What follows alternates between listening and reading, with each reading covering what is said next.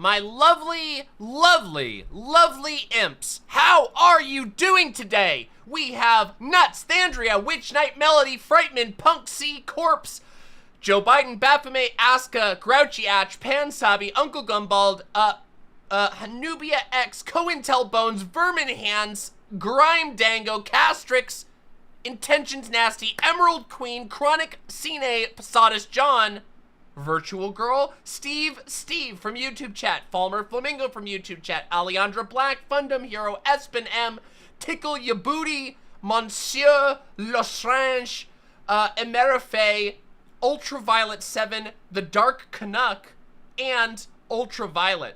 How are you all doing today, everybody? I hope you're doing well. I apologize.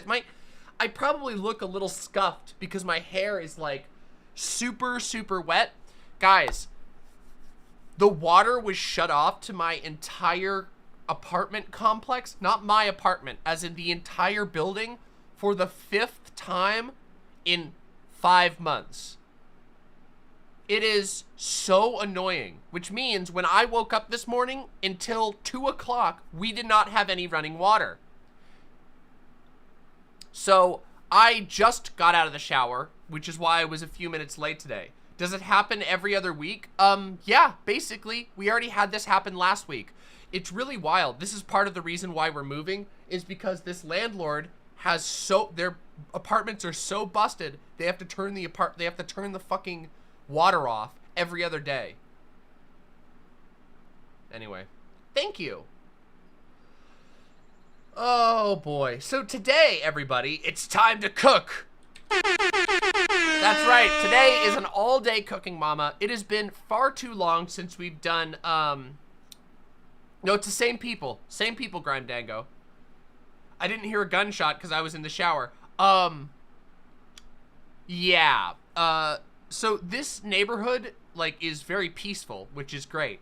But the neighborhood across the way, there've been literally multiple gunfights in the last couple of months. As in, like, we sat here, counted the number of shots, was able to identify 2 different calibers, that type of gunshot. As in, like, 5 minutes sustained back and forth. It's fucking wild. So, yeah, America, fuck yeah.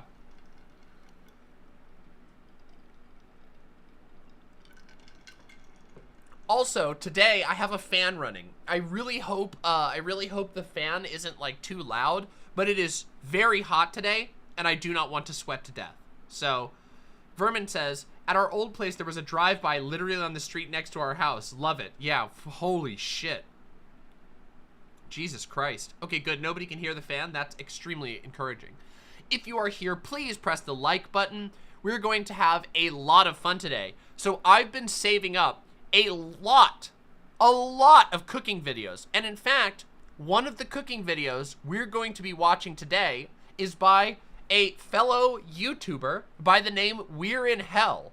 For those of you who don't know, I was I was interviewed by We're in Hell on their alternate channel on Twitch a couple of months ago. It was extremely fun. And today we're going to be reacting to one of the videos of We're in Hells that we haven't seen yet, which is called Why Are Cooking Shows? And this is a big hour-long BreadTube video about the sort of philosophy and some examples of the worst cooking shows ever. So we're going to do that one. That's going to be one of the ones. And yeah, it's going to be great.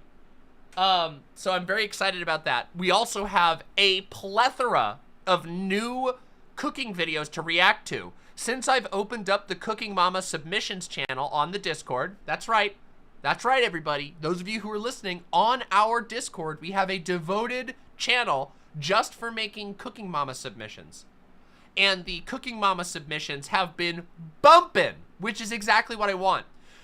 It's very difficult to find like interesting cooking videos on the internet if you just search cooking videos, because everything is clips of Master Chef, everything is clips of Iron Chef, everything is clips of the Great British Bake Off. It's very difficult to find cooking videos that are good to watch for CookingMama. So when you all find them and then send them over to me, basically anytime you find a funny cooking video, I want you to drop it in the Discord so that we can cover it on CookingMama.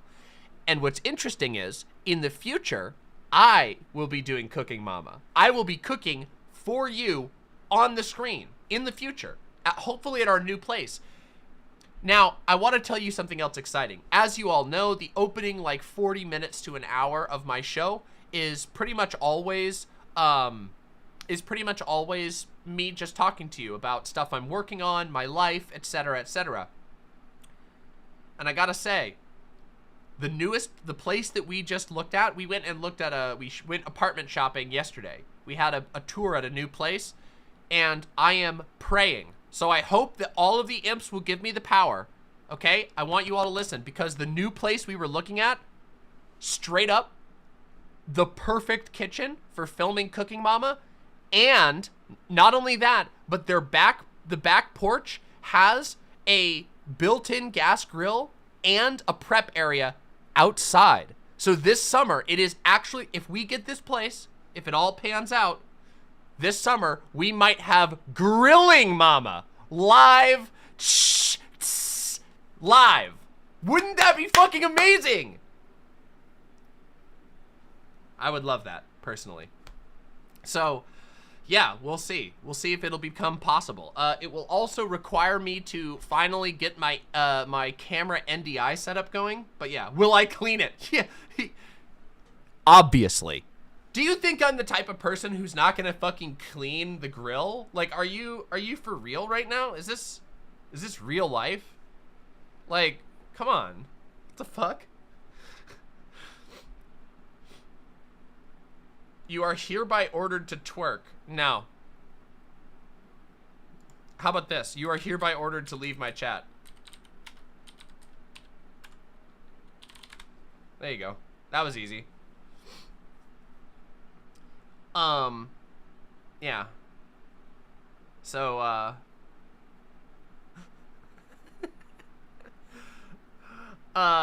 so yeah.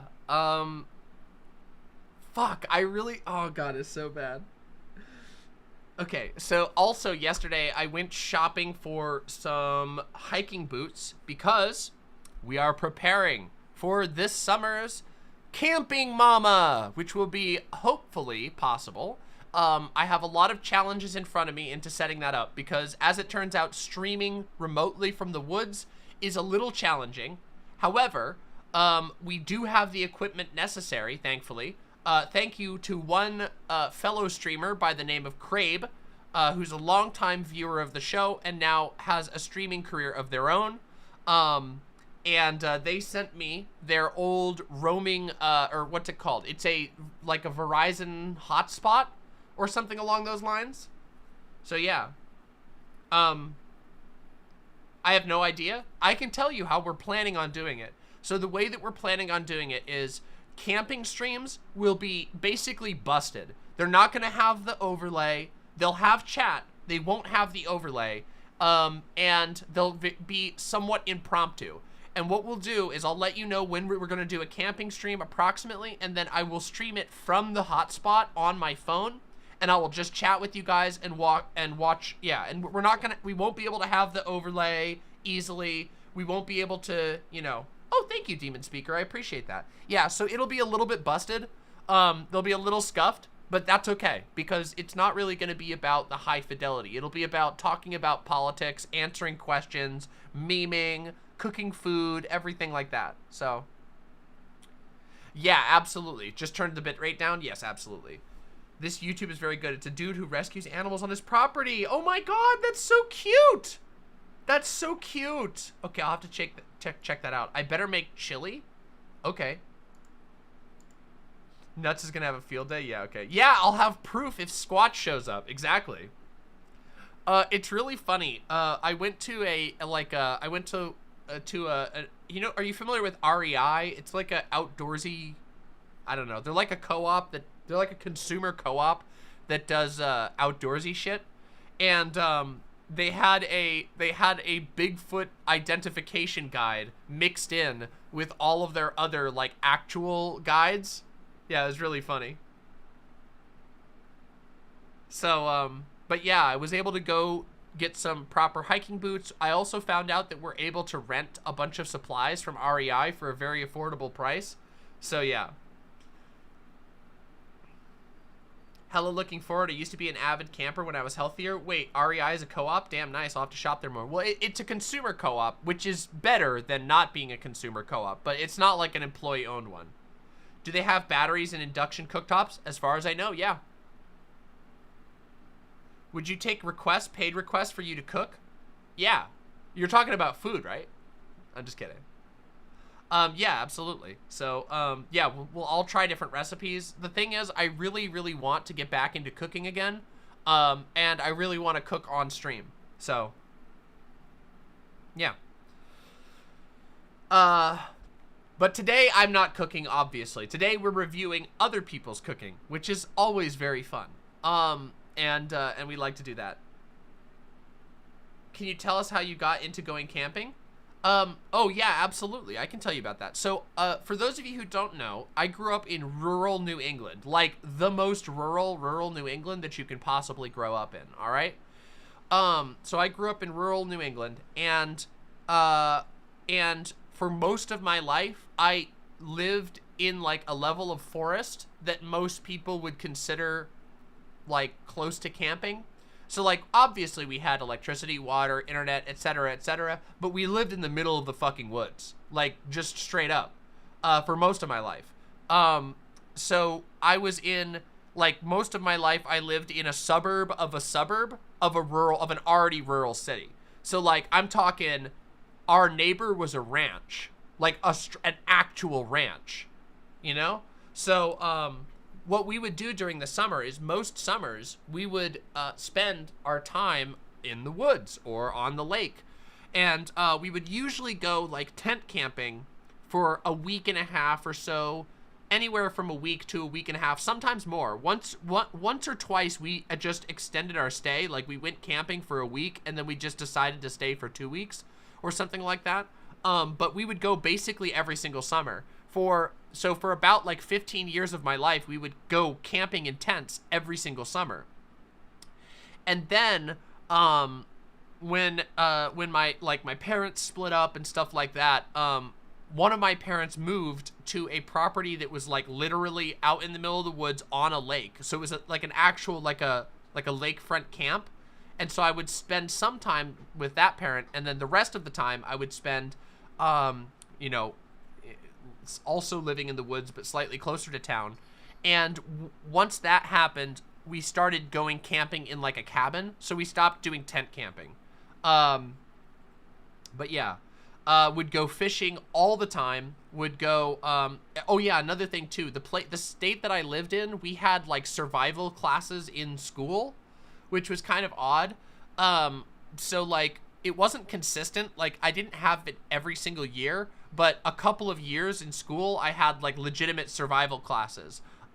So we would go out in like, oh geez, actually it was more than that. It was 5th grade, 6th grade, 7th grade, 8th grade, and then did I have one in high school? I don't think I had any in high school.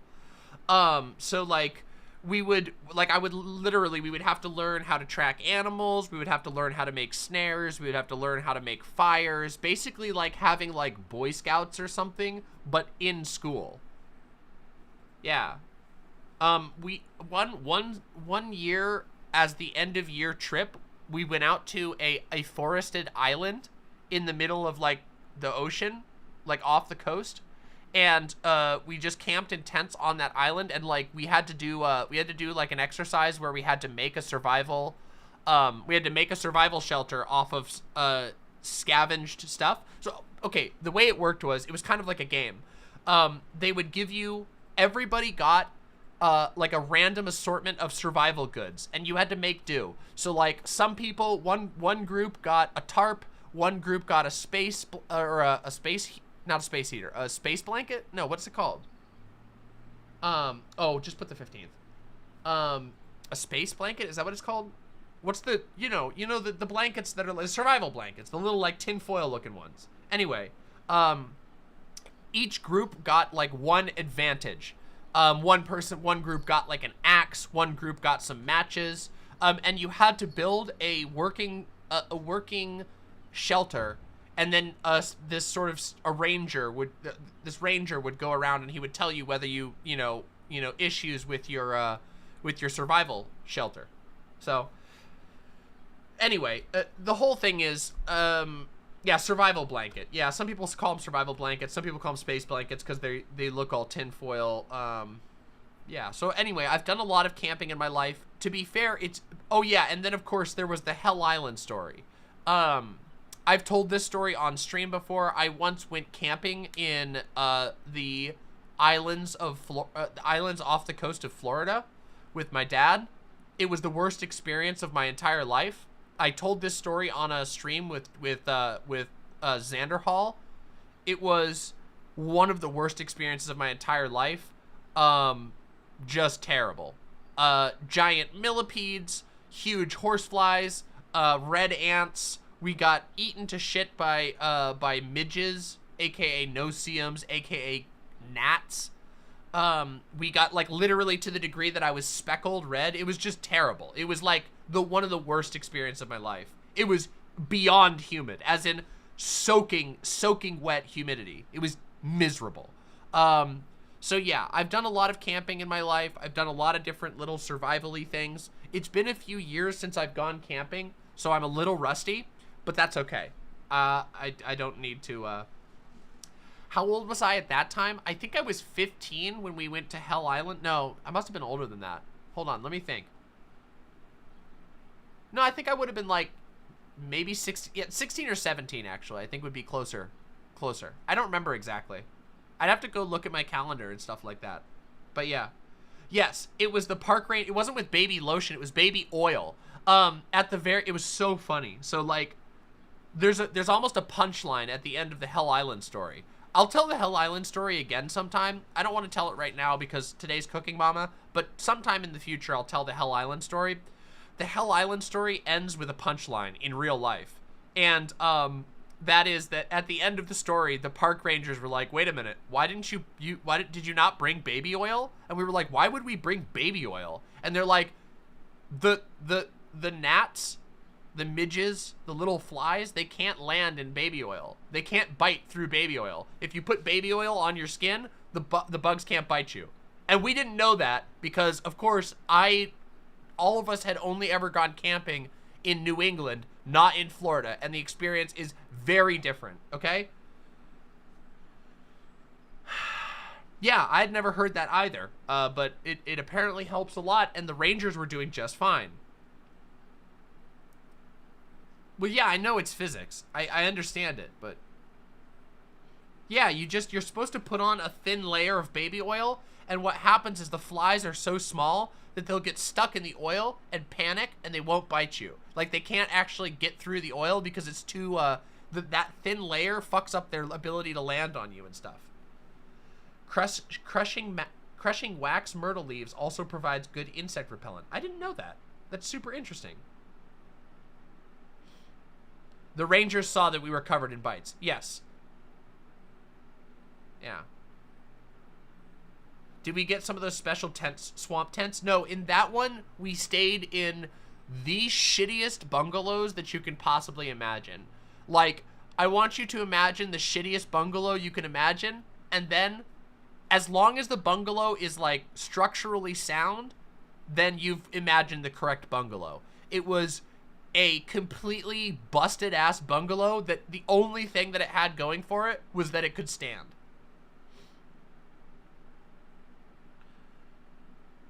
Yeah, yeah, exactly. That's right. Mylar. Yeah, thank you. I know it's reversed alien tech. Yeah, I knew that part. That's why it was called a space heater.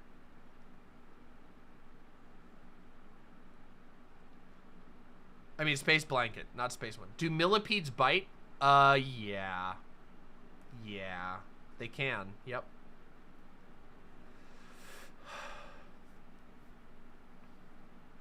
They can, absolutely. I want to show you what the millipede looked like. Let me see if I can find the one. Yep, it was just like this. Hold on. It looked just like this. Hold on. Yep, this is one from Florida. So let me show you. This is the type of warning buggy. There you go. This is the millipede. Okay. Oh no, I have to restructure chat. Ah! Wait, actually, I'm gonna leave chat over here today. There we go. We're gonna leave chat over here so that we can watch the cooking better. Yeah, this is basically identical to the millipede I saw. So just so you know, that's why I was scared. It's a scary bug. Just saying.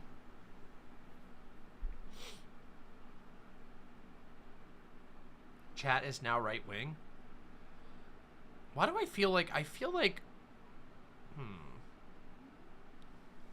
I need to move my microphone a little bit closer here. Like this, maybe? Maybe like this. Here we go. It doesn't matter as much. Okay, that's actually a little better. Okay, that feels a little easier for me to... Okay, I'm gonna move it a little closer. Does this look okay, guys? Honest feeling. Is this mic position bad? What do you guys think about this? In the new place, you won't be able to see the mic, but is this fine? Okay, good. All right, we'll leave it here. In the new one, I'm gonna have it up like this, so it's gonna be like up above me, right up here, and you won't be able to see it. But, well, I'm not on a Marvel green screen. In fact, if you look very closely, you can actually see right there the wall scroll flowing. Thank you. This is the shirt. It looks pretty sick. It's got a mutant anime girl on it. See, she's got eyes. She's got multiple eyes, and she's got a bunch of tentacles. It's really cool. This is a shirt by Invasion Club. Invasion Club. So I like it, and it looks cool. So yeah.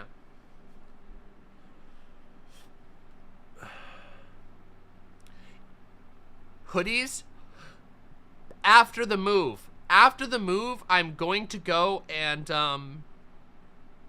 after the move, I'm going to be working on merch a lot. I'm going to be working on merch, and we're going to be launching the podcast. That's right. You guys remember, right? Xanderhal and I are putting together a new podcast. It is a internet culture podcast where we will be talking about wild shit from all over the internet.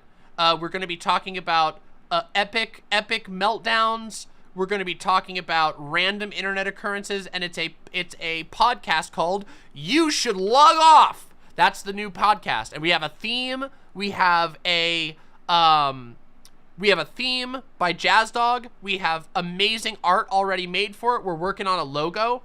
it's going to be launched after I move. So I apologize for the delays on that, but we really wanted to have like a better setup for when we start filming that. Yeah, so that should be really cool. We're hoping that, well, it depends on the move. I really, like, it's really hard for me to undertake any new project until after I move. It's just very difficult right now to accomplish a move. I don't know if you guys know this, but I know I haven't covered it on the show yet, but the housing market is totally fucking fucked, okay? Like, fucked. It is fucked. And so it's very difficult to get a new place right now. Yeah. So, yeah. Oh, yeah. We're talking about rentals. I don't have the money to buy a house. We're talking about fucking rentals. Are you kidding me? I'm not a YouTube millionaire yet. But if you all keep fucking liking the videos and shit like that, I will become a YouTube millionaire. And then you're gonna see some crazy shit. Because, listen, you all know if I become a YouTube millionaire, my show is gonna be the best fucking show you've ever fucking seen. And you know it. You guys know what I would do. You can see what I can do with fucking nothing. Do you guys remember what I started with? Most of you don't. Do you guys know what I started with on here? When I started this stream, I had a Blue Yeti that was 5 years old and an iPhone in a Amazon Basics mount. That was the first year of my stream, was shot on a fucking Blue Yeti and an iPhone with a broken screen, by the way. Fucking iPhone with a busted screen. Same iPhone. Same one. This busted years old iPhone. That's how I started. So, yeah. Yeah, y'all, some of you remember. Humble beginnings. But you know where I'm going with this. It's going to be fucking sick. All right? So, thanks for all the support. And I promise you, if and when, let's be real, when I become a YouTube gajillionaire or whatever, I'm going to blow your minds. It's going to be the best shit you've ever seen, okay? And don't you worry. I'm not fucking taking sponsors, all right? Viewer supported all the way. The only sponsors I'm going to take is if they're fucking actually pog. So, like, if we get, like, a co-op or, like, something like that, that's the only fucking ones. Or if it's, like, a product that I'm, like, personally connected to the team. So, like, not personally, but, like, so, for example, I would take a sponsorship if it was from a game that I actually liked. Like, if Dune Spice Wars, which we're going to talk about later today, was like, hey, we're an indie studio. Do you want to promo our game? I would be like, yes. But that's about it. Yes, I know. I gotta play my 12 string more often. Honestly, Doe plays the 12 string every single day. Like, every day. Doe plays the 12 string every single day. So it makes me happy that Doe at the very least plays the 12 string a lot. I have not been able to, like, take on anything new outside of work for a while. Yeah. Okay, yeah, okay, I will say that I might sell out for FromSoft, maybe. That's about it. I think that's like the limit. Like, I'm such, or Kojima. Kojima and FromSoft might be the cheat codes to, like, get me to sell out. But, come on, let's be real, that's never gonna happen. Oh, you're all good, Neo Israfil, you don't gotta worry about that.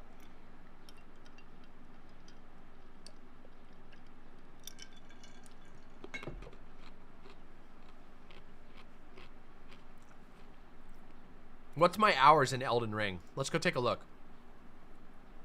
What do I got in Elden Ring? I've got 340.4 hours in Elden Ring. I'm only missing 2 achievements. Well, three achievements, one of which is the Get All Achievements achievement.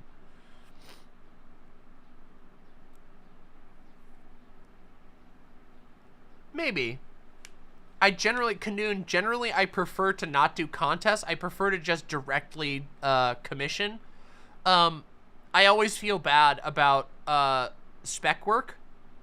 I don't know if you guys know what that means. Spec work is, it's called speculative. Spec work is when you basically, you ask people to do like a contest for art or something like that. So it's like, hey, we're gonna pick one of you, but like 100 people make a song, and then one person gets selected. Yeah, I always feel very bad about that.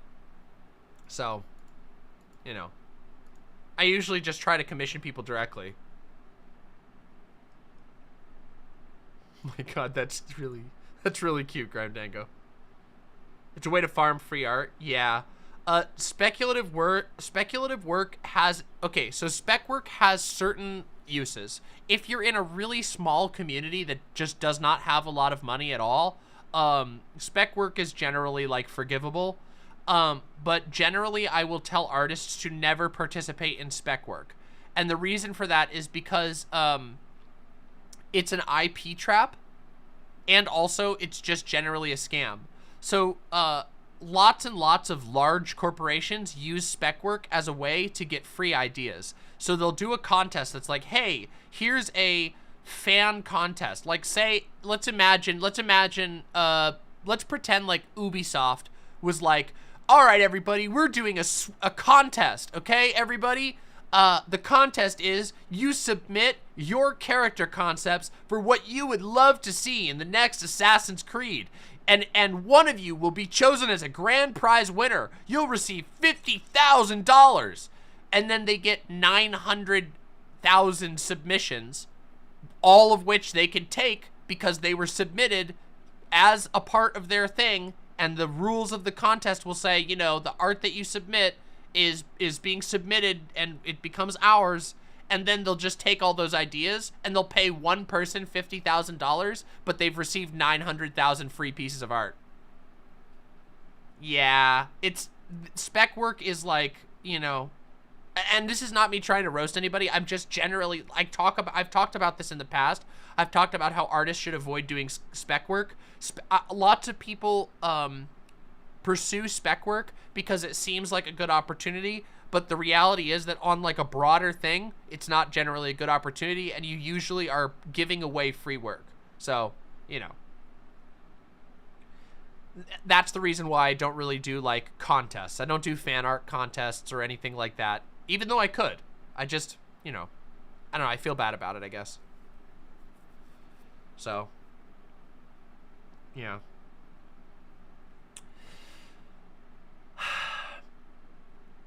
Could you make me a femboy? Oh, you're all good, Canoon. I'm not mad at you at all. In fact, most people don't know anything about that. The only reason I know about that is because I used to be a full-time professional writer.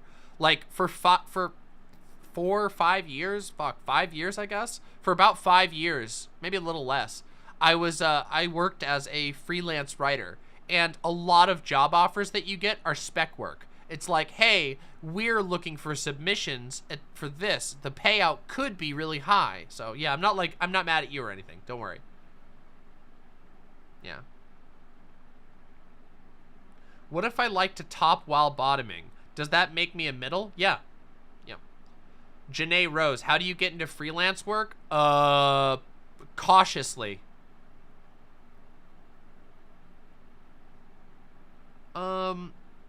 I think I did. I'll have to go double check. Did you email it to me, Canoon? Yeah. Freelance work is very complicated, okay? Okay, you have to be, this sounds really stupid, but to do freelance work, you have to adopt a rise and grind mentality for a while, which is basically horrible, but it's true. If you do freelance work, you are going to spend a lot of time doing trash work that takes a lot of time, and it's going to take a long time for you to start making a lot of money, and there's always the chance that you will get fucked over. That's not to say that freelancing is valuable, and technically right now I'm technically a freelancer, but not really. When I did freelance writing, it was a very stressful job. It was very low pay, and the only thing I liked about it was that I got to do writing, and then I burned out really hard because the freelance market imploded, and there's nothing you can do. If a market implodes and you're a freelancer, there's basically nothing you can do except for change careers, which is what I did, by the way. I became a streamer instead. The writing market literally imploded. Like, straight up. There's just, for a long time, there was no money whatsoever in it, and it really sucks. But, yeah. No, see, I'm not a freelancer anymore. I'm an entrepreneur. Now that I'm a business owner, even though I was a business owner before as well, now I'm an entrepreneur. Now I'm a job creator, okay? All right, to be fair, I did literally create multiple jobs, but shut up, okay? We don't need to give the capitalists any points, okay? They don't deserve any. Where did you get your glasses? I literally got them from Xenia. Xenia Optical? Zenni. Z-E-N-N-I Optical. Zenni Optical is like a really good place to get glasses. They're really cheap. Yeah. They're cheap and durable. I've had these glasses for 3 years, and now I need a new one. Hey, thank you, Killjoy40. Yeah, if you need to consume me when the revolution comes, that's okay. I'll forgive you, okay? It's all good.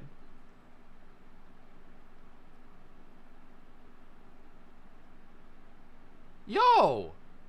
That's awesome, Demon Speaker. I'm happy to hear that. I want to be successful enough one day to give my friends good gigs to do for good money while also supporting my family. Keep fucking fighting it. The tilting this? I don't know.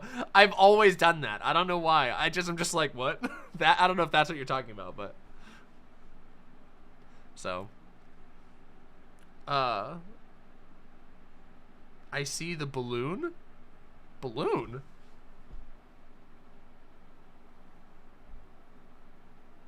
We have a balloon? That's how you build your hand of God, through sacrifice. True, by rising and grinding. Yeah.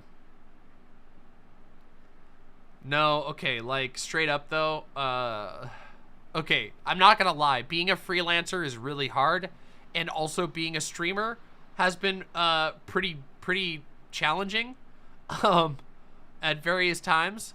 But I've been very lucky to have an incredibly supportive gaggle of wonderful imps. So I appreciate you all for supporting me and all that. It is really difficult to get a stream off the ground, so I've been kind of lucky on that. And oh, that's okay. That's a cool name. No, that's a cool name. Don't worry about it. Okay, Demon Speaker, just so you know, you never have to worry about that. I've changed names IRL multiple times. Turns out that's just a part of life. And you know what? There's a TV show that taught us about this. Walter White became Heisenberg. See, he changed his name. It just happens. Jesse Pinkman became Jesse Jackson. Became, what was the name that he came up with? Diesel?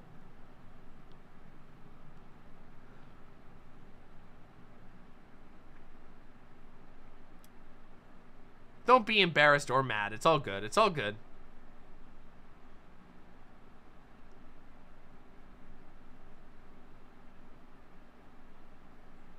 No, that's not a balloon.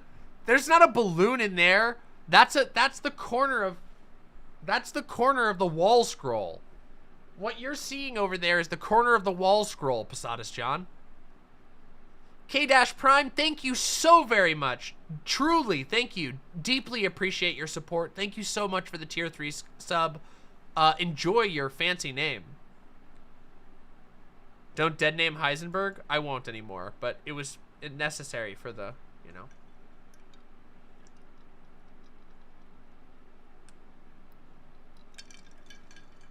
No, the balloons are here. Hold on.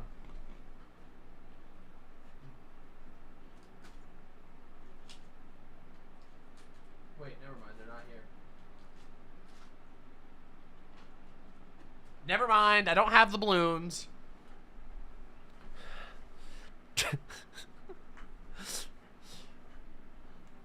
Listen, okay?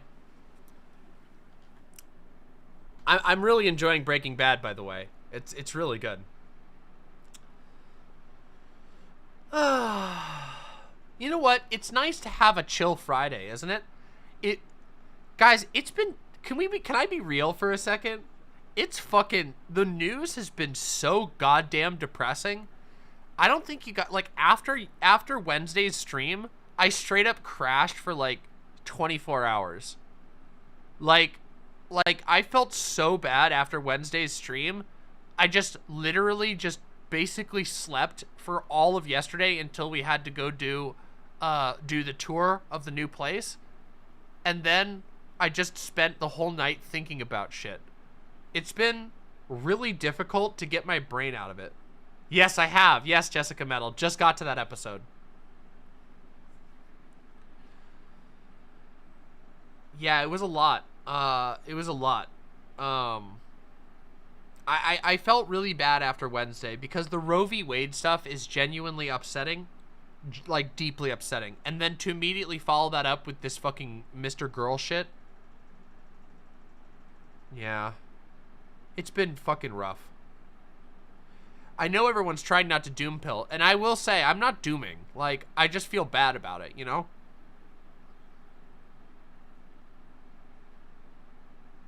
Oh, maybe at some point in the US for thought, I have to put some thought into that. Yeah, I don't know, guys. We needed a chill day today. We needed a chill day today. So, all right, everybody. Why don't we start this stream? Do we want to start this stream with a react? You know? Huge win in England. Wait, let's take a look. What's the huge win in England? Oh, Labour decked the fucking Conservatives. Holy shit. The Conservatives got fucking clapped. Wait, you weren't kidding. We actually got a minor victory in TERF Island. Holy shit. Conservatives down 341? Holy shit. That's fucking sick. Lib Dems gained a lot. Labour gained a decent amount. Independent gained 28 seats. Green gained 60. Holy shit, the Greens did... What the fuck? What happened over here? These guys had no seats. They, like, literally more than doubled their seats. What's RA? Wait, what's RA? Hold on. Oh, here we go. The Residents Association? What the fuck is that?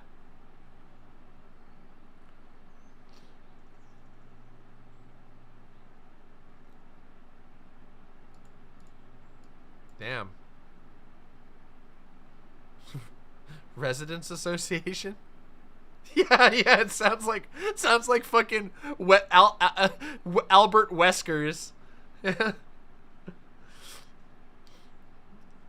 Lib Dems gained a lot of seats. And then of course it looks like the Labor really took control. Wow. Hell yeah. Well, congratulations. Hopefully you guys fucking kick some people's fucking ass. Kick those Conservatives out for good. Tories suck. This is so historic. Labour took over councils that have been Tory since the 60s. Well, the Tories have been completely fucking shit up really bad. Like, I know that Labour has a lot of problems in the UK, like a lot of problems in the UK. But the Tories have been dropping the ball, like, to my understanding, the Tories have been dropping the ball so hard. They built their entire party on Brexit over the last, like, what, decade? And it's just been nothing but a disaster. So that's good to hear. Oh shit, Grime Dango. That's awesome. Damn, there's some good news today. This is from the elections in Scotland. Let's take a look. Yes, please, Neo Israfil. That would be great. That would be fucking great.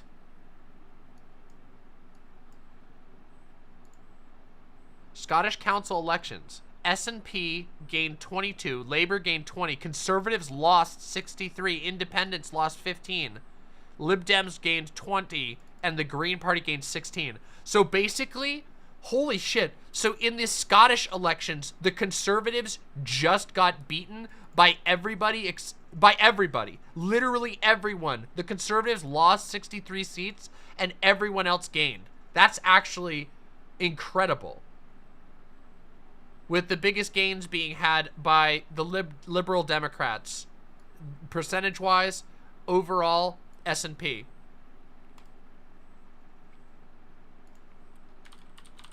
There you go. It's right there. There you go, Israfil. Wow, that's fucking wild.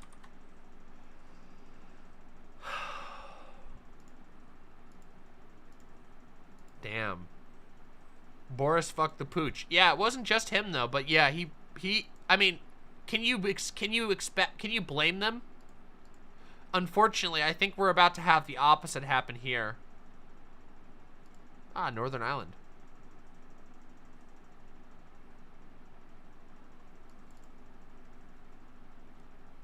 Sinn Féin,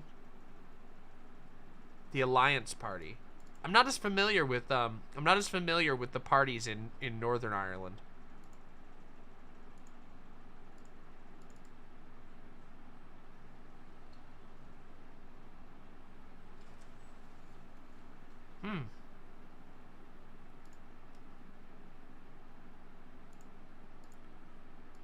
Can Bernie run for 2024? I'm sure he can, but it would be extremely risky. Look, I didn't want to do too much politics today, but Joe Biden is the only thing going for the Democrats right now. Like, Joe Biden and the fact that the Democrats aren't Republicans. That's it. The Democrats have bombed everything so bad. They have fucked up in so many ways. And by that I mean they've done basically exactly what was expected, which is a failure. Because the Democrats cannot afford after Trump to just cruise through 2 elections. It won't happen, especially if Joe Biden isn't fit for office by 2024. If Joe Biden isn't like in good physical health in 2024, the Democrats will be owned so hard, it's unbelievable.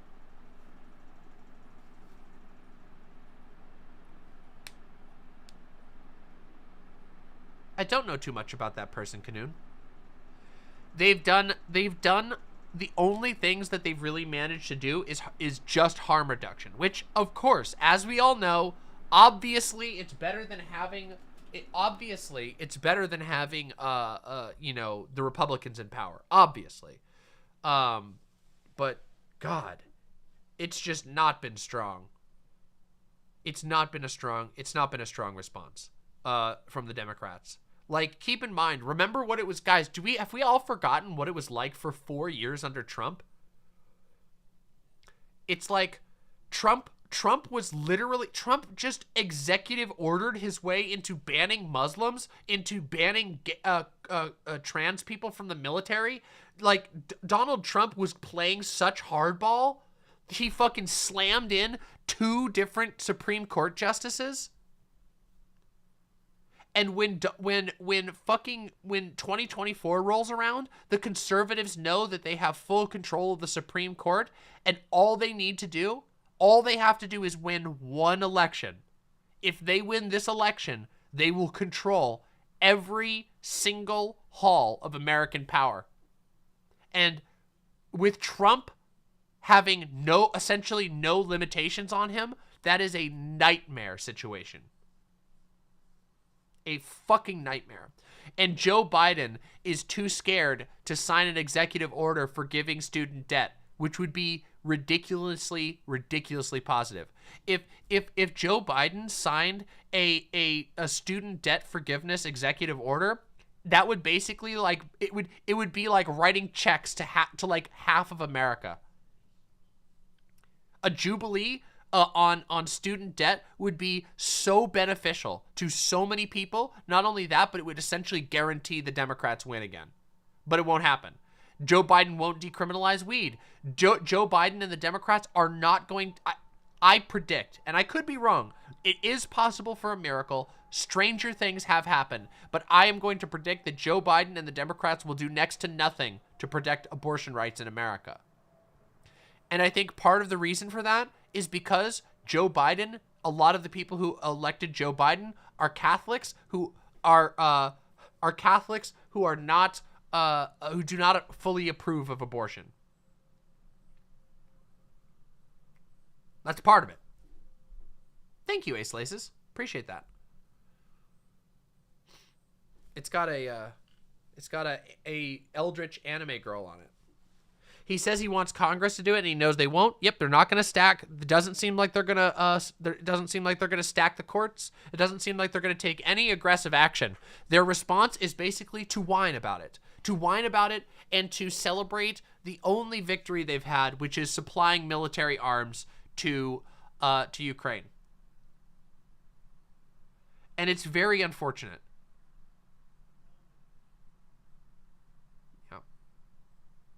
So, yeah.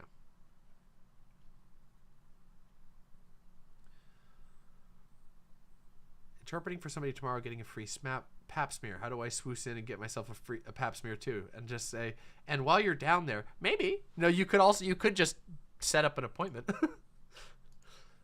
That might work. By picking anti-abortion Tim Kaine. Yeah. Here we go. Yep, this is a great example. This is exactly the thing. Look at this.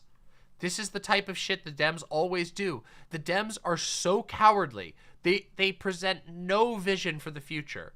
It's incredibly pathetic. They have nothing but sort of cruel optimism. Remember this? Remember this shit? I do. Pepperidge Farm remembers.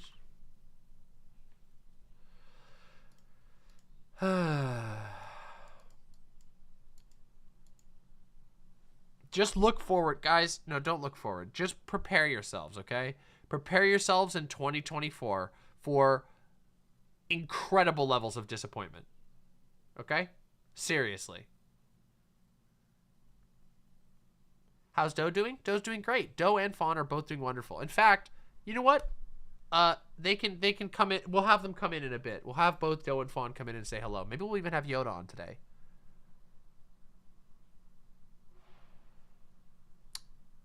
Okay, everybody.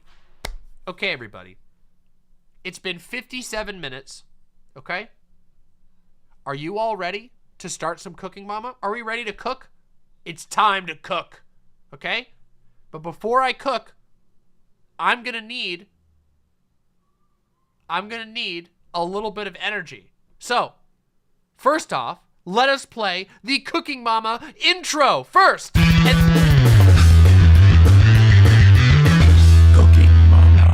Cooking Mama. It's time for Cooking Mama. That's right. It has been way too long. And today we are doing all day Cooking Mama, except for the end where I'm going to show off Dune Spice Wars just a little bit. But that's cooking spice, okay? There you go. Oh, technicality. Woo! But today is an all day Cooking Mama for the true fans of the real content that I make. Cooking Mama. For those of you who don't know, Cooking Mama is a show that's all about cooking. We generally react to extremely bad cooking, extremely good cooking, and extremely weird cooking.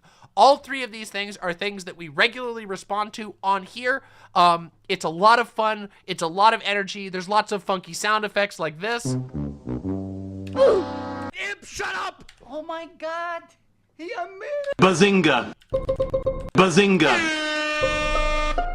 See, we have sound effects, we have all kinds of fun stuff, okay? So that's what you're here for. You're here for fun, amazing cooking reactions.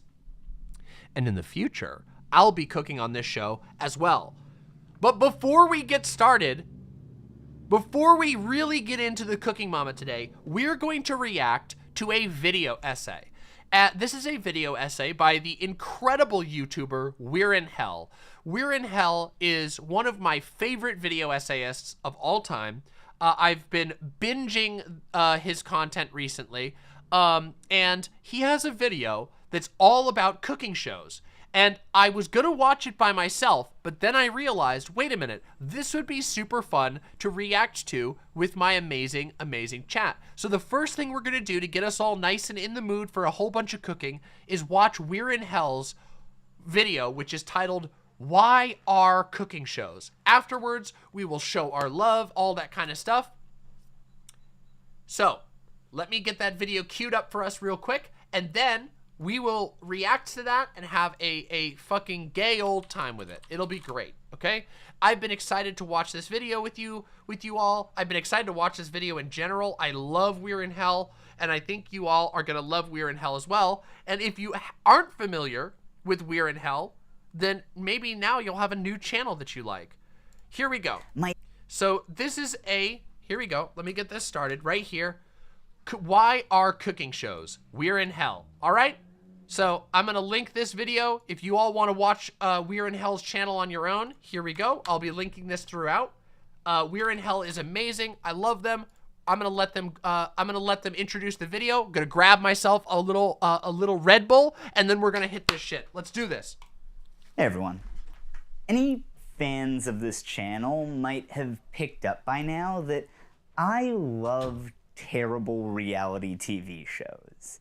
You know, any reality show really, but my favorites are food shows. And this isn't some recent thing either. I didn't jump on the bandwagon along with everyone else who discovered the joys of rotting their brains with Tiger King last March. No.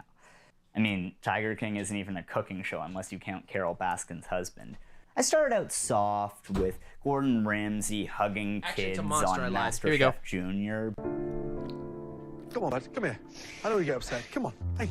But soon graduated to the harder stuff when a few years ago Netflix had a ton of incredibly specific and bizarre cooking contests on, and I went, yeah, get it out. My less than 30 seconds to go grab a monster. Definitely Hassan moment. Oh no. Oh God. hard on that. I'm talking about shows like Barbecue Pitmasters. What this is a beef-based product. 1 spoon would make 2 gallons of soup. We're gonna put 2 spoons in here. We're gonna put some beef taste into it. This is just margarine. And then when that wasn't enough, I went on to Deep Fried Masters. I was born and bred in the corn dog lifestyle. I had the weight on my shoulders.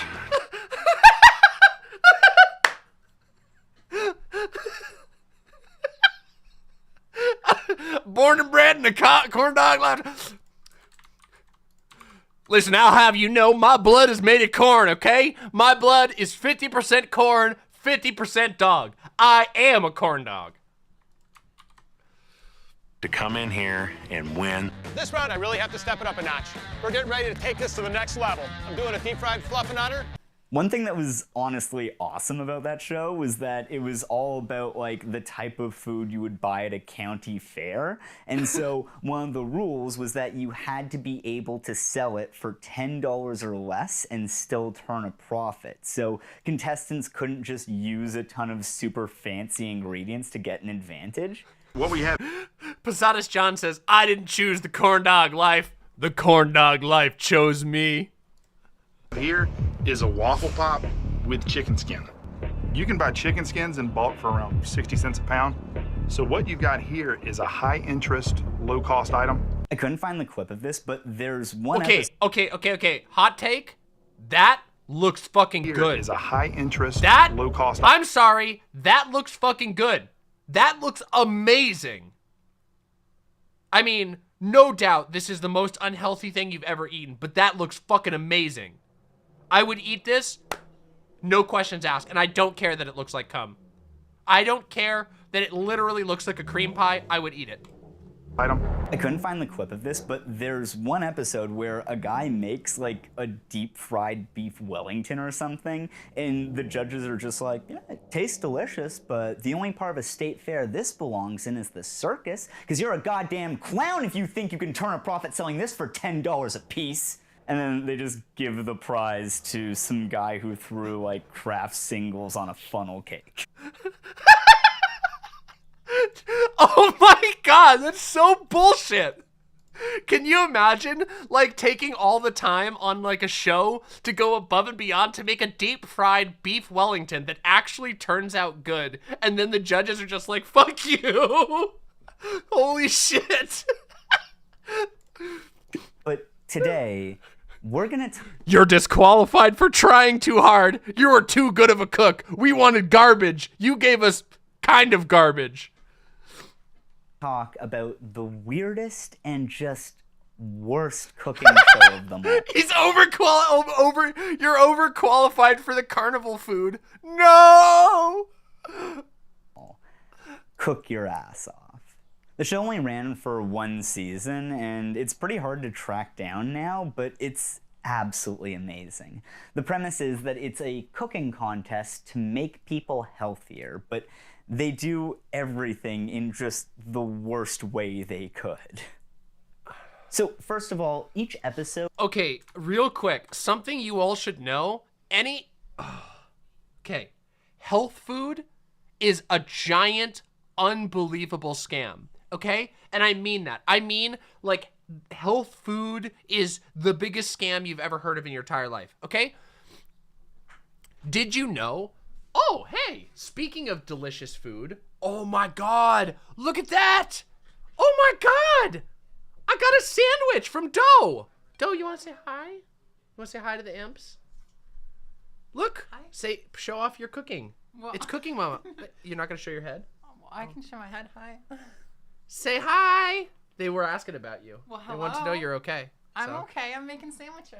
Oh my God, this looks amazing. I hope it's good. I hope you like it. Thank you. I love you. Love you. Yay! Now I have food to enjoy while we watch. This is the first food I've had today because our fucking water was off when we woke up this morning because the entire building got its water shut off. So yeah, this is the first food I've had today. Congratulations. Now you know what it looks like when I haven't had food. Anyway, let's go. Let's continue. Oh, I was talking about health food. Guys, did you know? Hold on, let me bring this up. Let me just show you real quick. Ready? So, now, I love me a salad every once in a while, okay? Hold on, let's see here. I love me a fucking salad every once in a while. But I want you to see something, okay? If you, when the health food craze like struck America, okay, which there's been multiple waves of health food crazes. Diet crazes in America are like a whole fucking can of worms. But when the most recent health food craze struck, basically every fast food place started adding salads and stuff. And I want you to know that half of those salads are like basically no better for you than a burger. If you get the crispy chicken salads at McDonald's, they're thousands of calories, thousands of calories. They are like almost as much as a cheeseburger.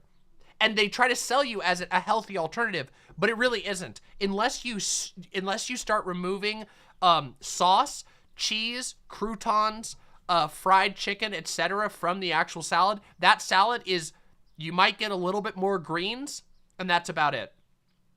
Yeah, cereal. Isn't that funny? Posadas John says cereal was part of one of the first health food crazes. And cereal, we now recognize as being one of the foods that gives us the most empty calories. The salads at Zaxby's are like 2,100 calories. It's like literally most of those fast food salads are like a day's worth of calories in a single one. Yeah, it's wild. Anyway, I just wanted to point out that like health food is extremely manipulative, and you should be very careful about believing any claim to be healthier by basically any food. Most salad is healthy. Well, yeah, obviously eating vegetables is healthy. Look, this sandwich has lots of vegetables on it. Vegetables have good nutrition in it, but they're not like a McDonald's salad isn't a healthy alternative. It's just an alternative. It is trading one thing for another. It's not necessarily more, actually healthier. Anyway, let's continue. It is centered around helping someone who's unhealthy, but the types of people who sign up for this show are ones who are already pretty health conscious. So the people they have on to help will just be like a retired firefighter with a family history of heart disease. Dean is a firefighter, but today he's here to put out a different type of fire. Many generations of Dean's family suffer from heart disease, and today he's here to put an end to that pattern. And it's like, for What? sure, these people would be a lot healthier if they improved their diets, but like, we're talking about a schlubby middle-aged guy whose doctor told him to cut down on fried foods. My blood pressure and cholesterol was elevated enough to warrant being put on medication. But the show needs drama, so to raise the stakes, they talk about them like this. He has a whole host of conditions. He is in a vicious cycle of poor health. And as much as I hate to say it, it's going to kill him. It's especially frustrating because they're... Holy shit! Just some normal guy. They're like, look at this fucking slob. He may just look like a mildly overweight guy, but this guy is teeming with disease, and if he doesn't change his life, he will die. That's why you need to watch our show about cooking healthy food. Yeah, welcome to The Walking Dead. They just come in and just like with a bell noise, like ding, ding, dead man walking, bing, bing. Wow, you think this show's a little manipulative? Very often, it's not even that the people on the show Bring don't out your know dad. how to eat healthy food. It'll just be someone who doesn't have time to cook, so they eat a lot of takeout. Jill is a busy mom of 4 kids who wants to start on a healthy journey for herself and her family. Having 4 kids, it's just really hard to find the time to feed myself anything healthy. Tracy's a celebrity hairstylist who's put her health on the back burner for her career and is now battling health issues. I'm always on the go. I never know where I'm gonna be, who I'm gonna meet, or what I'm gonna eat. Like, this busy mom or this lady who travels for work aren't Straight up.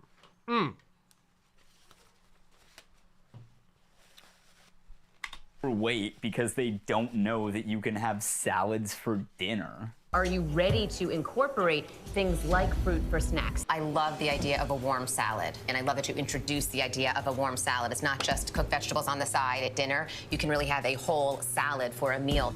This is okay, not gonna lie, that dish looked nasty. Sorry, that didn't look that looked nasty. Already not a great premise for. Okay, here's a hint, everybody. Warm salad. It's called cooked vegetables. Okay, it's not a warm salad. It's just cooked vegetables.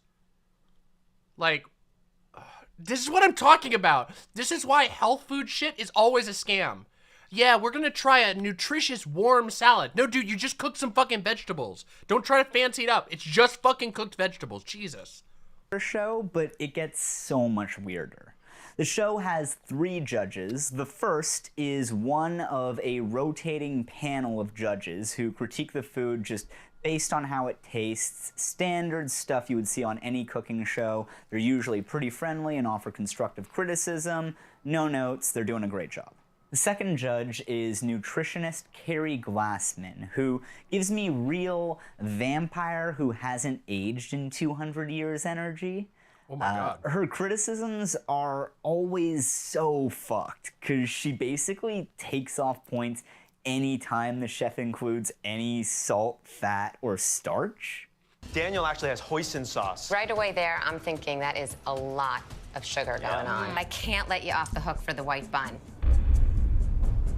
And I know you liked it, Tracy. I love corn. Why the 3 forms of fat here with the corn? You could have thrown in some more veggies in there, mushrooms. Because fat is nutritious and tastes good. Okay, let me, I'm gonna end up ranting a lot, aren't I? Fuck, I'm gonna end up ranting all the time. Shit. I keep interrupting my own eating of my own lunch here in order to provide valuable commentary. Oh my God. No, seriously though. Have you ever noticed? Okay, so people who like came of age during like or I guess people who were thinking about their diet in the 80s hate fat. people who were thinking about their diet in the late 90s to early 2000s hate carbs. All of these different fad diets of like cutting all fat, cutting all carbs, eating mostly protein. All of these diets are bullshit. Your body needs, like unironically needs, all three macronutrients: carbs, fat, and protein.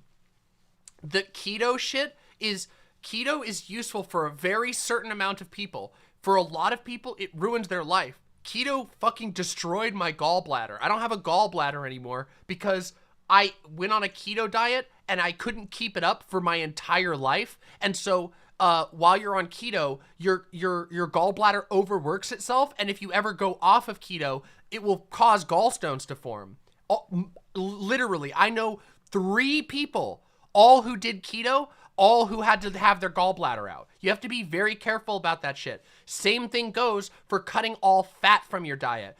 Cutting fat from your diet is a really, really, really good way to make it incredibly difficult for you to actually control your nutrients and your weight.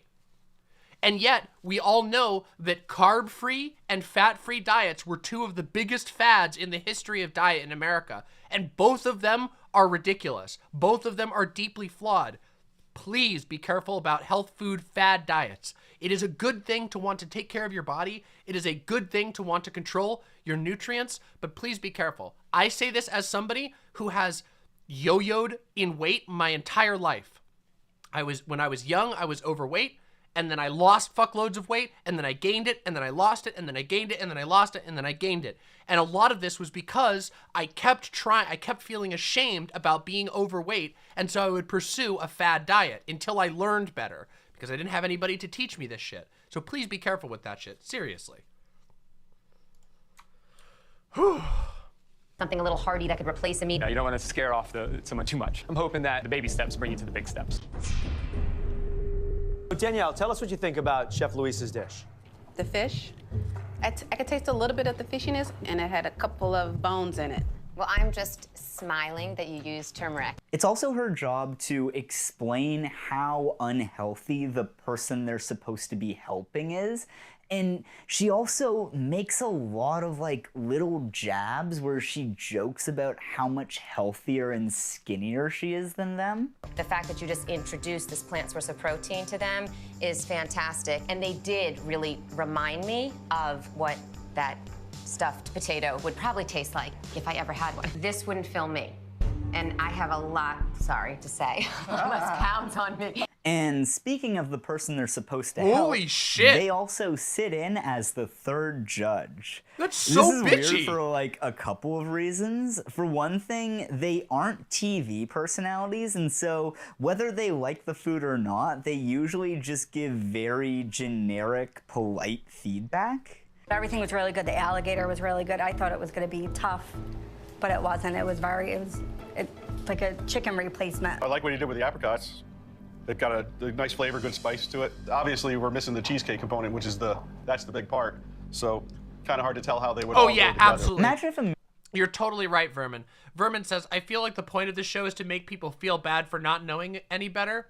She clearly just enjoys judging people. Yeah, I mean, there's a lot of that, right? Like a lot of food television is about like, it's about feeling like being able to sit in your home and feel smug. The show gets you to laugh at people doing stupid things, but there's stupid things that people do every day. You are not being judged, so you can sit at home and laugh about it. Yeah. American Idol was hosted by Simon Cowell, Paula Abdul, and just Jeff. But also, sometimes they'll just be an incredibly picky eater and not try the food because it has something in it that the contestants had no way of knowing they didn't like. Yeah, I won't even try the green beans, no.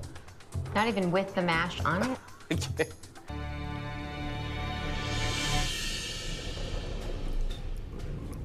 Nah. He's the pickiest adult eater I've ever encountered. What do you think about Roxanne's dish? I'm just not really a fan of yogurt. My entire dish was based on yogurt, and he hates yogurt, so... But there's a very important reason. Why? Why would they do that? Don't you fucking think that it would be important that, like, if you're going to have one of your judges, that you tell them that they don't like certain things or that they're allergic to certain things. I feel like that's really fucking important.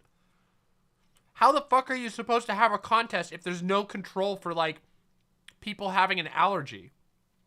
What the fuck? And why they're a judge, and that's because while the grand prize is $50,000, anyone who makes it past round 1 gets to become this unhealthy person's mentor, which sounds like they're just supposed to be their nutritionist slash personal chef. You're all competing to be Danielle's mentor and to move on to our semifinals. The chef that wins here today will get the opportunity to work with Roger after the competition is over. Whoever wins here today gets the opportunity to mentor Angel and develop a meal plan just for him. Like, throughout every episode, they all talk about how much they want to work with this person to change their diet. If Angel was at a different state. You are an aspiring cook. If you win this show, you get to be somebody's personal nutritionist. And the cooks are like, but I wanted to be a cook. I wanted to be a chef. What the fuck? In his transformation, we could do some really fun things together. I think that she needs me and my baby steps to get her on the path to changing her eating habits. We have to make it so she really can do it, because I don't want to waste my time with people who can't change. And, like, cool, but that's a ton of work, which it doesn't sound like you're getting paid for at all. They never explain this, and when all the winners come back for the semifinals, they don't talk at all about how their mentorships went. And so, because of this format, the types of people who sign up to compete are absolute freaks. My passion for healthy food trumps everything else in my life. I'm very competitive, and I can be very intense. The people are dying. It's a slow suicide, and it's What?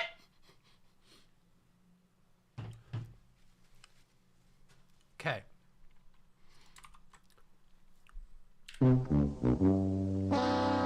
Fat phobia moment. Get this. No, you are not dying if your diet isn't perfect. You are not dying if you eat like a normal person. You don't micromanage every single bit of your nutrients. You are not committing slow suicide.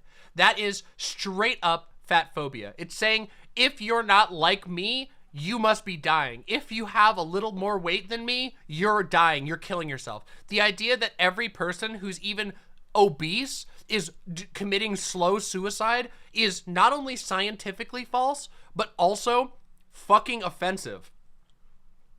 That is so stupid. But again, like I said, most of the diet industry, most of nutrition bullshit like that is literally just open fat phobia. It's not like qualified, genuine, scientifically based nutritionists aren't just obsessed with looking at people and going, that person's slightly overweight, they're committing slow suicide.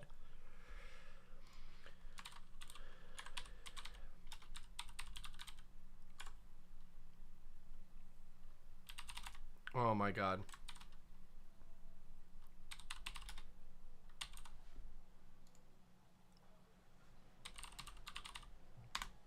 There, I'm just gonna keep a permanent nuke going forever. If my nerdy home ever shows up again, it will be banned. Yeah, this has got to be a little more targeted because it keeps making accounts on my website. So somebody's sending this shit. Yeah. It's okay, we can counterbot. If that fucking word ever shows up, yep. my responsibility to save them. I recently got into the paleo and/or caveman diet. You didn't see any fat caveman, did you? The challenges in each round involve turning the person they're trying to help's favorite food into something super healthy, and they all just have amazing reactions to these extremely innocuous junk foods. They're basically fried dumplings stuffed with potatoes and vegetables, really crunchy and packed with loads of flavor. That's something I don't think of as a snack. It's a cheeseburger. I'm gonna find a cheeseburger no matter where I'm at. When I see that burger is covered in ketchup, I immediately think, Tracy, we have a lot of work to do. They want me. I hate people like this. Straight up, I hate people like this. I saw you eating a burger with ketchup one time. That must mean you're a fat ass. You disgusting slob. You put ketchup on a burger and you liked it? What's fucking wrong with you? Come on, man. People put fucking condiments on the food that they eat because they want it to taste good. If you want to help them eat better, you have to teach them shit. You have to help them in a meaningful way that isn't just you're disgusting because you eat fucking ketchup. Everybody likes ketchup. Imagine people putting condiments on their food. Fuck. To recreate something that replicates the cheesy fries. Ain't gonna happen. I decide I'm gonna make a tuna wrap and a smoothie. If I'm gonna save this person's life, I need her to understand that there is no version of cheese fries. You're not saving her life. These aren't housebound people who only eat KFC. This isn't somebody who has pica and is eating knives. They're not dying. They're just slightly unhealthy. Maybe. We don't even know that for sure. They're just slightly overweight. Holy shit. By the way, oh my God. This is the health food people. That are gonna be healthy. My favorite snack is nachos. I want to throw up right now. I'm like, how I'm going to change the... Are you fucking kidding me? You like nachos? Oh, I'm gonna be sick. It's your tie. Ooh. Literally like reminds me of that fucking Tim and Eric bit. Nachos! I'm gonna die. You're dying. Oh my God, he eats nachos? Nachos? Yes. Okay, also, those last two guys are absolutely amazing. For one thing, they just flat out refuse to make anything remotely resembling the original dish. All right, so I saw we had some tuna out, right? Yeah, What's going on with that? I want to do a nice wrap for her. Okay, and how is this sort of inspired by the cheese fry? It's not. I'm thinking about making a compressed... What a fucking cunt. Hi, my favorite food is cheese fries. Fuck you. Fuck you, fatty. I'm not making you cheese fries. You get a shitty ass fucking tuna melt made with crappy canned tuna. Oh, you like cheese fries? How about some fucking shitty canned fish? Fuck you. Watermelon with a little ceviche, you know. Oh, we see truffle. Oh, you like nachos? How about a grilled watermelon ceviche? Okay, I'm gonna say it right now. Grilled watermelon ceviche guy, fucking trebuchet. That's the only way to solve this problem. Put that guy in, lure him in with a nice fucking garlic sauteed watermelon chunk, and then just pull that string right into the sun. Oil. I'm still not quite sure what this has to do with nachos. Oh, of course he's doing truffles. Oh my God, of course he's doing truffle oil. That's a hipster moment. If anybody fucking sings you the praises of truffle oil, you can tell them to shove it up their ass. Truffle oil is the dead giveaway of an idiot cook. Every single cook, they know truffles are expensive, and so when they're inexperienced, they think, wow, truffle oil, that's fancy. If you hear somebody fucking using truffle oil, unless it's actually has a purpose, like for example, French fries being fried in truffle oil makes them very savory. That's great. Good use of truffle oil. But a lot of people act that like because truffle oil is expensive, that means it's the best thing to use. Truffle oil on fucking grilled watermelon? What are you fucking talking about? Nachos. For me, wild truffle oil, I mean, it's delightful. And they're also just such assholes the whole time. I'm looking at my dish and there's no way, you know, I cannot win this. Everything about my dish looks better than my competitors. I'm looking at Chris' plate and I'm thinking, you know, he's going again for Roger and he might really enjoy that plate of, you know, kind of hospital food. Behind.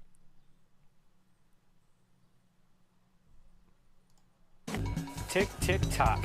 Feel like I'm agave all day. So I talk to myself, hum a tune, just try and see if I can make any slight, subtle distraction. Behind. Cooking with Ian's kind of challenging. This motherfucker is trying to undermine his opponents by humming loudly in the kitchen.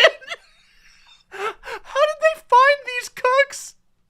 How did they fucking find these cooks? Now, all this is pretty wild, but the thing that really makes this show special is a little bit subtler. Listen, I'm gonna undermine the psychology of my opponents by humming Steamboat Willie for 24 hours. The time limit. The chefs are given 20 minutes in the first round and 30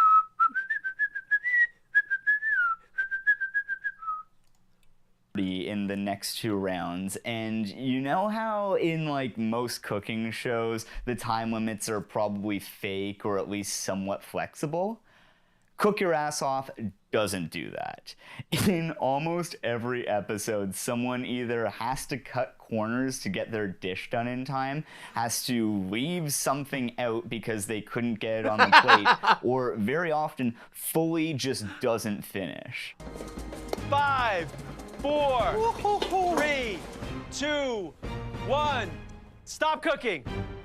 Wait, why would they do that? That's something that doesn't make any sense to me. Why on a show that's about health food cooking would they put random time limits on the... I don't get that. Okay, I don't get that. I can get half my components on. I gotta get my smoothie down and my compote on the plate, or else I'm screwed. 3, 2, 1. Hands up, stop cooking. 90 seconds to go. The burgers are just going in the pan. Get everything you can on the plate, chefs. 5, 4, 3, 2, 1. Stop cooking. No more. Stop. I get one of these black bean burgers on the plate. Louisa is in her oven right now checking those muffins. I don't know. Need a little color on that. They're still raw. I'm out of time. It's just not working. I just can't believe that I didn't get this. You stupid! This show, we've gathered some of the stupidest, fattest motherfuckers on this side of the planet, and we've paired them up with a bunch of nobody schmuck asshole cooks. And guess what? We're gonna feed them raw food and judge them when they don't like it. Our cooks can't complete their dishes and regularly talk down to our contestants, and our contestants are gonna eat it, or else we're gonna make fun of them. Second dish ready in time. This happens so often that not finishing doesn't even really impact your score that much. You know, that little shot glass packed more flavor than the other 2 dishes combined. You know, her downfall is she may not know how to work in these time constraints. And the best part is that all the recipes are supposed to be available online. They mention a couple times how all the recipes are available on upwave.com, which used to be the website for the now defunct... You want to say hi to everybody? Hi. Everybody say hi to Fun! Fun! Hi. Hi, thanks for coming by. Thanks for coming in and saying hi. They were all asking about you earlier. Yeah. Yay! Everybody's saying hi. Network Cook Your Ass Off originally aired on. Thank you to all of our chefs. Thank you for creating recipes that everyone can find and utilize on upwave.com. It's super easy. Yeah, sorry, behind. And you can find more recipes like that on upwave.com. This is the type of recipe that you can find on upwave.com that you can make at home. Less than 20 minutes, obviously. Given how fucked some of these dishes turned out,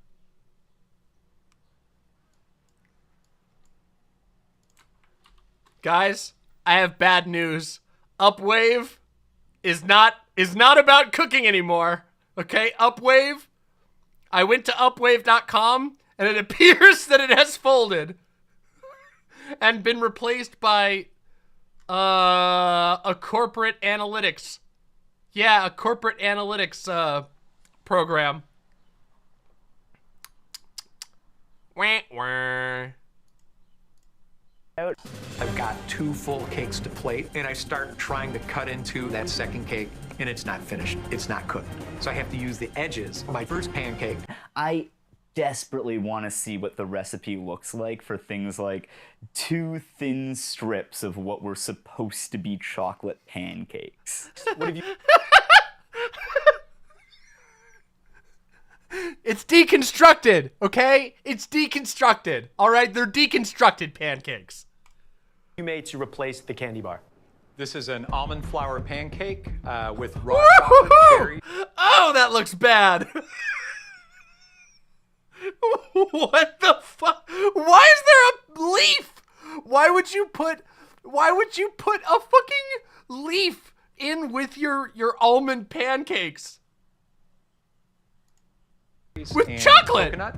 And while obviously I haven't seen the time limits mentioned in any of the promotional material that I've looked at, they obviously All right, knew everybody. that this was All a right, big everybody. part Hold of the on. show, Hold on, since- everybody. Listen. I am a professional cook, okay? I'm going to present you the most delicious dish I have ever made.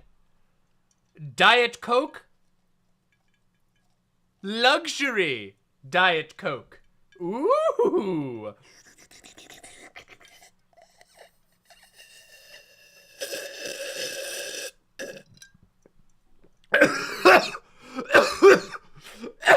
It's great, guys. It just tastes like Diet Coke that I breathed in by accident.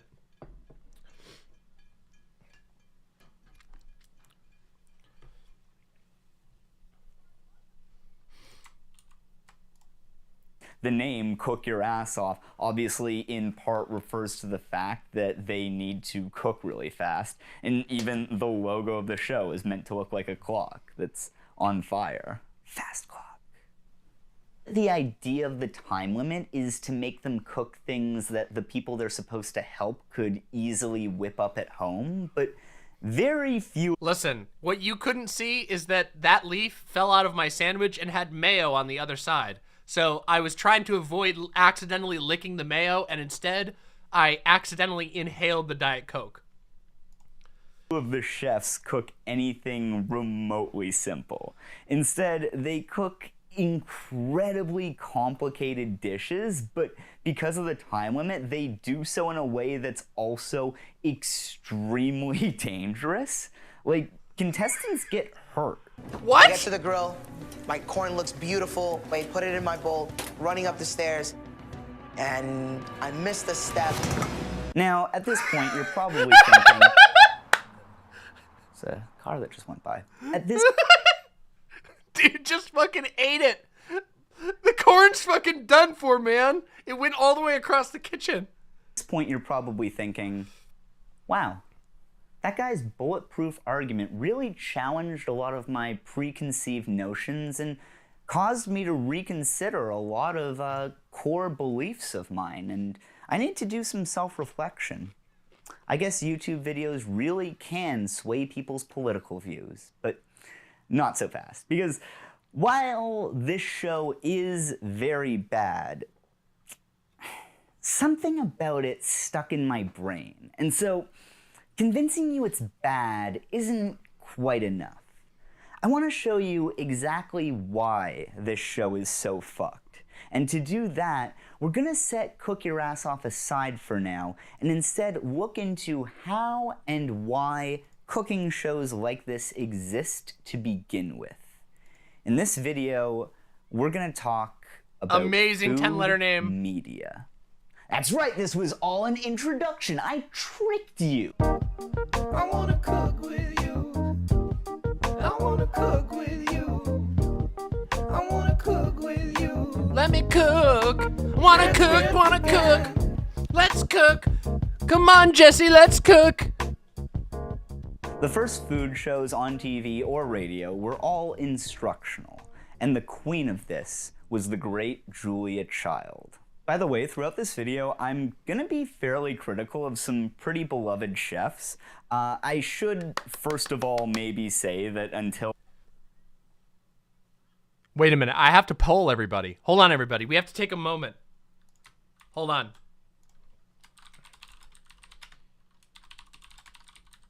Wait, hold on.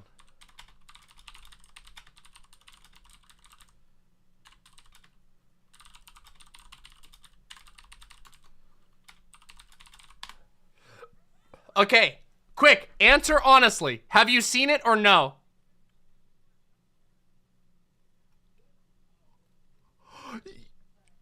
Ooh! Oh Oh, yes! We have so many new viewers that haven't seen it. We're gonna watch it after this. Yes! 42% haven't seen it. Yes! That means we get to watch it again. Woo-hoo-hoo-hoo. We might even get to watch the pad thai. Oh, yes! Hi, 6 Foot Slug. Welcome.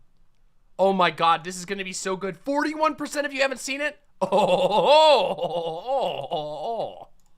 March 2020 I was and had basically always been a line cook. And oh yeah, so Gordon Ramsay has 2 dishes where he gets completely wrecked. One in which he burns a grilled cheese sandwich and lies directly to the camera. We're gonna watch that one. Also, he fails a pad thai and gets completely roasted by a cook who has no respect for him, and it's one of the funniest things I've ever seen in my entire life. He's just like, I think my pad thai is great. And like a world master pad thai cook who cooks pad thai for monks every single day is like, it doesn't even taste like pad thai. You call this a pad thai? It's it's fucking, mwah! It's beautiful. We'll watch it. I just needed to find out. They're old. Yeah, they're old, but they're great. And if people haven't seen them, we'll watch them.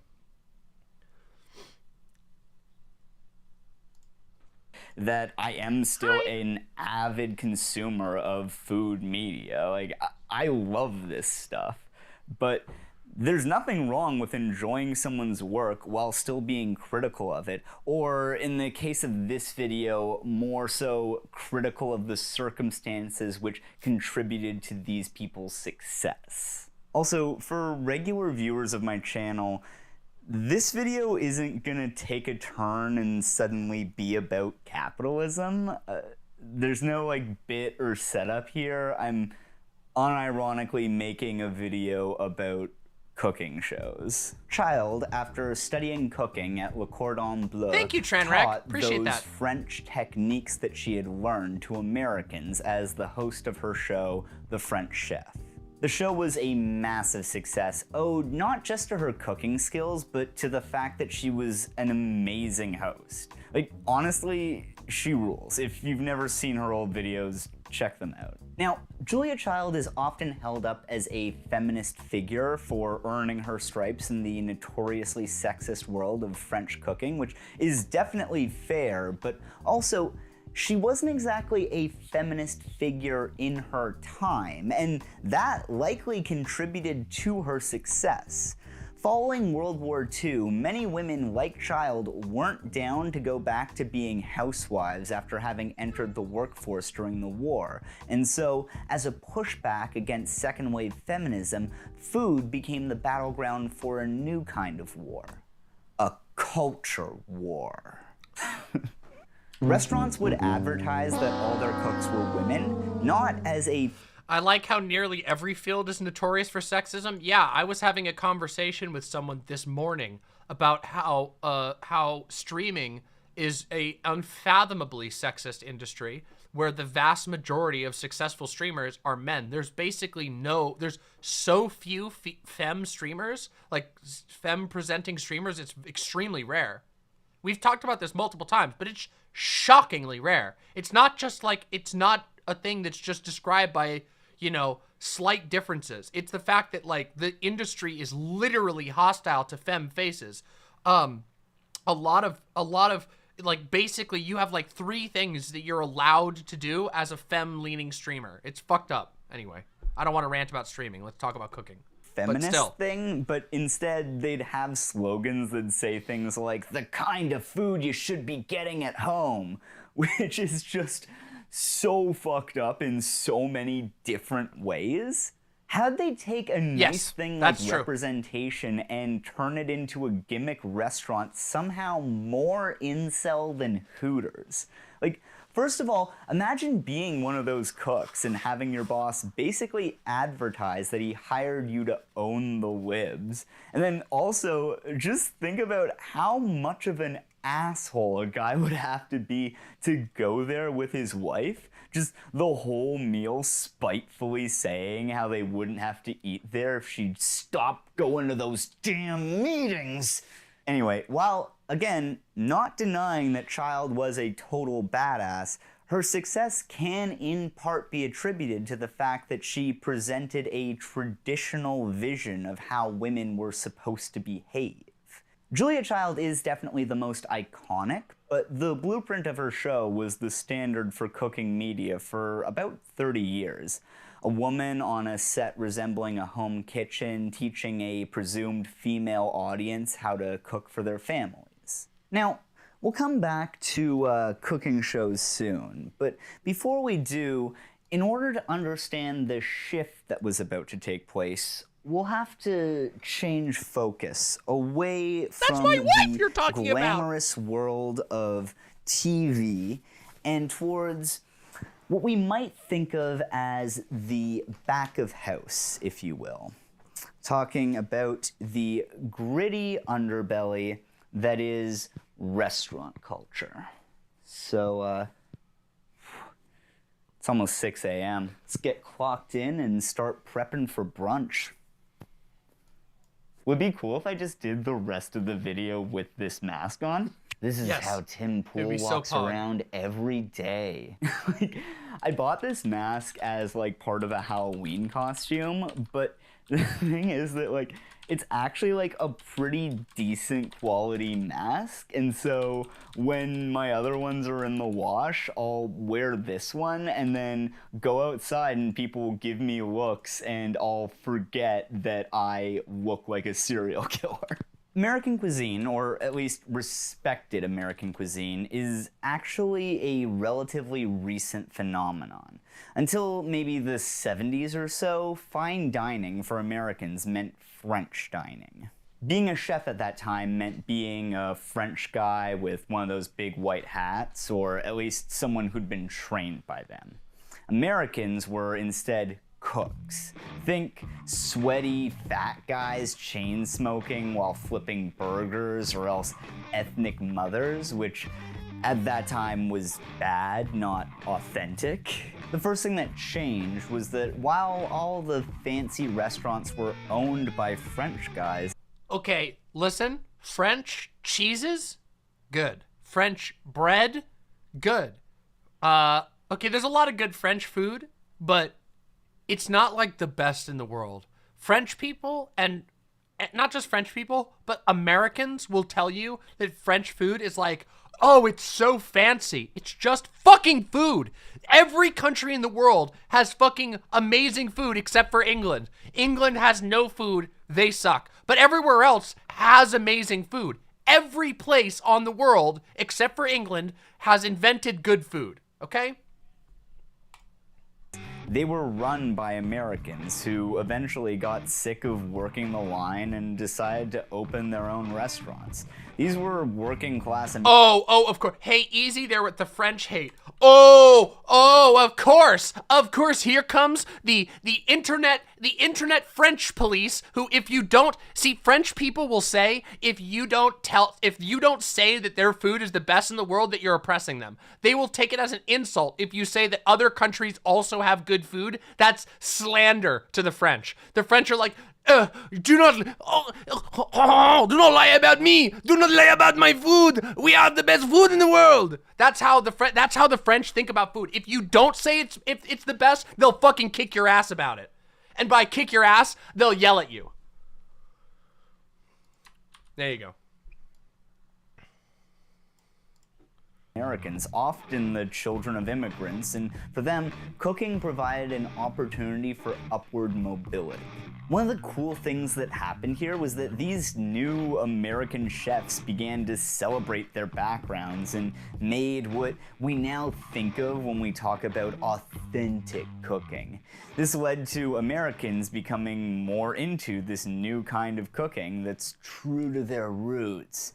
By the way, I'm being glib because I think it's often pretty pretentious how this food gets talked about, but this type of cooking is legit really cool and way more interesting than just generic fusion dishes. Anyways, as this new chef arose...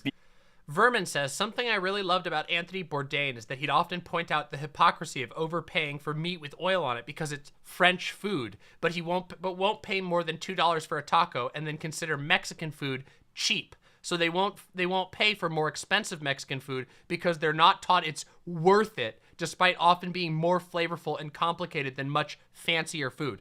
Yeah, it's totally bullshit. Okay, Real talk, Anthony Bourdain was a pog lord. I have a lot of respect for Anthony Bourdain. A lot. I think Anthony Bourdain was like a real dude. Like, as in, like, super down to earth. He would travel all over the world. He loved street food. He specifically had a deep, deep appreciation for genuine home cooking. He was the real deal. All of that said, I went to one of his restaurants once, and it fucking sucked. And it was a French restaurant, too. I went to one of his fucking French restaurants, and it fucking blew. Because their food was all about their identity, diners started to be more interested in who was behind the swinging doors of the kitchen. Chefs became a type of person to pay attention to. Cooking became a cool and viable career path, and this drew in newer chefs. These were 80s boomers with fancy degrees and...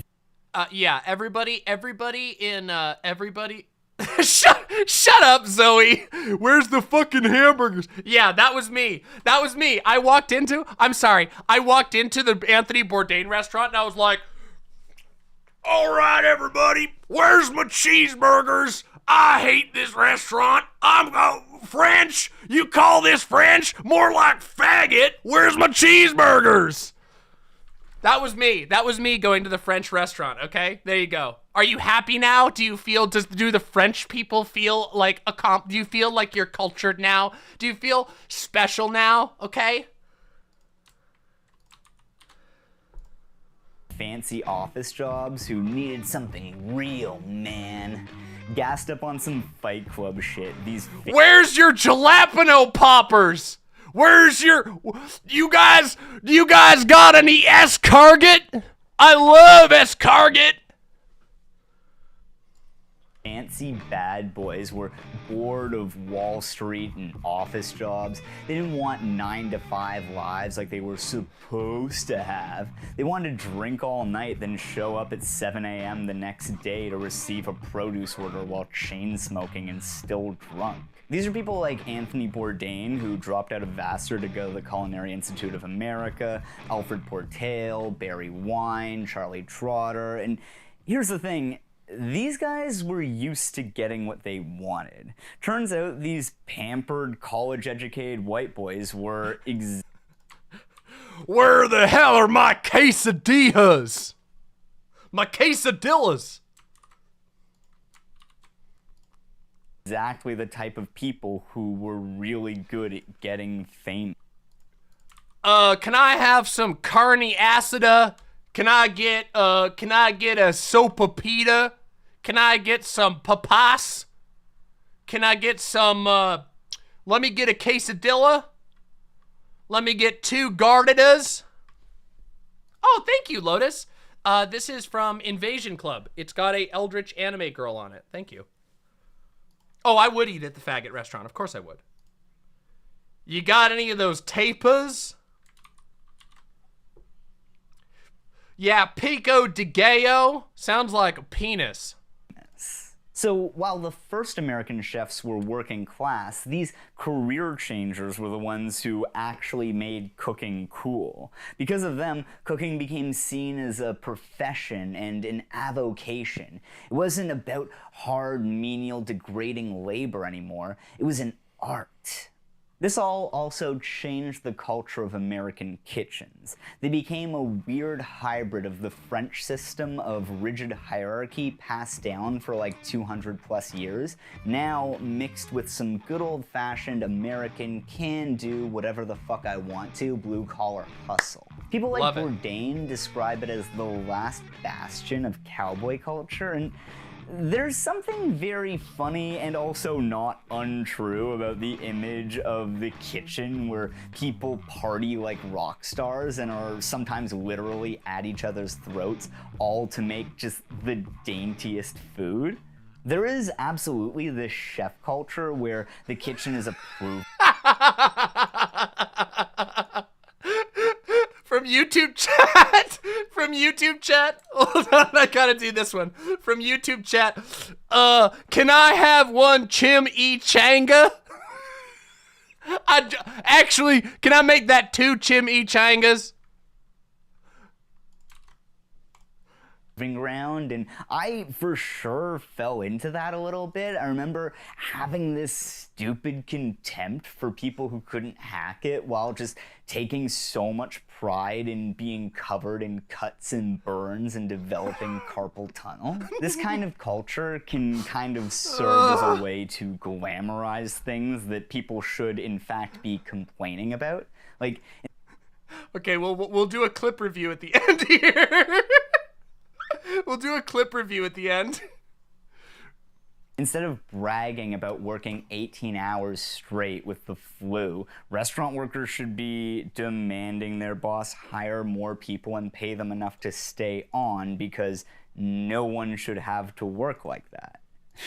If this didn't give it away, I'm a pretty shitty employee. Not because I'm a bad cook, but because at most jobs, once I'm out of probation, I start talking to people about forming a union. Another way that the romanticized vision of the kitchen as a battleground rubs me the wrong way is also who does the romanticizing. True! Remember how so many of those fucking chefs true, who made dude. cooking cool came from well-off backgrounds? In Anthony Bourdain's book, Kitchen Confidential, he begins it by talking about spending his childhood summers in France, falling in love with good food. And then he writes stuff like this. American cooks, meaning born in the USA. And by the way, this is the realest of them all. Anthony Bourdain is like the realest of the celebrity cooks. And even Anthony Bourdain was just like, yeah, I got to fuck around in France tasting food all summer with no worries. All my childhood.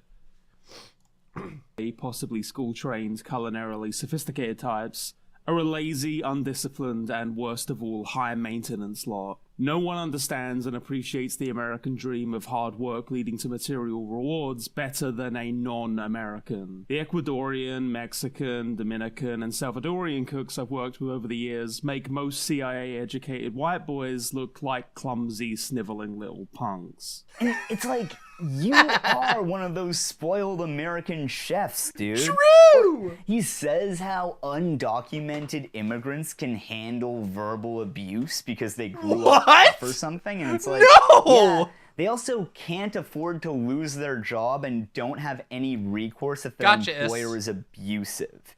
It's not really a profound revelation to be like, it's amazing how much abuse someone can endure when there's nothing they can do to stop you. Must be because they really believe in the American dream. He also says stuff like this, which, in fairness, is par for the course, but also definitely aged poorly.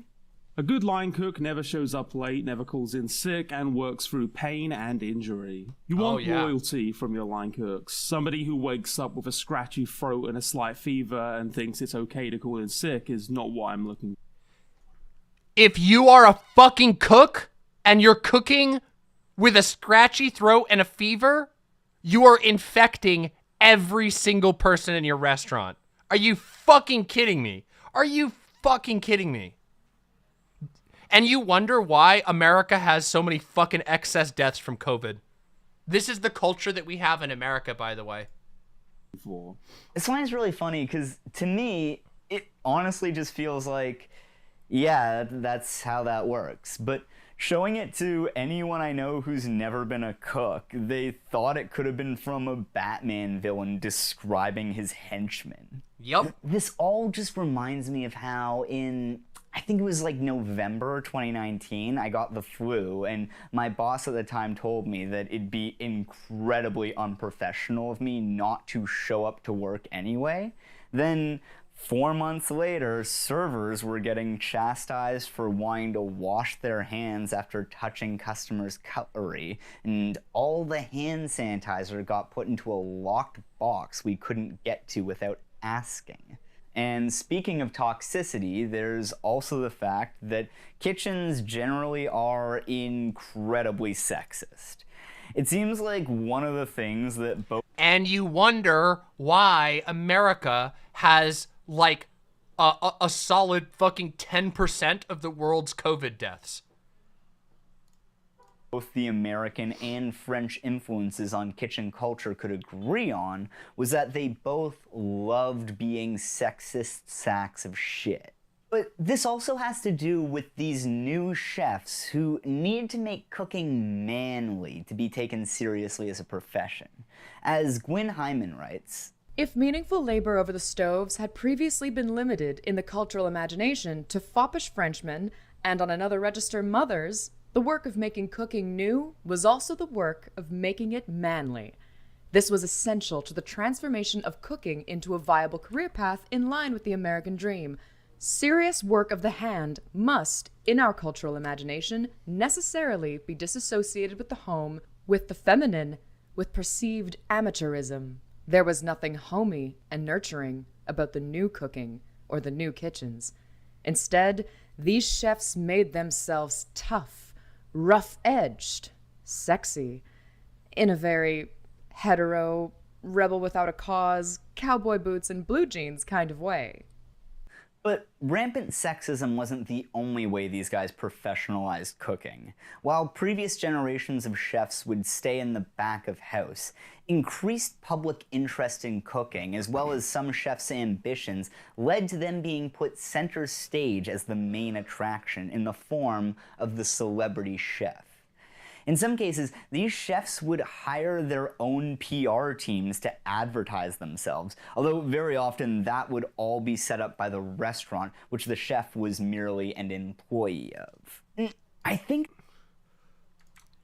Welcome to Cowboy Cooking! Welcome to the Cowboy Cooking Restaurant! Here, we put blood, sweat, cum, and tears in every single dish. If your dish doesn't have one full helping of blood, sweat, cum, or tears, you aren't getting your money's worth. It's the manliest place in town. We only accept payment in cash or crude oil. Fuck, it's so bad. Oh my god, it's so bad. This makes celebrity chefs a bit of a weird thing. They're different from basically any other kind of celebrity. The standard story of an American celebrity is that they come from humble beginnings or whatever, usually not though, and then strike it rich and basically have an easy life from then on. Like, sure, actors work, but like, that looks like, if not an easy job, a pretty cushy one. But also, the fantasy of celebrity is that if they don't want to work, they wouldn't have to. But that's not how celebrity chefs work. Their status as celebrity chefs depends on them being constantly busy doing, or at least appearing to be doing, what amounts to really hard labor. Even if they aren't working the line anymore, although the like hardcore chef's table types definitely are to some extent. It's complicated further by the fact that most chefs work for someone else, either in the sense that being a chef means catering to the whims of the patrons of the restaurant, or quite literally, they have a boss who owns their restaurant and sometimes owns their whole brand. As Dorothy Cann Hamilton, former CEO of the International Culinary Institute, writes, chefs today are no longer just cooks. They are multifaceted businesses with investors. Very few chefs bring themselves up by their own bootstraps. When the chef is an employee, it is the company he or she works for that hires the PR machines and designers and makes the heavy investment needed to build a recognized brand. If all of that is successful and the chef becomes a star, they feel ownership in creating that chef. Also, I just have to talk about this. That quote was from a very interesting article where she reflected on the state of cooking and what needs to change with how new chefs are trained. But in the article, she pretends that it's an interview and asks herself questions, often very flattering ones. In your more than 10 years in leading culinary education, what changes have you seen in chef training? A self-interview? What the hell? Oh, that's a good idea. I should do a video about that at some point. Oh, we got it! Let's do this. Well, knife skills, organization, product knowledge, these are just a few of the skill sets that professional chefs have had to master since the 17th century. Like, It doesn't really affect the article at all. It's just an incredibly strange thing to do. That's not even the weirdest article I read for this video. Remember that quote from earlier? This is from the same article. Celebrity chefhood echoes the long-established metaphorical alignment of human food with human flesh. Whereas, in the domestic sphere, food produced by a maternal figure may be read as mother's milk, in the transubstantiation of the restaurant, the diner may order the foie gras or the ravioli, but what he is imaginatively consuming, in a sense, what brings him to the celebrity restaurant in the first place, what he truly seeks out, is the chef himself.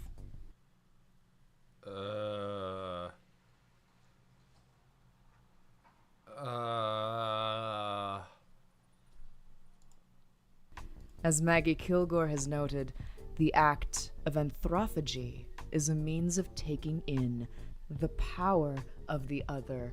Oh, come on! It's not fucking Dark Souls! Oh my god, literally, yes. When you eat of the chef, you gain some of his power, slowly empowering your soul so that you can relink the fire.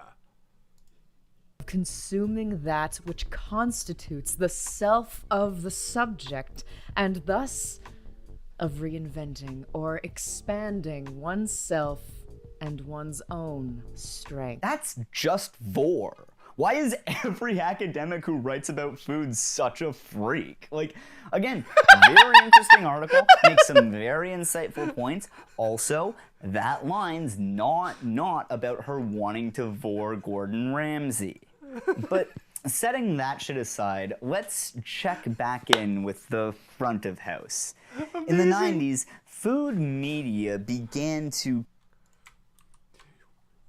When I went to the restaurant, I craved a new type of flesh. The type of flesh that I craved was that of the chef himself. It is one thing to taste the product of a man's hands. It is another to taste the flesh of that man's hands yourself. A Chianti and fava beans.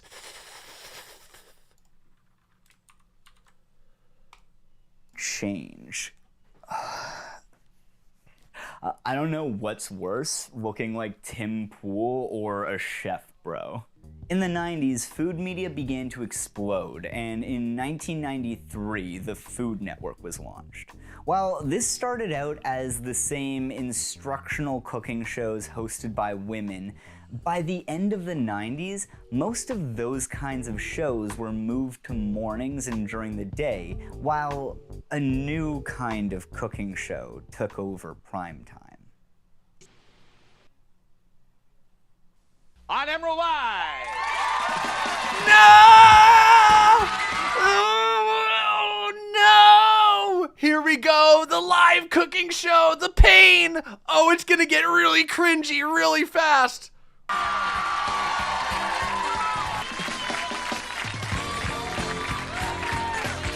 Welcome back, everybody. Emerald Lagasse here, and if for some reason maybe you fell off another planet, this is Emerald Live.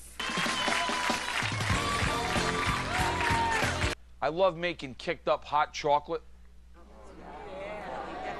So I'm gonna make a kicked up hot chocolate for you tonight. If you're having a rough day. Hey everybody, I love making fucking hot chocolate. Yo, Granny, you want to have your mind blown by a fucking kicked up hot chocolate? And the grandma's like, ah! And he's like, yeah, that's right, that's the energy I want to see for my kicked up hot chocolate. Today's secret ingredient is fucking crack cocaine. We're gonna do it. It's time for the kicked up hot chocolate. Grandma, ah!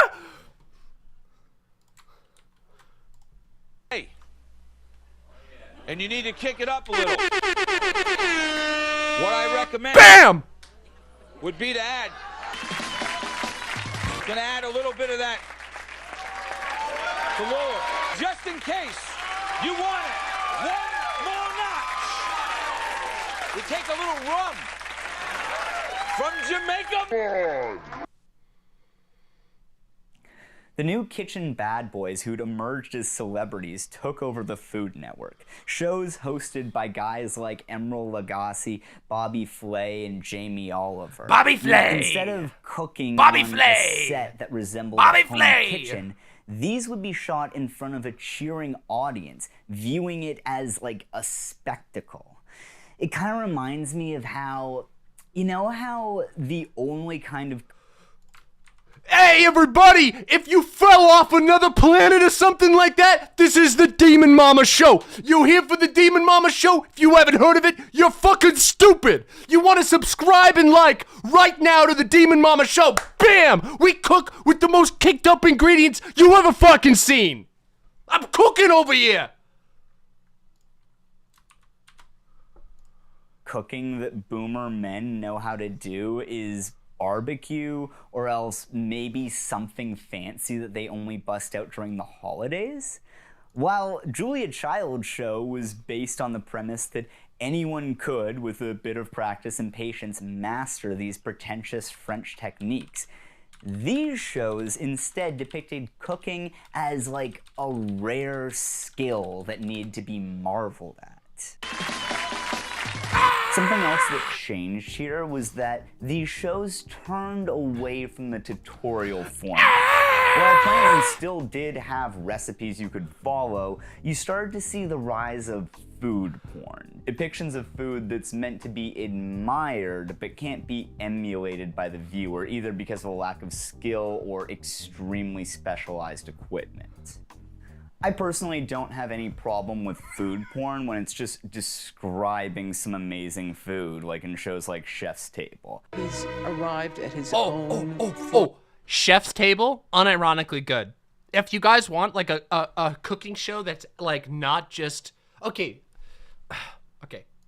I have to admit, I know it's gonna come as a surprise, but I have also consumed an unfathomable amount of cooking TV in the course of my life. I have watched I think literally every episode of Cooking Nightmares. I've watched Hotel Hell. I've watched Master Chef, like multiple seasons of Master Chef, and one of my favorite cooking shows of all time that I actually like is Netflix's Chef's Table. Netflix's Chef's Table is a show where they basically go and find they go and try to talk to like the masters of cooking craft. So like one of the episodes is like a cheesemaker who's just like devoted his life to making the best Parmesan cheese. It's amazing. It's a really, really good show. Yeah, it's fucking good. Chefs of the World. Ooh. Yeah, Netflix's Chef's Table is really good. Yeah. I just wanted to say. Formula for what being a 3 Michelin star is about. I've seen that episode. I do hate it though when shows act as though they're providing a tutorial for something, but like their barbecue recipe or whatever is impossible unless you own an industrial smoker. But while badass chef dudes took over at the end of the 90s, they were replaced in the early 2000s by my shit cooking contests. Iron Chef premiered in America in 2001 and became a smash hit in part because of its camp appeal. 5 years ago, a man's fantasy became reality in a form never seen before. Kitchen Stadium, a giant cooking arena. The motivation for spending his fortune to create Kitchen Stadium was to encounter new original cuisines, which could be called true artistic creations. Soon after, Top Chef aired and turned the cooking contest from unconnected episodes into a season-long arc. So, Tom, who's going to be competing on Top Chef, and who's going to be going home?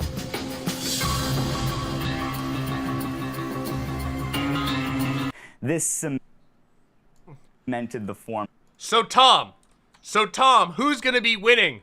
Who's our winner today? I love that. I love the expression just... out of the cooking contest, and they've been a mainstay of food media ever since. In a way, it makes a lot of sense that these shows would become so popular. Narratively, they're much more interesting than instructional content. As Tasha Oren writes, the narrative of an instructional cooking show can be thought of as an answer. Here's how to make this. But the narrative of a cooking contest is a question. Will he succeed? With that being said, while these shows aren't instructional per se, they do teach the viewer. However, instead of teaching them how to cook food, what they teach is how to judge it. I doubt I'm alone in that one of the things I find True! Everyone in the world, including myself, has become a food judge. Hell yeah! I mean, most that's fun terrible, when actually. watching these shows is talking shit about a dish someone made, even though I certainly couldn't have done better. But I think the most interesting thing Oren points out is that while early instructional shows presented cooking as an act of love to feed your family, and later food porn shows presented cooking as an art and artisanship, cooking contests are unique in how they present cooking as labor. No one in a cooking contest is doing it for art. They're doing it for the prize money that they talk about at the beginning of every episode. The $50,000 is looming over me like a big old golden rainbow. I need this, need this, need this. Coming back to Cook Your Ass Off now, I don't think I've ever seen a better representation of being in the shit as a line cook than the frantic panic on display in this show. These people aren't cooking in a beautiful, perfectly stocked kitchen. It's cramped. They're shoulder to shoulder bumping into each other. Behind. Behind. Behind. Yep. Whoa. I go to plug in the immersion blender. You have a plug over here? To thicken the Alfredo sauce. And there's no plug near the stove. No? Behind. Behind again. Behind again. Hot stuff.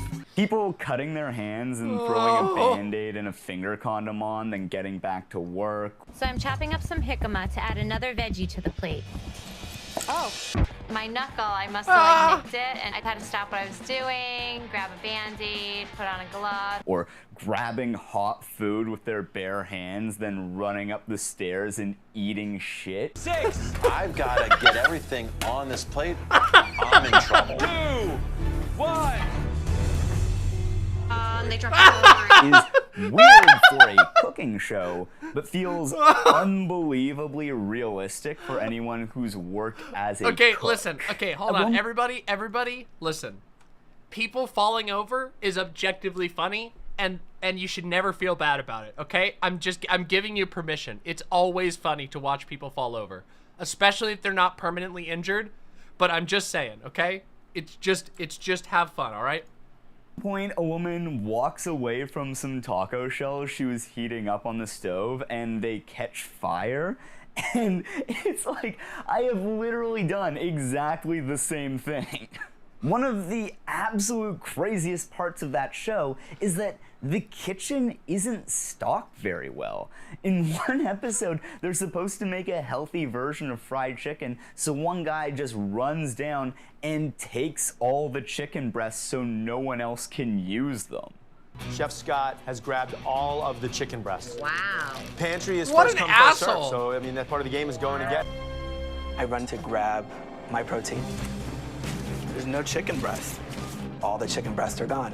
Did you take all the chicken breasts over there, buddy? I sure did. In one episode, they have to make a burger, and of course, the kitchen only has one meat grinder, so one guy grabs it, and the other cook who wants to use it is just fucked. Unfortunately, Ian grabs the meat grinder, now I'm stuck with the food processor. The food processor might overwork my chicken, but I have no choice. And this isn't even seen as like cheating or bad sportsmanship. The judges just literally, the moment the episode begins, scoop all of the meat out of the fridge and you will win every episode.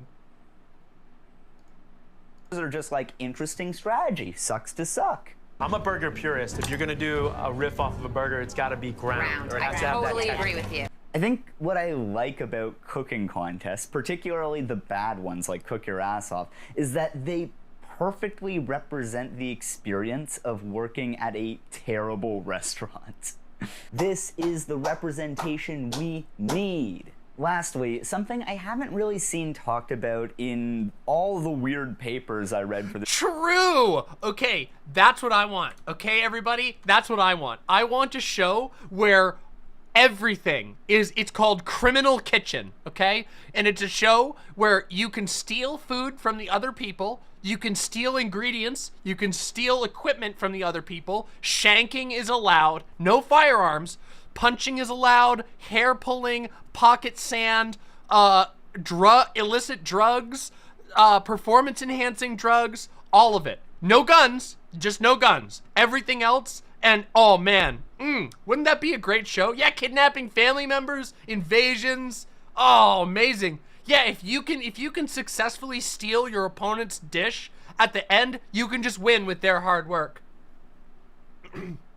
No, you can't kill anybody, but you can hurt them. You can hurt them. No murder, because for legal reasons. For legal reasons. Yeah. This video is that another part of why there are so many of these cooking reality shows, and reality shows in general, is because they're really cheap to make. Like, not only did Cook Your Ass Off cut... I'll show up to the shoot high as fuck with my pockets full of sand ready to win. Oh shit! Oh shit! She brought fentanyl! She's got fentanyl in her pockets! Oh shit! Psh!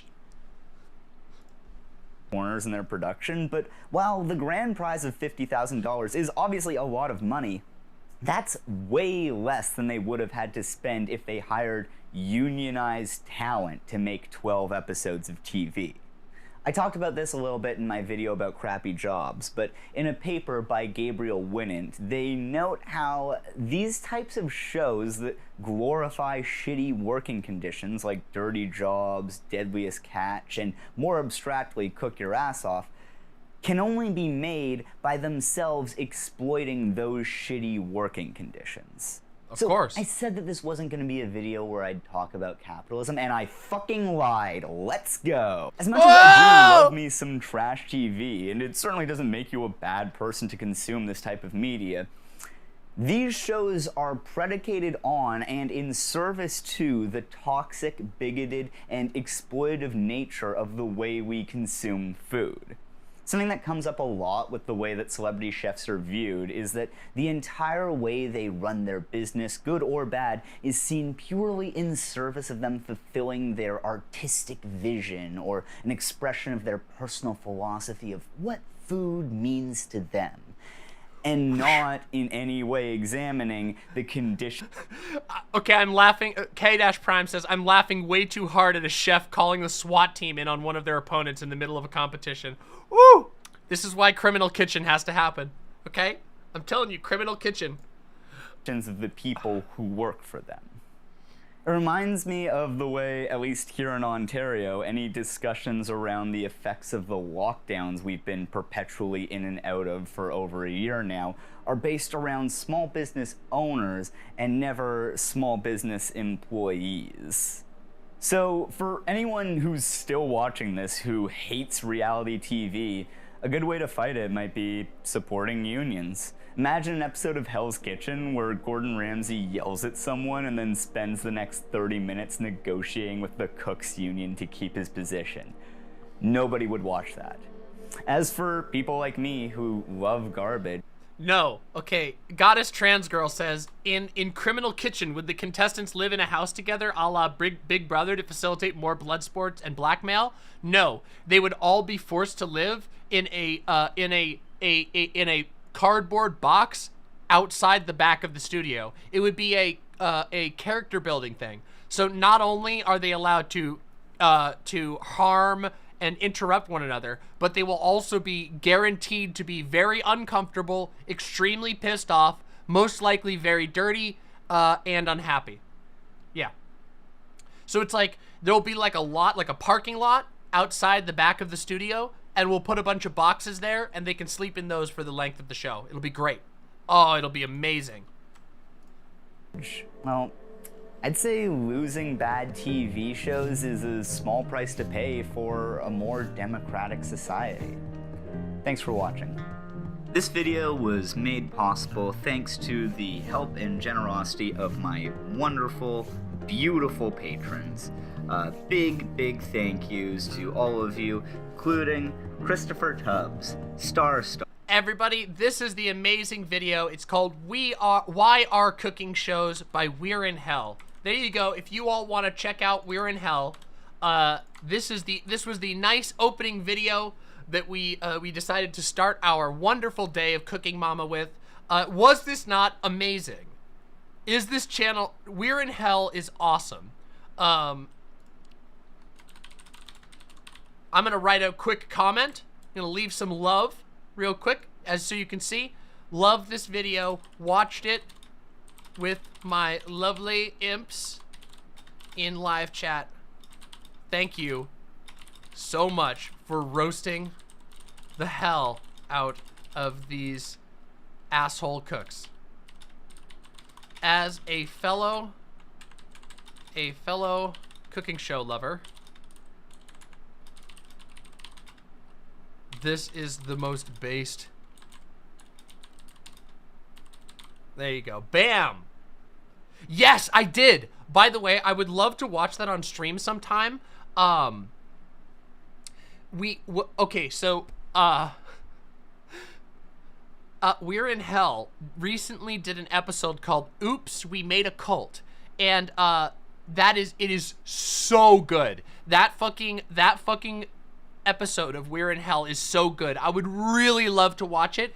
We won't watch it today, but I would love to watch it together. It is wild. It's about a reality TV show where they just abuse, they just literally gaslight and abuse the contestants. It's horrible. It's one of the most egregious reality shows I've ever seen. And it is such a good video. We'll watch it sometime, just not today. We won't be able to watch it today. Because, you know, today's cooking. Oh yeah, I know. I'm gonna play the clips. Don't worry. All right, we have to do a quick clip review, everybody. We have a couple of clips to review real quick. Here we go. Here we go. Let's look at them. Here's our first clip review. Where's the fucking hamburgers? Yeah, that was me. That was me. I walked into the Anthony Bourdain restaurant and I was like, all right, everybody, where's my cheeseburgers? I hate this restaurant. I'm French. You call this French? More like faggot. Where's my cheeseburgers?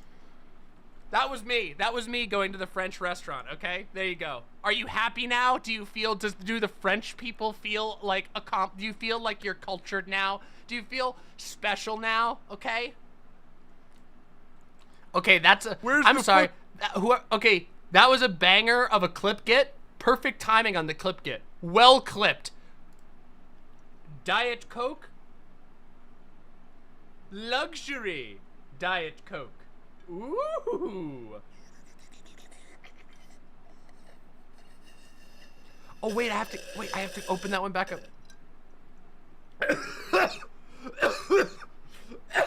It's great, guys. It just tastes like Diet Coke that I breathed in by accident. Diet Coke. And now the final one. Hey, everybody, I love making a fucking hot chocolate. Yo, Granny, you want to have your mind blown by a fucking kicked up hot chocolate? And the grandma's like, ah! And he's like, yeah, that's right. That's the energy I want to see for my kicked up hot chocolate. Today's secret ingredient is fucking crack cocaine. We're going to do it. It's time for the kicked up hot chocolate. Grandma, ah! Okay, this one, I'm gonna post this one to fucking Twitter. I need to post this one to fucking Twitter. This one's gotta go to Twitter.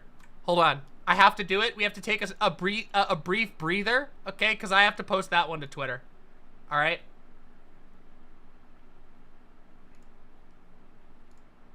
Oh, no. Ah! Hold on. I have to do this one. Wait. There we go. So I've got all of them now. This one I have to download real quick and turn this into a Twitter clip. This one's gotta be. How do I download a YouTube clip? YouTube clip download. Here we go. Hold on, let's see if I can get this. Sorry, everybody, you're just gonna have to be very patient for a second. Oh, it's not working. Clip converter. Here we go. Let's see if this one works. I don't... right now, the clips thing isn't working well. Fuck. How do I get these clips? Does anybody know what you can use to download? Oh, you did it already. Okay, sure. I'll retweet yours. Wait, but see, that has a link. If you link it, it gets deboosted on Twitter.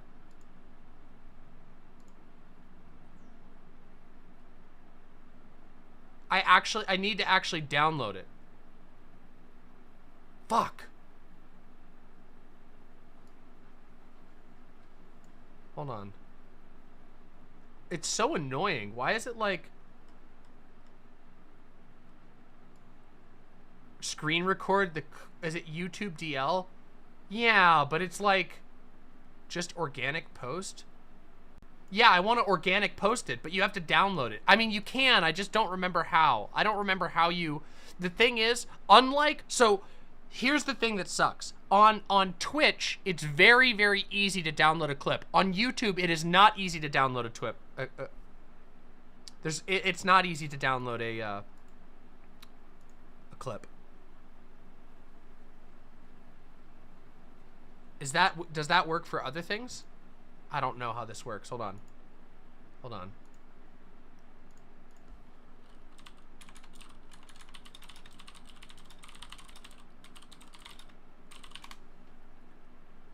I really wish it was that easy. I mean, I know I can go and clip it out myself, but... Aww. Doesn't look like there's an easy way. Aw, that sucks. That's terrible.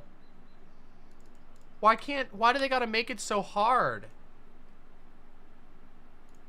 Okay, if anybody can get this tool, okay, here's the clip link. If anybody can download this and send me the file on Discord, I would deeply appreciate that. If any of my team is watching who can do that, I'll post it on YouTube afterwards. I don't want to waste any more time, but hold on, I'll post it in my editing thing.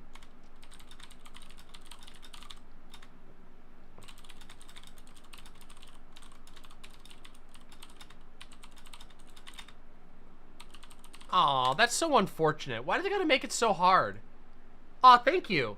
Yeah, if anybody can grab me the file and just DM it to me, just let me know. I think I have some of you added as friends already, so if I'm not on there, just post it in the, if you post it in the Discord,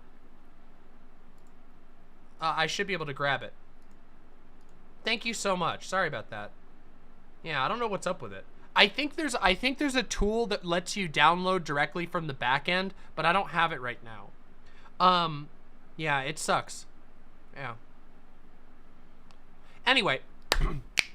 All right, enough fucking around. It's time for us to watch a classic, okay? All right, we're going to watch a classic Cooking Mama video. 40% of the audience has never seen this one. For the rest of you, hold your tongue and don't spoil for all the people who haven't seen it, okay?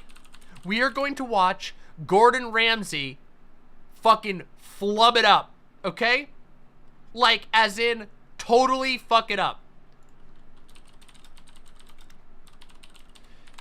This is the legendary Gordon Ramsay terrible grilled cheese. It's literally infamously bad, okay? So everybody get comfy and realize that this motherfucking grilled cheese sandwich will blow your mind. This is a video called Gordon Ramsay's Ultimate Grilled Cheese Sandwich from a show called Ramsey Around the World. And let me fucking tell you, everybody, this is not ultimate, nor is it really even a grilled cheese sandwich. Let's watch together, all of us, and react. Please witness one of the worst Gordon Ramsay videos I've ever seen in my entire life.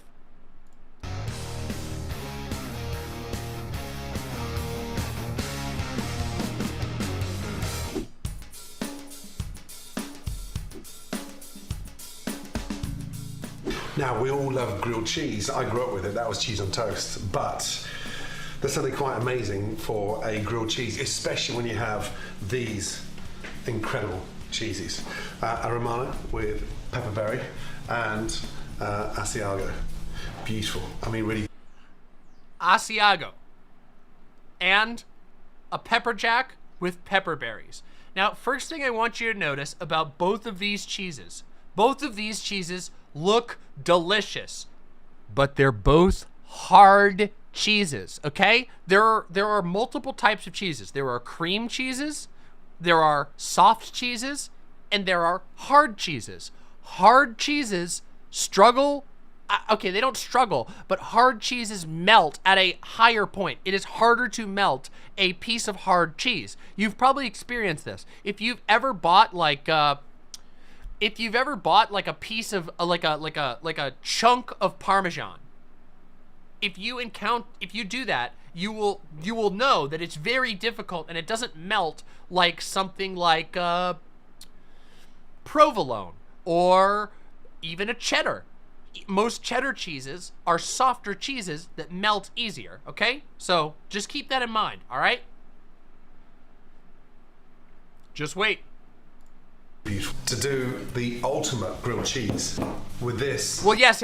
Of course, you can of course make it easier to melt things by slicing it thinner. But if you took a chunk of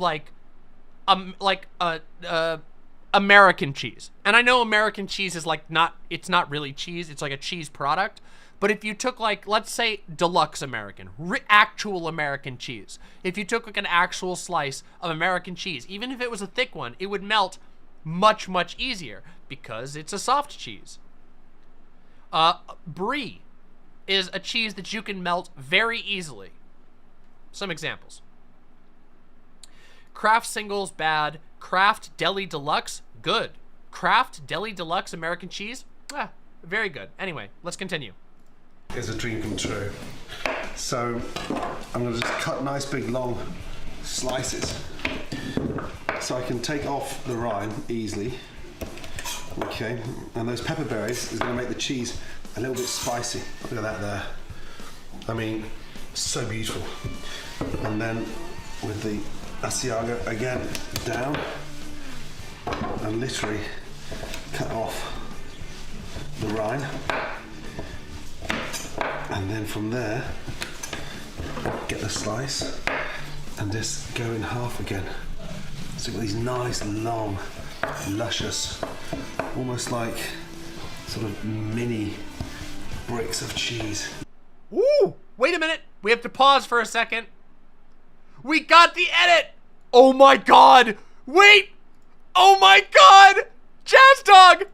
Welcome to Cowboy Cooking! Welcome to the Cowboy Cooking Restaurant! Here we put blood, sweat, cum, and tears in every single dish! Your dish doesn't have one full helping of blood, sweat, cum, or tears. You aren't getting your money's worth. It's the manliest place in town.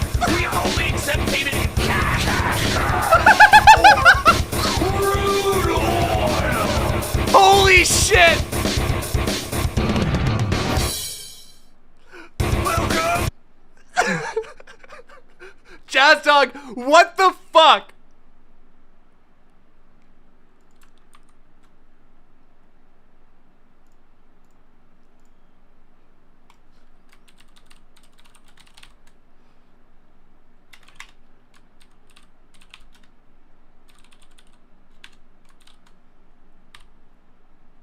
Holy shit. All right, that's fucking incredible.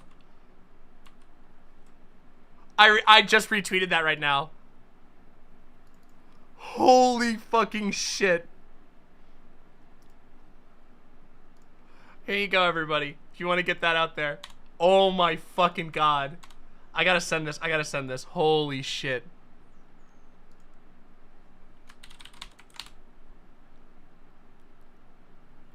Absolutely incredible.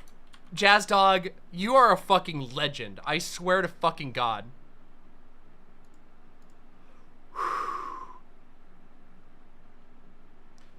Killjoy says, the cheeses that Gordon Ramsay is using are so expensive. It's like $30 a pound for the pepperberry cheese. That is fucking expensive. Holy shit.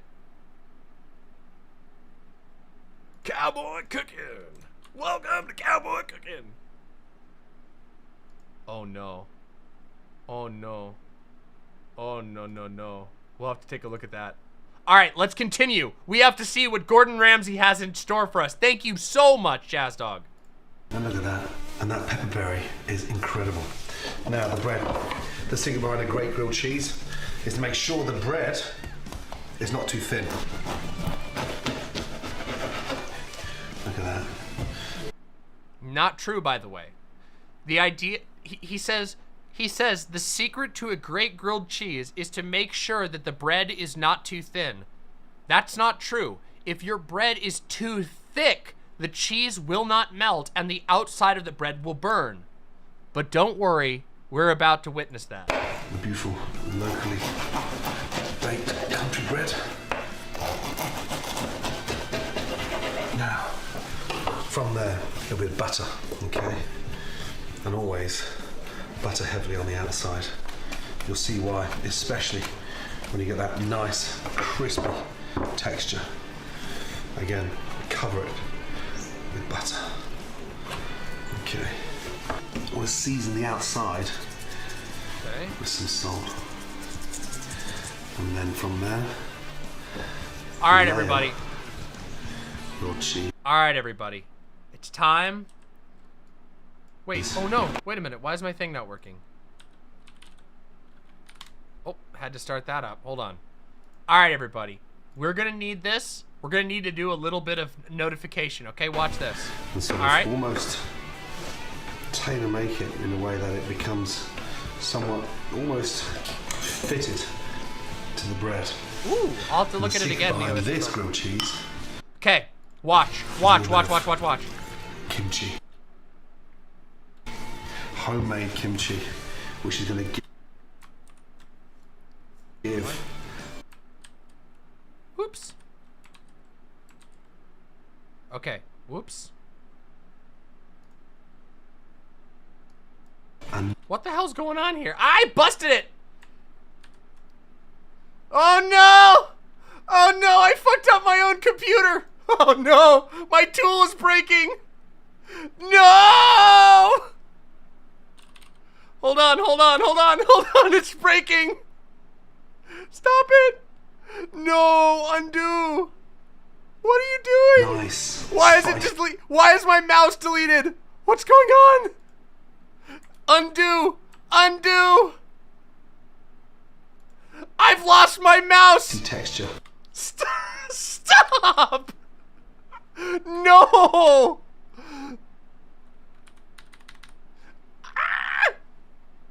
What are you doing? No! Hold on. I have to stop. Make the mouse come back. Hold on, everybody. Oh no. Hold on, what's going on? No, it restarted the video. What is going on? Okay, hold on. What is... What? Hold on. Oh? Hold on. I'll fix it. I promise. I'll fix it.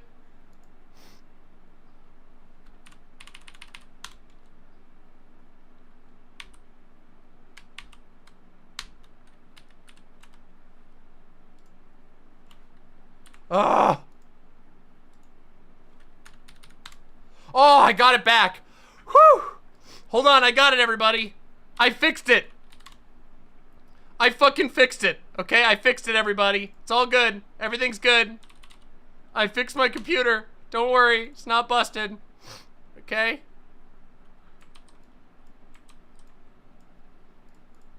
Ah! It's still not working.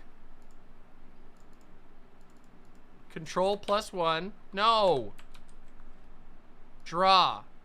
Control 2. Okay. There we go. All right, I got it. Okay, now how do I turn it off when I'm ready? Hold on. It broke and I'm fixing it. Don't ignore my boomerang. Okay. Hold on, let's see. Okay, all right, we're ready. We're ready. It's all good now. We can return. We can return to the show. All right, watch. Now you will be able to see in real time what we are looking at here. Okay?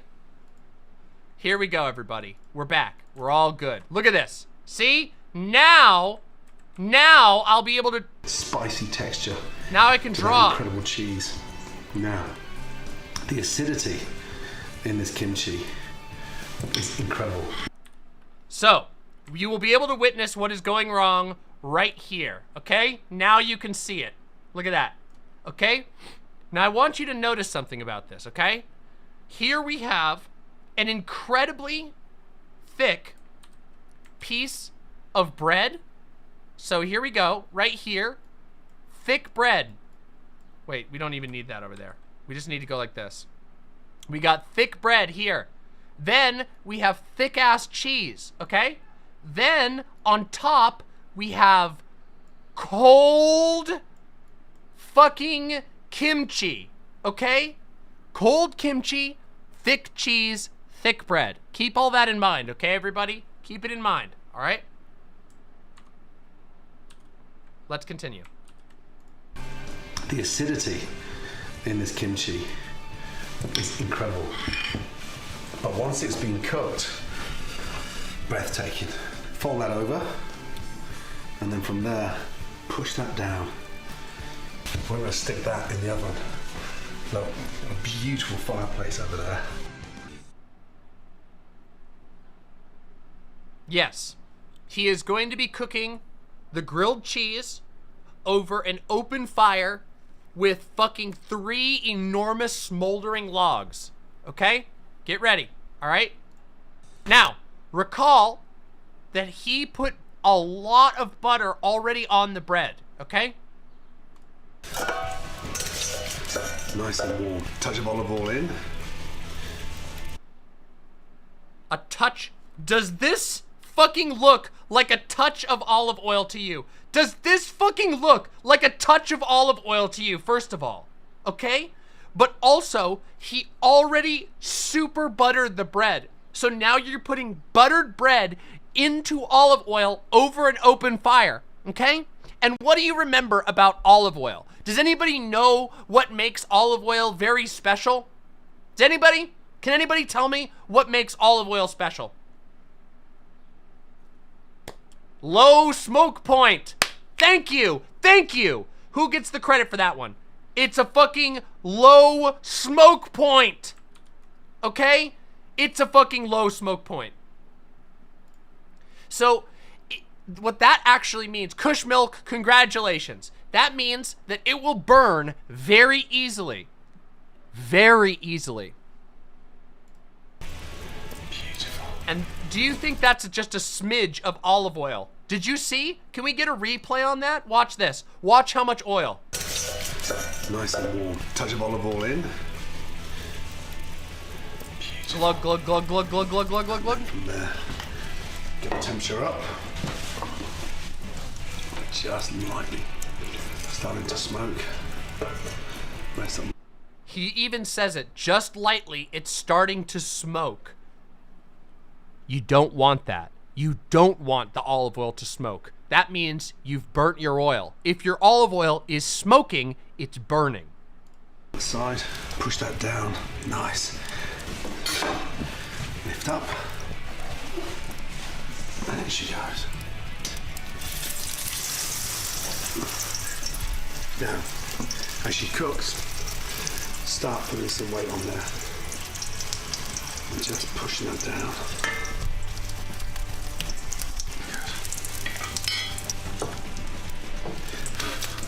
Look, you can actually see, he actually has to blow the smoke away. And the big reveal. Turn that over. Motherfuckers, what's that look like to you? What's that fucking look like? That's fucking burnt. That's fucking not just lightly burnt, that is fucking charcoal. Burnt. An entire side of it is burnt. And just wait. Oh, just wait. because he's gonna put it right back into the heat. Push that down. That way it gets nice and crispy. Beautiful.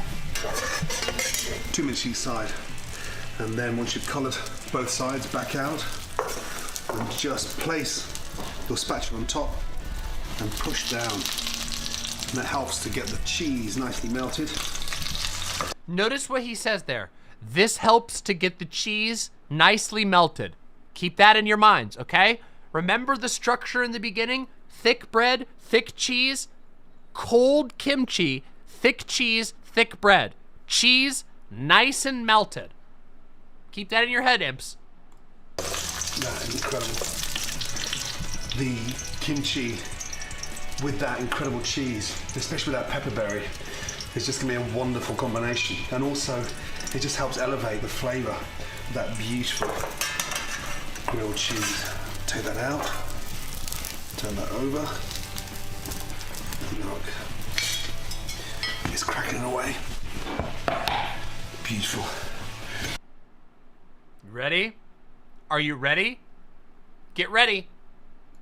The cheese is melted. What he just, let's hear that again. One more time, everybody. I'm gonna crank up the volume. Listen closely to what he says there, okay? Ready? Beautiful. The cheese is melted. Cheese is melted. That's what he says. Cheese is melted. All right, let's find out. And this. Yeah, how crispy that is. Beautiful.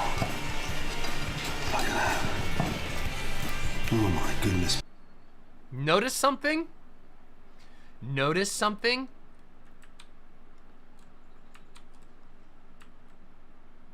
Ah!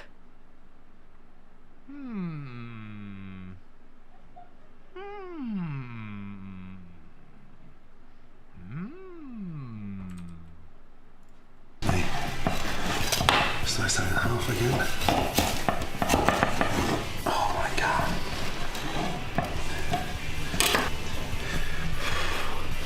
It's still very hot.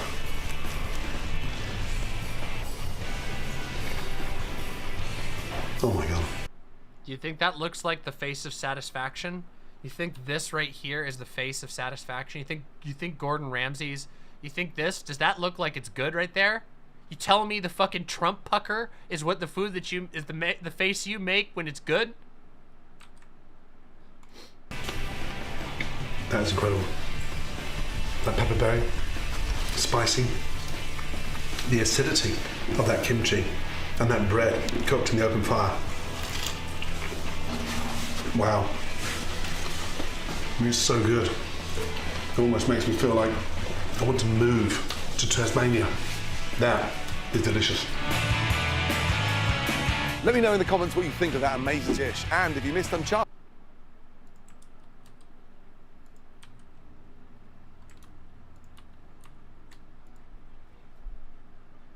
Perfectly melted, delicious. As you can see here, I have frozen water. It's totally frozen, very frozen, delicious, extremely cold, not room temperature.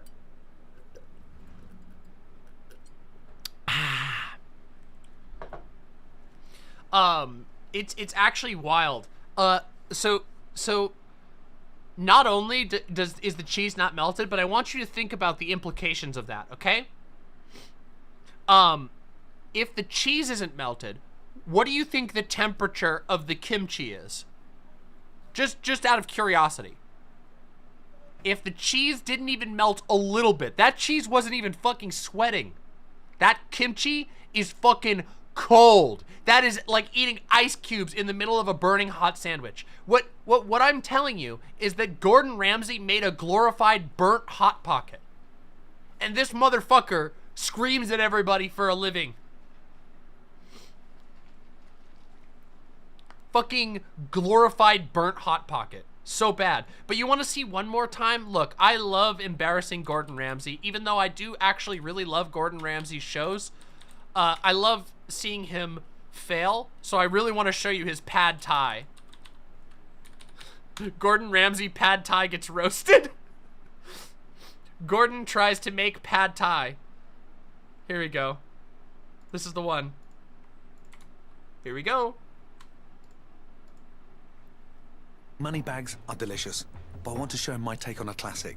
Thailand's national dish, pad thai. Okay, a quick pad thai. I fry shallots, garlic and chili, with salt and a little bit of sugar. Colour on the shallots. Half the spring onions.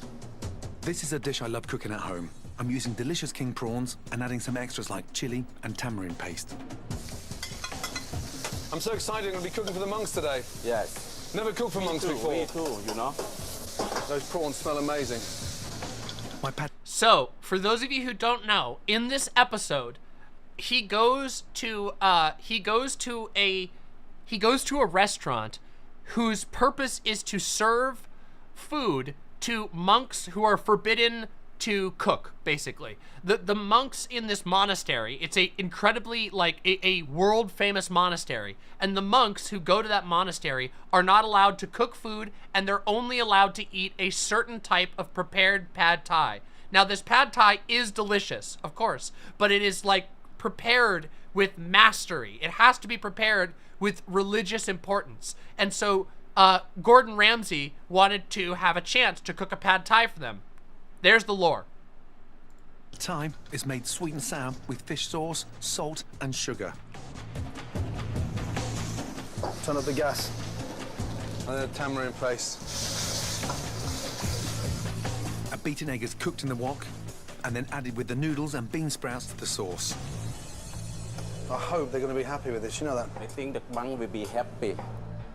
Prawns and fresh coriander finish the pad thai. But what will Chan think of my quick and easy version of this classic? And then some peanuts around the outside. Happy? Oh, no. But I have to taste. Yeah, please, I'd Before like you to. go call pad thai, I have to taste it first. The chef says, before you call it pad thai, I have to taste it first.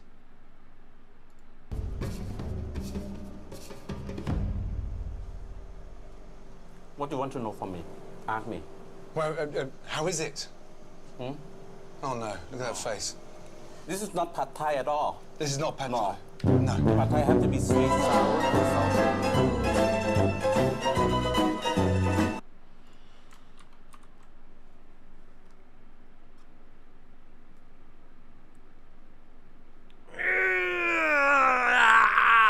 Oof. This is not pad thai at all. Ooh. Talk about bombing it on the biggest stage. Like, just, I made quick and easy pad thai for these fucking religiously respected monks who've given up everything except for eating a simple dish. They have to eat a simple dish that's prepared for them by a chef who respects their religion. And I made fucking quick and easy fucking pad thai and got roasted for it. Oh, boom, boom, boom. Oh, it's so good. Ooh, the sacred pad thai. You fucked up the sacred pad thai. You pissed in the holy water. It's worse than that. It's worse than pissing in the holy water because these monks don't even ask for it. They have to receive donated food. And this restaurant has basically, like, promised that they will help feed these monks. Oh, yes! Thank you! Oh my God, thank you so much.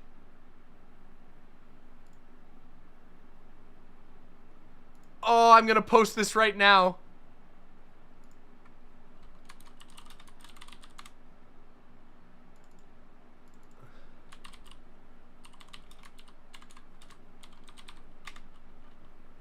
Hold on, I gotta post this.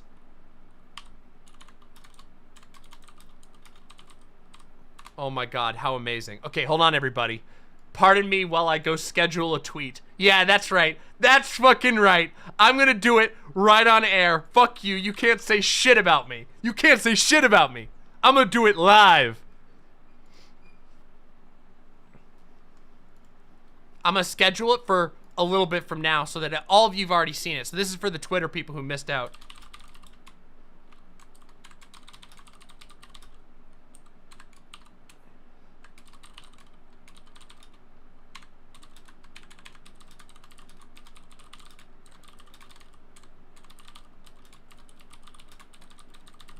Here we go. Boom, boom, boom. Ooh. Is this the grilled cheese? Oh, shit. That looks fucking good. Hold on, I gotta show that. I gotta show that to the chat. Hold on, here we go. Oh, no. Oh, no, it won't let me post it. Hold on. 1 second. You have to do this. Convert a video for Twitter. I'll do it. I'll make it work. Give me a second. God, I hate how picky Twitter is. Why is Twitter so picky? Also, let me show you this while we wait. Here we go. Look at this shit. Wow. Now that's a delicious grilled cheese. Now that is a delicious grilled cheese. Ramsey's cold Sammy ain't got nothing compared to a good grilled cheese. Rye, Colby, mozzarella for pull, some ham, and a little bit of Dijon for the bite. Now that looks fucking good. Now, it has ham, so it's not technically a grilled cheese. It's technically a melt. But I'm not gonna take away your, you know, your glory, okay? I'm not taking it away. That's fucking good. Looks fucking great. That's amazing. Well done. Well done, Isra. Well done. All right, let's see here.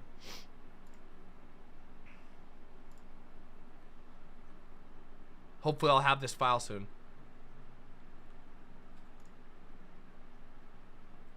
Oh, come on. Oh, no, he's coping. Oh, fuck, he coped. Oh, wait, hold on. I have to save this first. Hold on. Oops. Okay, there we go. Now we got the Twitter version. Here we go. This should work. Yeah!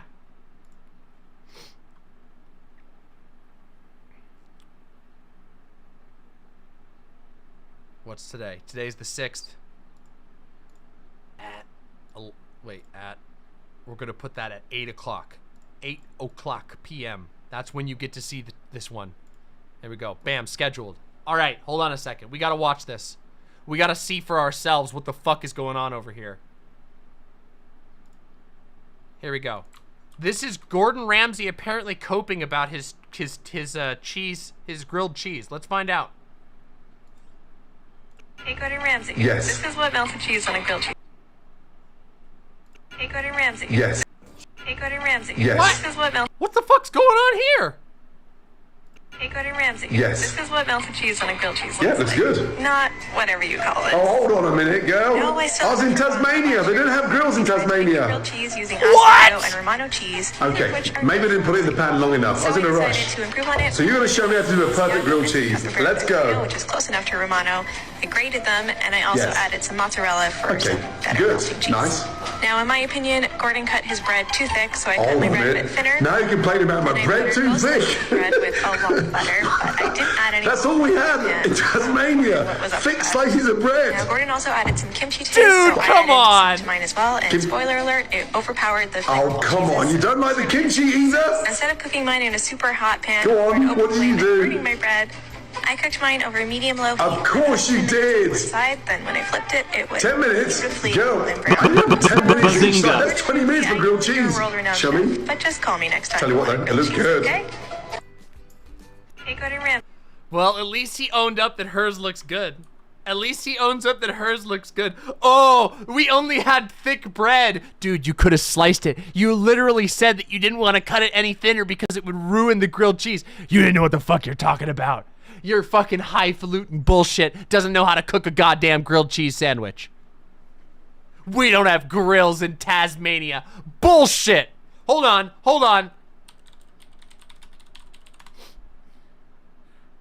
Oh, uh-oh. Hold on a second. Whoa, live fact check.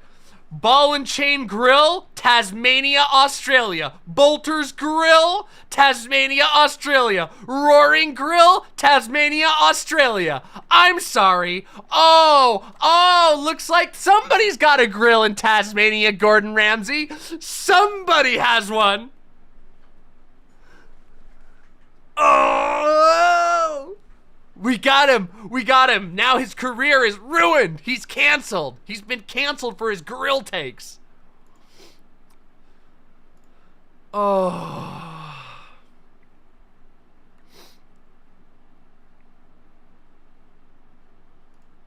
Oh my God. All right, everybody. You know what time it is? It's time for us to move on to brand new clips. We've roasted the shit out of Gordon Ramsay. We've learned a whole bunch about cooking shows. And now it's time to start going through the amazing submissions that we've had so far. Okay?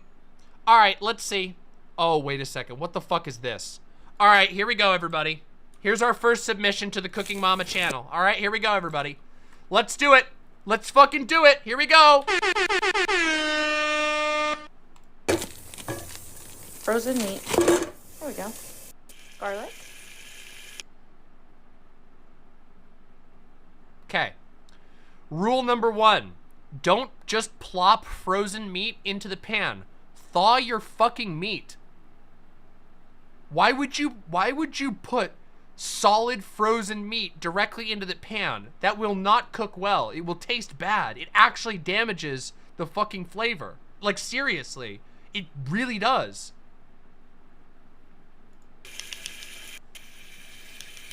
Taco seasoning.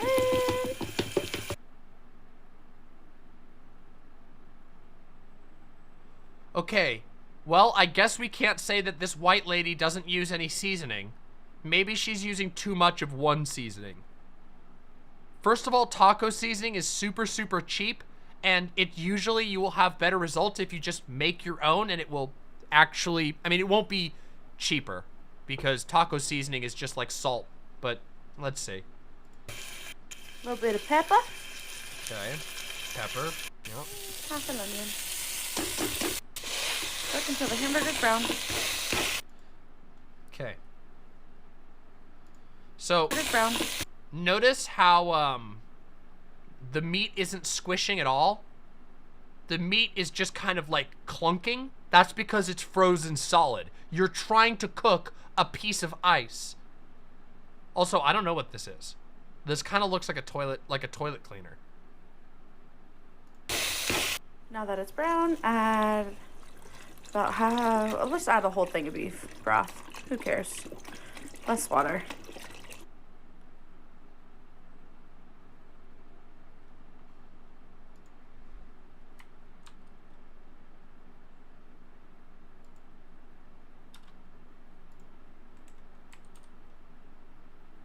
Less water.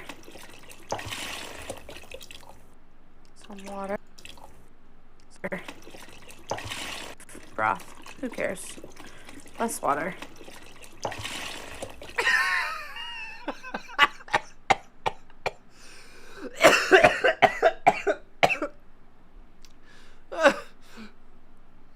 Listen, we've all had days like that, right? When there's just a splash of nasty brown and yellow. Yeah. Some water. Then add just a couple cups of rice. Stir it up. A little more taco seasoning. Holy Bring fuck. to a boil and then let simmer until the rice is done. Rice is all cooked. Make sure you stir it up. Gonna take about half a can of this No. nacho cheese. Pour it in here and stir it up. Maybe the whole can. Haven't decided yet. I did the whole thing. Oh! Grab a spoon to taste test.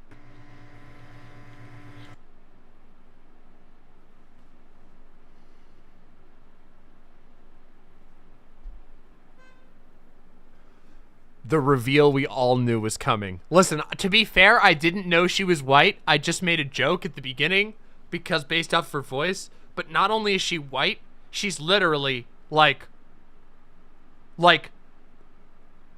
her hair is literally transparent level white. The whitest woman we have ever seen. The whitest whitey we've ever whited. Holy fuck.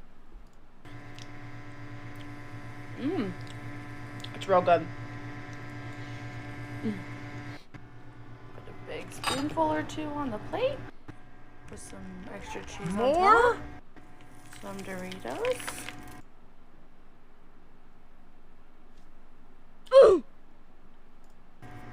And then you can eat it like this, or put a little bit of salsa verde on it.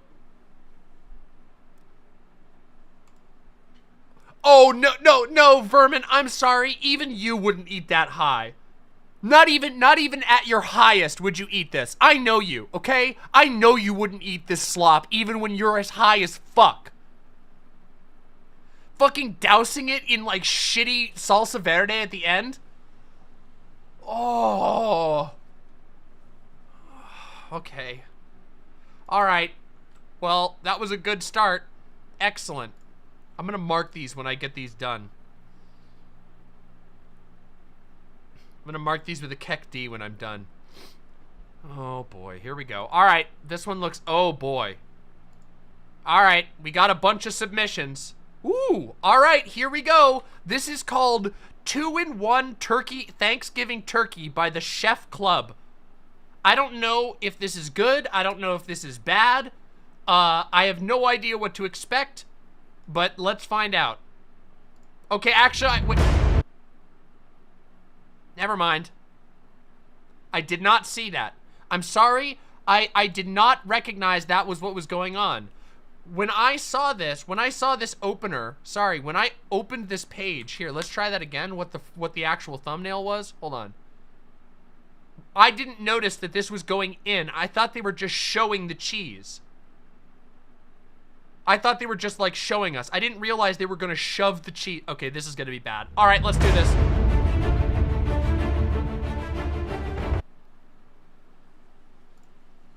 Okay, Game of Thrones.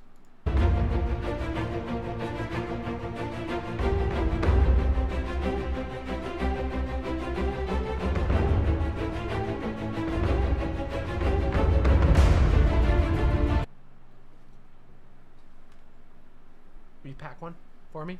Yeah. Oh, hell yeah.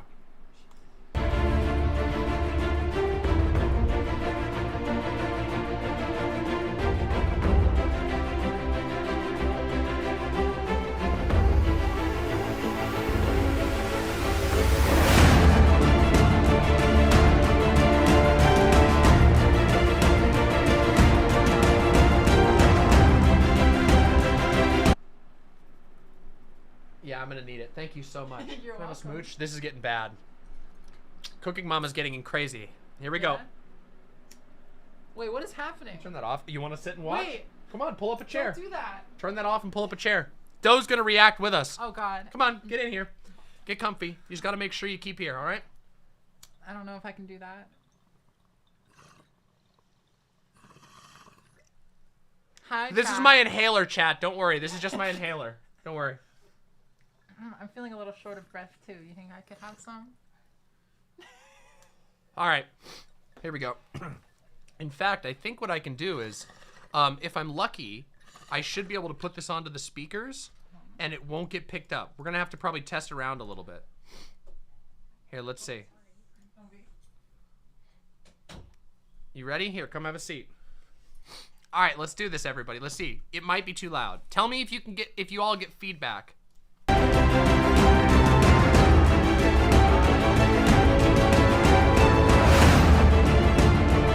Is there feedback? If there's no feedback, we can keep watching it like this, which is awesome. Yes! Hell yeah. Yes! Duo react! That's right, everybody. You get a special duo react with Demon Mama and Doe. Oh my God. All right, I'll have to turn down I'm gonna turn down their internal audio here so that it doesn't blast the imp's ears out. Oh my God, see, we had to set this up. All right, we're gonna, all right, here we go. Okay, so what you can see in here, what you missed is, so we should rewind so Doe can see the beginning. Oh, I don't need context. You don't need to see them dumping it into the diarrhea? The less context, I think, the better. All right, fair enough, fair enough. All right, here we go.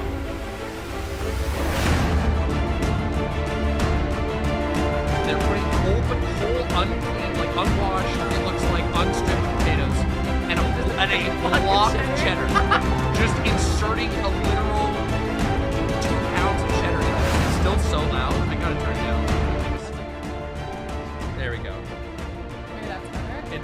turn it down. Hopefully it's not too loud. Their music is ridiculous. Literally like the Game of Thrones. Oh, come on. Okay, this is a novelty trend that you will see in basically every hot shitty... Cheetos. Yeah, hot Cheetos, Oh. Doritos. Yeah, They love Fritos. Those are any like American like Lay's product. There is it's almost a sure sign that it's a shit ass video, which is sad because there are good cooking videos that use those things. You know. Sure. Like when Grime Dango came over. Grime Dango, I don't even know if Grime Dango's still in chat, but Grime Dango made an absolutely fucking amazing mac and cheese bake that used crumbled Cheetos, and it was great. But 90% of the time, if there's any crumbled Nabisco, Lay's, whatever product, it's gonna be shit. Oh, I'll show. Yeah, Jazz Dog. I listened to a little bit you saw of it? Okay, It was pretty funny. It was pretty good, right? Yeah. We had a spicy one. I have another one going out soon. So anyway, let's continue this.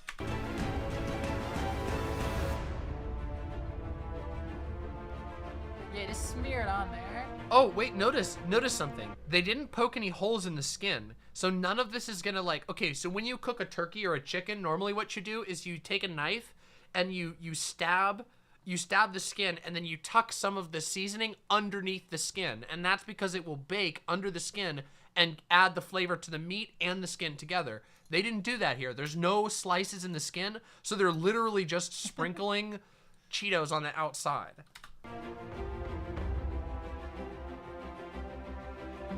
Yeah, totally. Very helpful, I guess.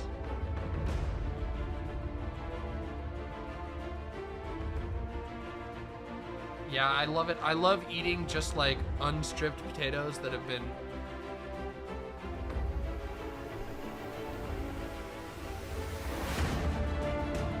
Why? That doesn't look good. I'm sorry. Is this like the equivalent of a bread bowl, but instead of using a bread bowl, you use like a chicken carcass? The meat eater's bread bowl. Yeah, this is for not pussies. This is what you get at Cowboy Cooking. That's what you get. You don't get to have a bread bowl. You have to crack open a small animal and stuff it full of shit. This is so stupid. Okay, we're done with the turkey. Is that just three? Is that just fucking 3 rolls of brie? It's literally just 3 rolls of brie.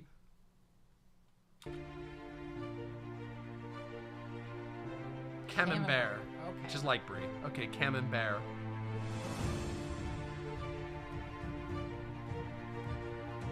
Yeah, it's just cheese. Okay. I mean, I'm sure this is fine. It's literally just cheese. Please don't do anything weird to this cheese. Please You know what's gonna happen. Please You don't. know. Please just be cheese. If this one's just cheese, we can be. It's called bread fondue tower, okay? No. That's French toast. Reese's French toast, I think. Oh. And then fondue tower. This one might just be a normal fondue tower. Maybe. Fingers crossed. Pizza dough. Nope. Wait. Nope. I told you it can't be normal. This won't get clicks. Normal food that's actually good and doesn't kill you won't get clicks. Okay, let's see. They made a ground beef boot? What?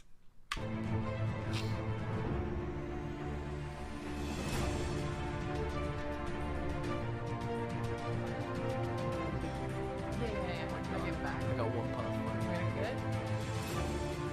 I mean, the When I get inhaler. up, I'll give you an inhaler. Yeah. More potatoes. Okay.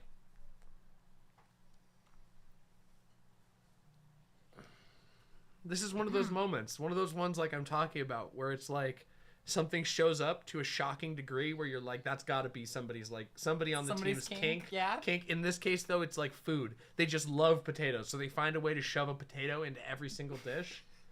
Like, why? But specifically, notice that all of them are unshaved. What is it called? Unpeeled. Peeled, Unpeeled. Yeah, unpeeled whole Like, potatoes. not cut up or So this anything? person is just like, oh, like everyone is like, it's like the Google Foods thing. Remember when we were Yeah, like, talking when about the like aged food. Yeah, the aged food. Where Google Foods guy is like, we watched this channel. There's this channel called Google Foods. Some of you will know what we're talking about. Anyway, there's this channel named Google Foods, and the guy literally loves to like dry age shit, and he always brings his friends to try it, and his friends are never into it. But he's like, you've got to try this, and they're like, we just like the normal steak. He's like, no, you got to try this dry aged bullshit like this. It's like, no, you guys, you trust me. A pizza is way better with an uncooked, raw, unpeeled potato on it. I'm telling you, it's totally better.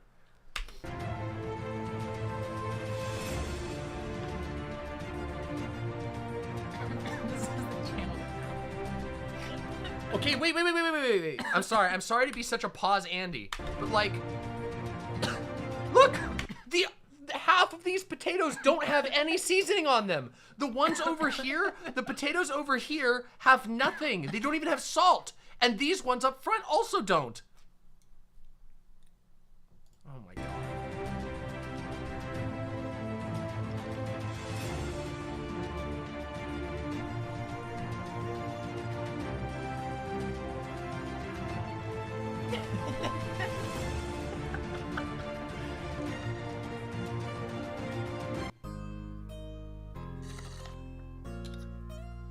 Okay, wait. Can I say? Yeah, go ahead. That did not look like good fondue cheese. I don't know if you guys have ever had like fondue, but that did not. They're just dipping a whole potato. No one enjoys this. Wrong. I'm sorry. I know I just cut you off. I know you just were talking about how it doesn't look like good fondue cheese, but who the fuck dips a whole potato into cheese? No one does this. Have you ever stabbed anything the size of a potato and dipped it into something else and then tried to eat it ever in your entire life? Even once? As a child.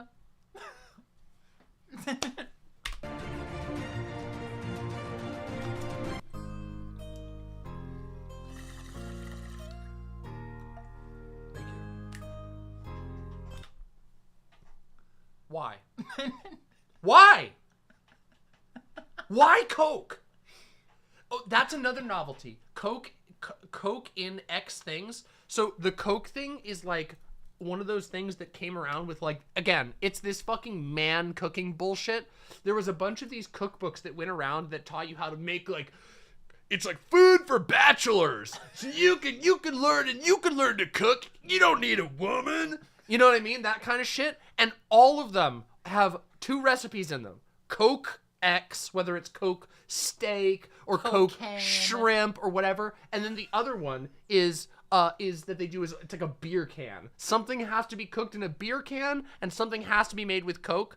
Yeah, the fucking beer cookbook. Thank you. You know what I'm talking about. You know exactly what I'm fucking talking about.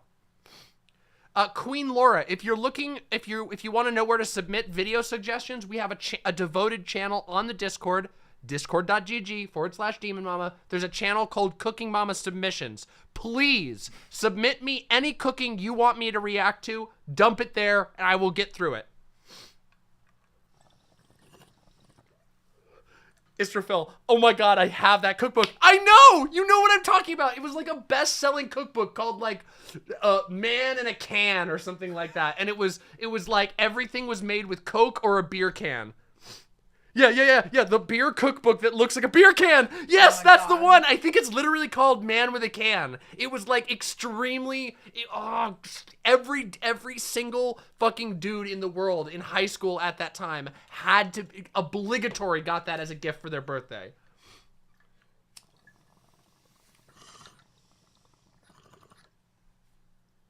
Man with a Can. All right, here we go. Let's figure it out.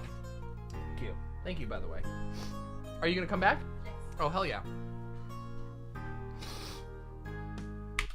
So they're gonna make a bong. Oh my God, there it is! Man can plan.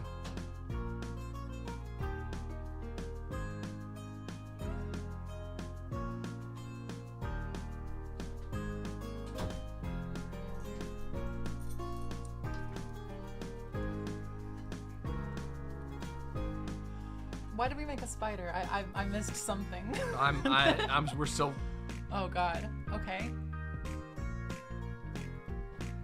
Okay. When's the? Okay. a batter. All right. Yeah. Weird, pure sugar frosting, I guess.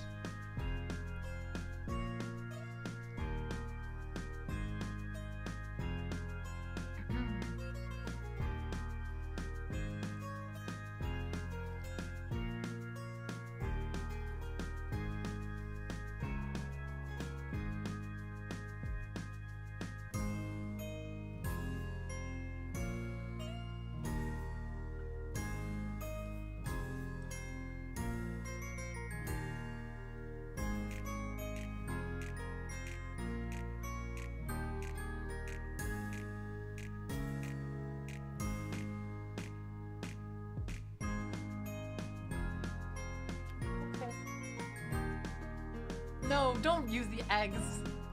What? Okay, wait. That's actually unhealthy. You cannot. No, you can't. It was going so good. It's cute. Whatever. I hate this so much. This is part of the bane of my existence. You see why I've been able to do Cooking Mama for so long? Yeah. It's because the world has been ruined. The internet has. Okay, it's one of the phenomenons of the internet is that you cannot find any cooking videos anymore because all of them are either moronic, like novelty videos like this one where everybody gets salmonella at the end, or it's like some sort of like fucking cooking show, like a brand, you know what I mean, like Iron Chef or whatever. It's actually impossible to find genuine cooking anymore because it's all this shit. Fucking meme assholes. This will, by the way, don't do this.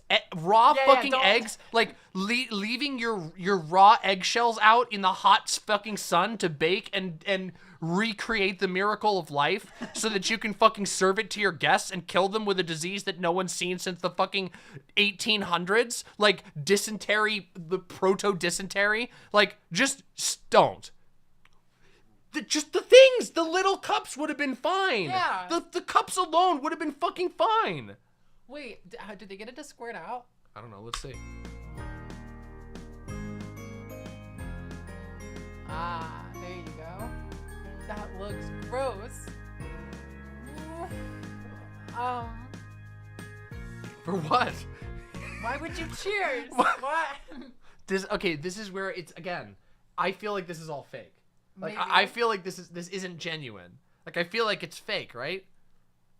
Okay, let's see. Yeah, I don't know. It's this thing. Oh, God. This is going to be... Oh, we're on the chocolate cheese. They just stole this from Rugrats. Chocolate cheese. Remember that? Remember the commercial for chocolate cheese? No. I think it was called Chocolate Cheese. I'm sorry, I don't. Does anybody... I'm not crazy, right? Wasn't there a gimmick on Rugrats that was about chocolate cheese? It was like a commercial. Yes! There you go.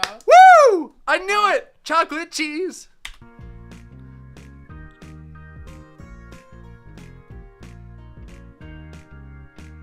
Crustless, I like it. Crazy 8 would approve.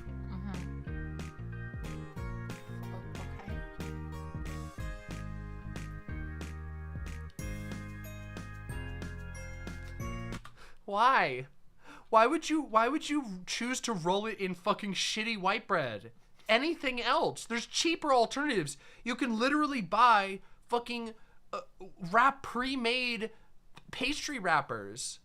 Why would you do it like this? Why would you choose fucking shitty white bread of all things? What's your go-to way to make tuna sandwiches? I don't eat them anymore. I don't know. I just don't like tuna that much anymore. I ate too much tuna. Anyway. They're gonna put meat in chocolate. I'm telling you right now. There's a fucking chocolate. This right here. This is what we call Chekhov's chocolate. Chekhov's fucking chocolate. It's a rule of filmmaking. For those of you who don't know Chekhov's gun, if something's shown in film, it's because something's gonna happen with it. If there's like a shot where like they show like a close-up of a monster can, that's because the film is telling you the monster can is gonna become important. This is the fucking Chekhov's disgusting chocolate pudding. We're fucked. Prosciutto. Expensive fucking meat. They're gonna ruin it. They're about to ruin it. This is gonna be bad. Look at that nicely made sandwich. Nothing wrong. Except it's not. They explicitly said it's like fucking dollar store Wonder Bread trash that they cut the fucking. No. This is a good sandwich. They're like, nothing bad is gonna happen to this sandwich. Dude kicks down the door and is like, I want you to find the shittiest, moldiest, rattiest bread that you've ever found. If there's a rat cooked into the bread, that's even better. Then I want you to put the most expensive, high quality ingredients that you possibly can inside the rat bread. I need nothing wrong to happen to this sandwich. Nope, it's getting fucked. I'm telling you right now, I can see it. I can smell it. It's coming. Here it comes. Why?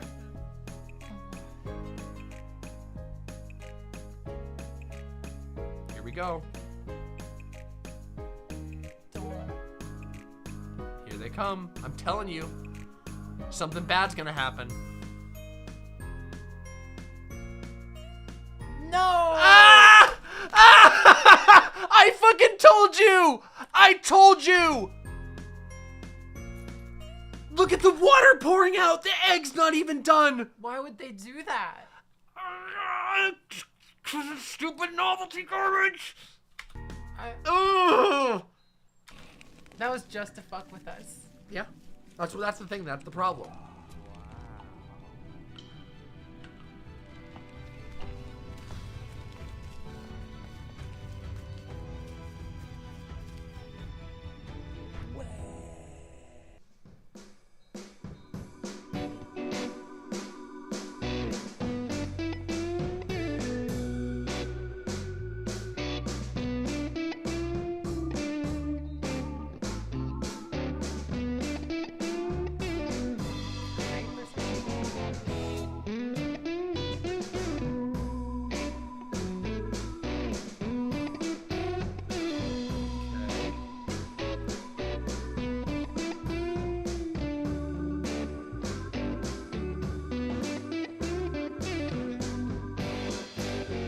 No, I'm not going to say it looks good because I know something bad's going to happen.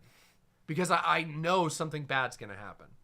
Yeah, it's going to end in a food crime jump scare. That's a great way of putting it. I'm so scared. Yeah, maybe I'm mistaken. Maybe this isn't cooking content. Maybe this is actually horror content that's like cooking themed. That makes sense. That actually makes more sense. Like it's there's things that are like for example, Kitchen Nightmares is like 80% cooking, 20% horror. Yeah. This is like 80% horror, 20% cooking. So it's like horror with cooking flavoring. Maybe I was just, maybe I just misjudged what this is. This has porn music. Yeah, it's not gonna be good.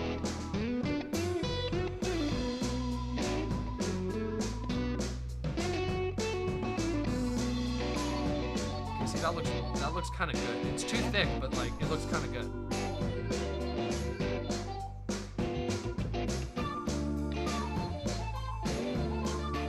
It's gonna be a lasagna. Crepe lasagna. It's gonna be like sweet lasagna. So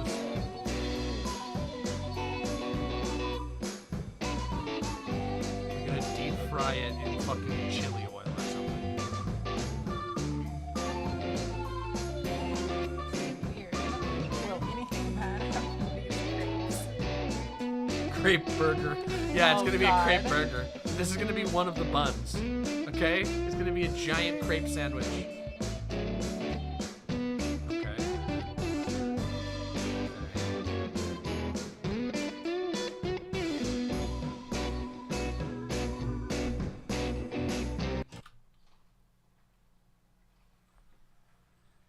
It was fine. I mean, it's a lot of frosting. It's a lot of frosting. It's a lot of frosting, but it was fine. Nothing bad happened to it. That means this one's gonna be fucked, right? Oh no! Isn't that what that means? I that's think so. That's the breather. Wait, right? There's an egg. So wait, there's an egg in the background. There's an egg in the background. Okay, so hold on a second. Wait, if I'm right, and this is food horror or horror food, food themed horror. Yeah. As opposed to like, horror themed food or whatever. I don't know. Whatever you want to talk about it. Then that means that was the breather. That's the part where you're like, ooh, you get the tension release because you're like, oh, the character didn't die this time. Right. And then they get you in the next scene, right? Yeah. Okay, so this is it. This is the one. This is gonna be the one that kills us. It'll be either this one or the next one. Oh, wait, back to 0. Okay, hold on a second. Oh, this is gonna kill the day. No data. The stream will end shortly. No, we're back. Okay, so it was YouTube's end. I wonder if we did get blammed, but it just straightened out. All right, we should be back. Should be back. Hell yeah. I don't know what happened there. Can Yeah. I see if there's a history for that? For why? Viewer activity? Oh, we lost so many people. That's okay. People will come No, they won't. That's so sad. What the hell was that all about? How do I look at the stream health? No data, no data, no data. It doesn't say. Maybe it was Okay, so on the apparently that ISPs was then or like a... something. Yeah, it was like a YouTube issue. It kicked everyone out of the video? Wow. What the fuck? That's okay. We can wait a hot second. Yeah, let's put out... I don't know if it was... We're back now. It like literally my internet was working fine. It kicked us all to the next video. You had to come back to the video. Weird. Yo, what the fuck? The video quality is bad now? Oh, that sucks. Oh, everybody's coming back now. Oh shit, that's weird. People come back. Oh, that's so weird. Maybe that was a YouTube thing, but I don't know why that would happen. Yeah. All right, everybody, refresh. Hold on. We'll put out a notification real quick. Hold on here. Let me put a notification out. I'll put a notif out. Whoa! Oh, shit! Gordon Ramsay's Are we dead? revenge. Is the stream fucking dead? What No, the hell? We're moving good over here. Oh, This is no! It's blowing up! Hold on, I gotta turn this off. Hold on. Oh, no! That's gonna disconnect me! Oh, no. No, is it? Is it fine? Hold on.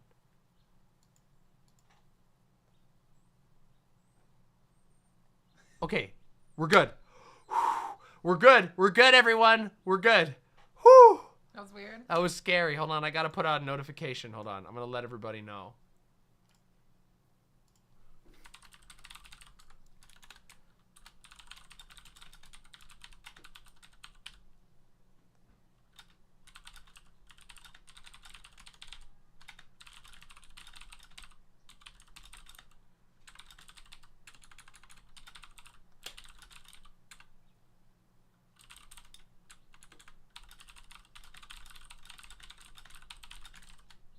There we go. Wait, I got a link. I gotta relink everybody. There we go. All right, we're good to go. Wow, that was fucked. All right, everybody, let's continue our cooking journey. All right, we gotta find out if they're gonna jump scare us now. Earlier, you claimed nobody can cook, but we all watched that dog make hamburger hand pies. Okay, that's true. The furry cooking channel was awesome. I missed it. I didn't see the furry cooking channel. We could watch it again. The furry cooking channel was sick, like unironically good. Like she was super nice and actually did a tutorial, and it was like all clean and organized, and the food looked amazing at the end. Hell yeah. Yeah, we could maybe watch one of the furry later, cooking. maybe All right, let's do this. Let's do this. Here we go.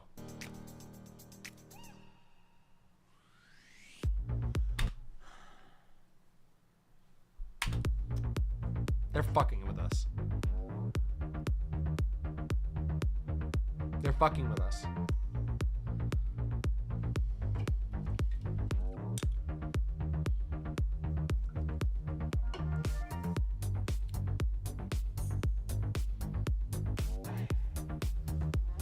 Okay.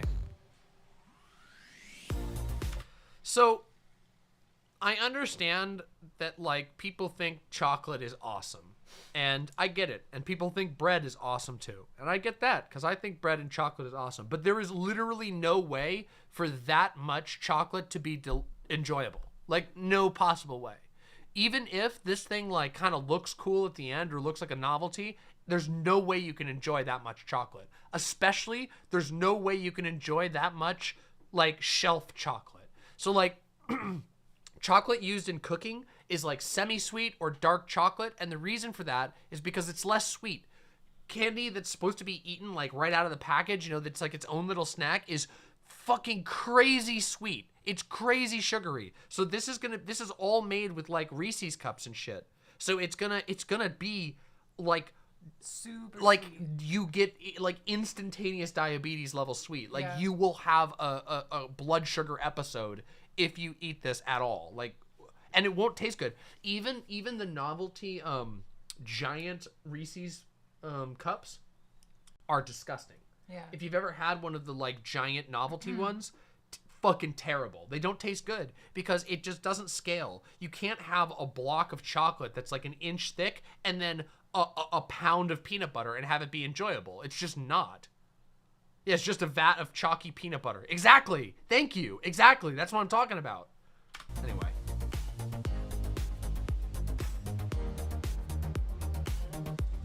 Well, at least they're giving it structural integrity. Okay. So this is for the, that's what I was saying, this is for the, you know, French toasting. Yeah. Oh. Okay, yep, so they're gonna make a French toast cube. Here we go. Why would you make it as a cube? Because funny. Because funky novelty, haha. People have never seen this before. That means it has to be good. When you're out of ideas, fill a square with something. Minecraft toast. It does. It looks like a Minecraft toast block. This is a mod. This is a mod you have to download. French toast block. Oh my god. Ah, shit. I keep making so much French toast in Minecraft, but I can't store it. I need to be able to put 32 pieces of French toast in Minecraft so that I can store it easily. If only there was a way for me to make a solid block of 36 pieces of Minecraft French toast. Now we know how. Now we know. Yeah, food cube. Yeah. The Kenshi food cube. It does. It does look like the food cube. Okay, but the food cube is for survival. It's so you can pack it all in and just go and eat something to live, not this shit. I want to see someone bite into it. They're not gonna. They don't. They won't. They I don't want show them people to. eating it because I this know. food isn't 'Cause edible. You can't eat it. It's not edible. It's fucking stupid novelty garbage that people go. They The have. food cube would be better. True. They have TikTok. They go TikTok and they're like they're checked out because they're coming back from their 19th shift with Uber Eats today. There's surge pricing. They're like, oh, finally I go home, and they flip through and they're like, I've never seen anything like that before. I wish I could cook something. Next one. And so many people have like been basically subjugated into being like the pod, live in the you will eat the bugs, you'll live in the pod. That they don't like, people don't even know what cooking is outside of it being like a legend. So for that, for most people like in the world, this might as well be what you know, non-fast food actually is. Yeah. I think that's like basically how this shit goes. Either that, or it's just that Zoomers are high all the time, and so they think it's really funny, and lots of chocolate looks good. They're just like, all the Zoomers are just fucking lighting up and going, oh man, that looks so good, bro. Let's watch some more. What do the kids watch now? I have no idea. Do they watch, what's Markiplier? Is that old people stuff? I think that's old people Is stuff. Markiplier old people stuff? Oh wait, they watch me. Let's watch some Demon Mama, man. They watch me, that's right. Yeah.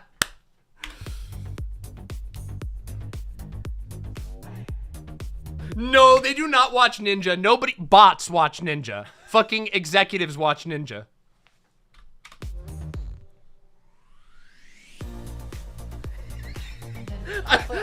I will watch you from within my bread cube fortress. Challenge accepted. Send me a picture of the bread cube fortress and I'll give you a unique name. You could be the bread fortress owner. I do not know a single person who watches Ninja. Has anyone ever met a person who watches Ninja? I haven't. I've met somebody who watches basically every streamer except Ninja. I've never ever met somebody who watches Ninja unironically, ever. Not once. Not even my little sisters.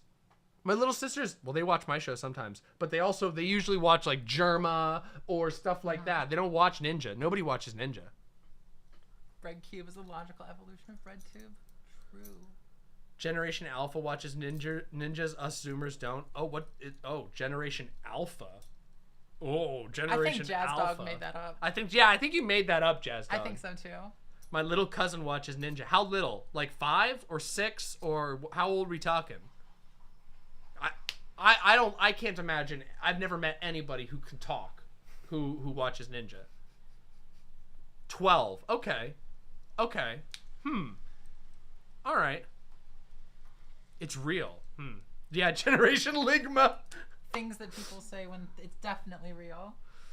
It's what they call the generation after Generation Z. Wow, they really didn't think that far ahead, huh? Isn't it funny how like Gen Xers digested the end of history thing so hard they forgot to come up with other names for generations? They were like, X is the last letter, right? We can't use Y or Z. That's fucking shitty. No, we did use Z. Well, they skipped to it because they never really used Y. Gen Y is not even like a real thing. Yeah. Nobody called them that. They called us millennials. Yeah. And then they skipped to Gen Z, and it didn't make any sense because then everybody just called them Zoomers. We should just get rid of Zoomers stuck. Yeah. generations. Zoomers stuck. Yeah. Anyway, we got totally distracted from the Reese's. Let's get back to the fucking cooking, everybody. No more of this fucking boomer bullshit. We found out Zoomers don't watch Markiplier. They watch fucking Gerboid or something. And me.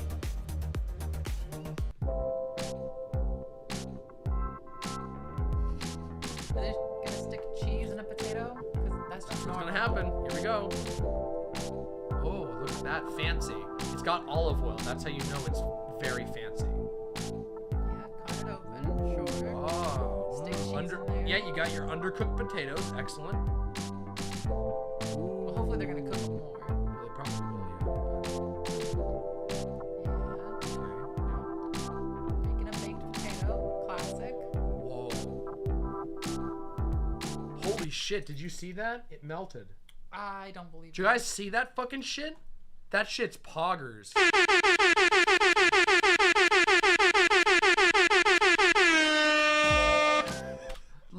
Can I get some hypers in chat for the melting cheese? I fucking love it when cheese melts. I love it when cheese melts, and I love it when cheese stretches. When there's lots of cheese, I lose it.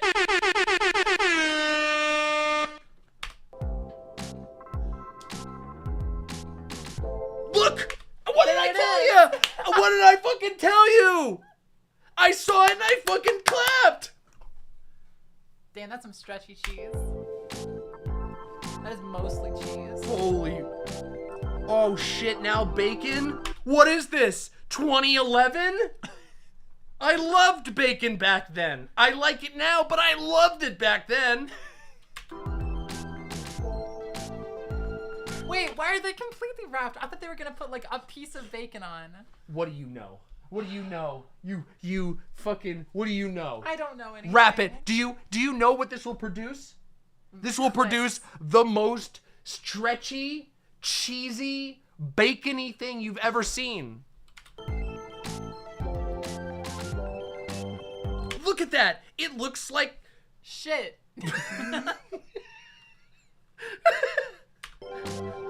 Oh no. Oh no. Look at the preview image. I'm not. Everybody, are you ready? God. Look at the preview image. Bum bum bum bum bum bum bum bum bum bum bum bum bum bum bum bum bum bum bum bum. That's what's coming up next. I told you. They were giving us a breather before the real horror. God damn it. Yeah, here you go. Here you go, Neo Israfel. If you're gonna actually undertake the challenge, there you go. There's the link. It's in the timestamps. Why? Oh, they took the skin off. Okay. Sure. Sure. Yep. Okay. Yep. Grated mozzarella, grated cheese. Mozzarella. Is mozzarella not technically a cheese? Is that the whole thing? No, I think it is, but I think they just said other cheese and just didn't Okay, they care were to just tell like, you. fuck They were just it. like, They're put just like- something else in. Yeah, we grabbed whatever cheese we had. Yeah, All right, what was, sure. what was in the fridge that day? Okay. So now they're gonna smear this on the outside of the turkey. Oh, inside. Oh, I almost thought I was totally joking about them smearing it on the outside. I thought I was gonna be right for a second. I was like, holy fucking shit. This isn't the worst thing. Stuffing mashed potatoes in a turkey. It could be worse.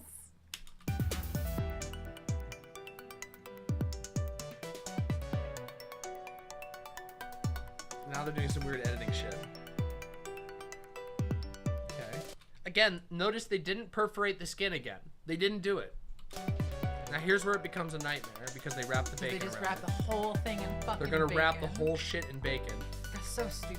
Okay, it is really stupid too because it's gonna have flavorless skin Yeah. underneath the bacon. No, sorry, it's gonna have bacony bacon skin underneath the actual bacon layer. The bacon armor that they've wrapped around the turkey is going to cook all of its juices directly into the skin, which will insulate the actual flesh. So the flesh of the turkey is going to be completely and utterly flavorless. Because they didn't perforate it all, the seasonings were only on the outside, and now they're wrapping bacon around it, which means it's further going to insulate it from any of the flavors. This shit's goofy. This shit is stupid.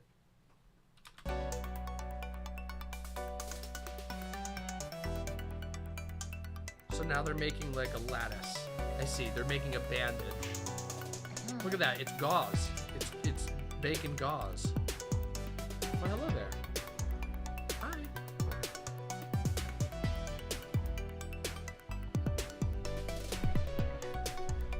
It looks like a Harlequin baby. I shouldn't say that on stream though, should I? That's scary to people. It looks like a fucking Harlequin baby. I'm sorry. It's fucked up. That straight up looks like a Harlequin baby. Sorry, guys. It just does. It looks like it's covered in bacon. It is. It is. They wrapped the It's entire so thing in fucking bacon. stupid. Oh, hi. You gotta say hi to everybody. The meat baby? Oh, no, the meat baby. I do remember the meat baby. Oh. Okay, is this it? I can't. They're doing be it again. subjected They're gonna to- crack it open. Look at. Ew! It wasn't done. The turkey wasn't done and they cut away so you couldn't see it. Raw At least they're turkey smart and enough. bacon lattice. At least they're smart enough to do a cutaway. We caught it though. We fucking caught it. All right. All right. so Wait, hold on. fucking We dumb. got to get another one. We have so many more of these to do. Hold Okay, on. I can't. You can't do it anymore? I can't fucking. It's nonsense. These are It is. monstrous. They are monstrous. I know. Well, but see, I have to keep going. I must I continue. salute you. My watch has not ended. Salute the mama. That's fucked up. What's this one, Posadas John? What have you given me? Oh yeah, no. All right. All right. We're doing this one next. You have fun with that. Thanks. All right. We're doing it. Here we go, everybody. We got the next one here.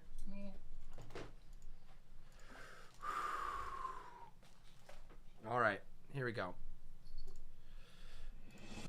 All right, everybody. Let's do this. I love you. Love you. Well, love you. All right. Let's do this, everybody. All right. Here we fucking go. Oh, boy. Fuck. Okay, everybody. Here we go. This one is called Fast Food Frenzy. 3 speedy recipes for you. Let's continue, everybody. The critters have made the wise choice to retreat. Yeah, seriously. All right, everybody. Let's do this. All right. Here we go. You're watching Chef Club. Follow our account for more ideas.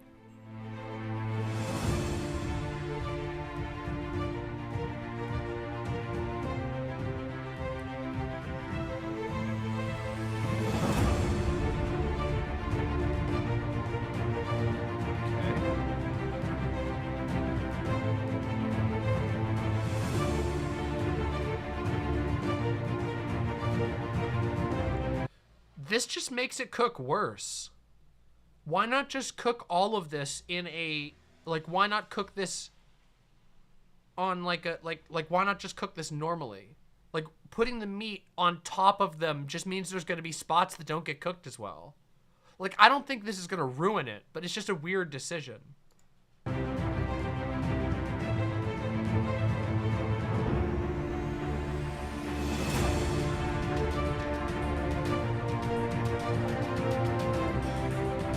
It just seems wasteful. Look, you're just...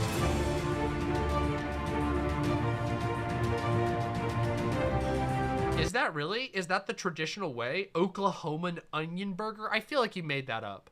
I feel like you fucking made that up.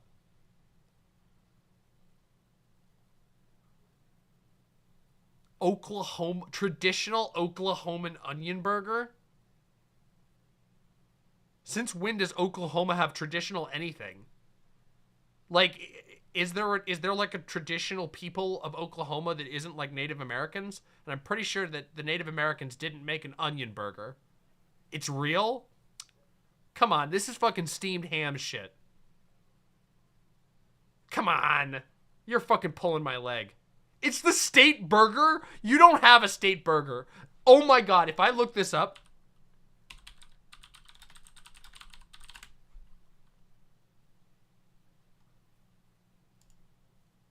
Oh my God, you weren't lying. Oh my God, you weren't fucking lying. I was wrong. Oh my fucking God, it's real. There's multiple articles about this shit. The Oklahoma onion burger is a national treasure. That's fucking stupid. I'm sorry, that's fucking bullshit.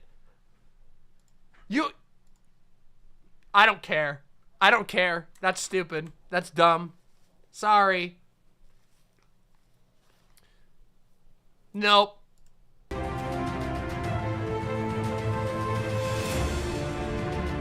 Now I'm coping? Oh, you think I'm fucking coping? You think I'm coping because Oklahoma fucking put some onions on a burger and then called it their state burger?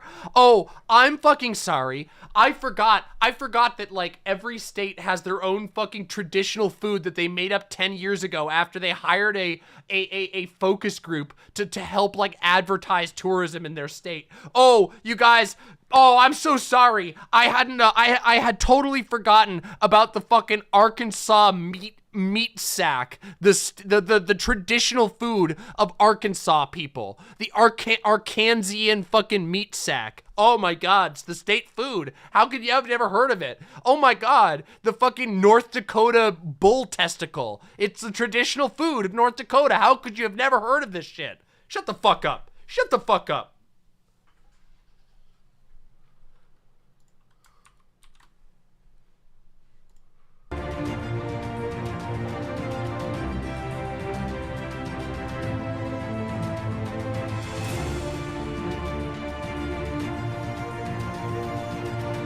Oh, you don't want me to talk? Oh, thinking of Rocky Mountain oysters? Whatever. Shut up. You all think you're so fucking special.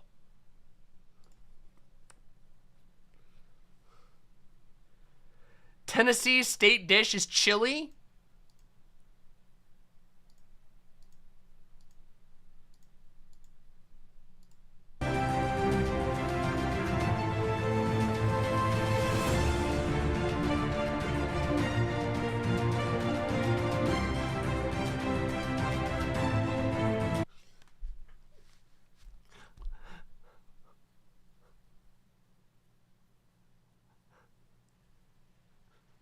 I'm fucking retiring. Fuck you guys. Fuck you all with your fucking hillbilly ass fucking whatever bullshit that you've elevated to some sort of traditional dish. You know what? Where I come from, we had fucking hillbilly food too. Don't you remember? I grew up in like the most rural fucking place on earth, but we weren't so smug as to call it like the national treasure of America. The national treasure, fucking hot dogs and dollar store fucking spaghetti. Come on. Come on! Get real! Get real! Get real!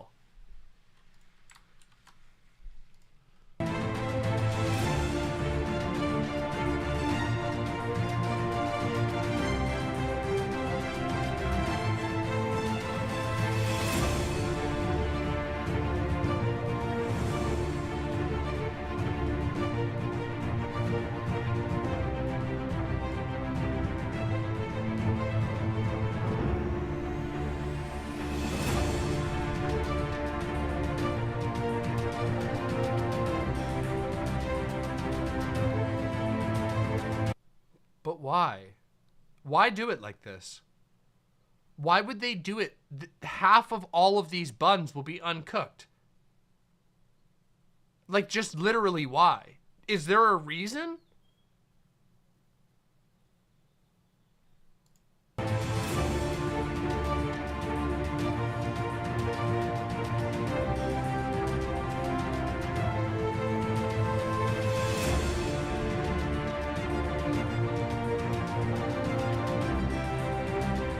Wait, I do like buttery buns, but why would you leave half the bun uncooked?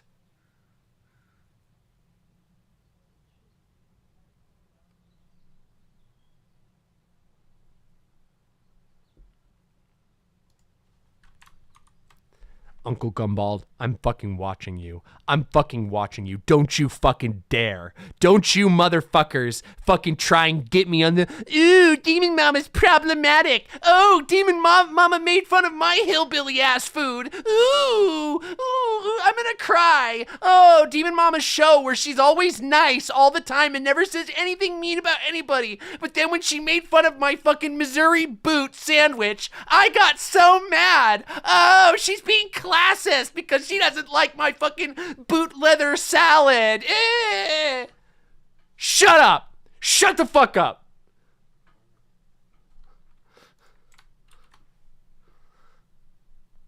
Are you telling me deep fried surf and turf mac and cheese hot dog burgers are not an American treasure? That is just a garbage can. What you have described there is a bunch of independent foods dumped into a pile. Okay?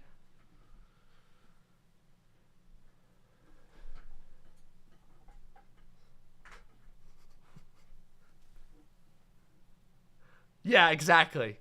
Yeah, I've never, you know me, I fucking always, you know me, always eating at 5-star restaurants. Demon Mama, I don't eat anything unless it's been made with the white glove experience. You know me, everybody.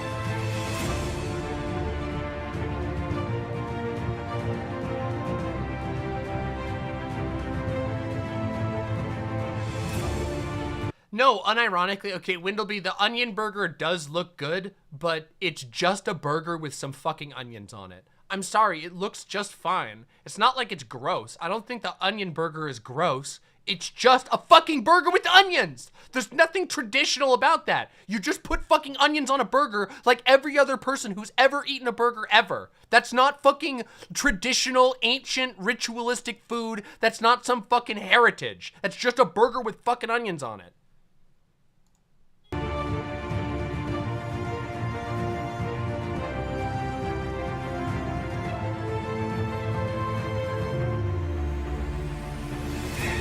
No, don't come after my onion-arinos. Okay, so this is so what they're making here is a giant McDonald's burger. I was just about to talk about the iceberg, but I was laughing too hard at something else. Christmas trees aren't a tradition because everyone does it.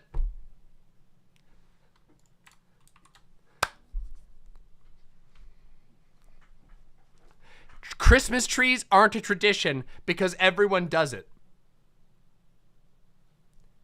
Are you seriously telling me that a Christmas tree, going out into the woods, picking a tree for no reason, dressing it up with all kinds of lights and bells and all that bullshit is the same thing as slapping some motherfucking onions on a burger? Are you seriously fucking telling me that you think those things are the same? Because I think you're fucking in a different galaxy. If you think those two things are fucking the same, you're out of this fucking world. They are not.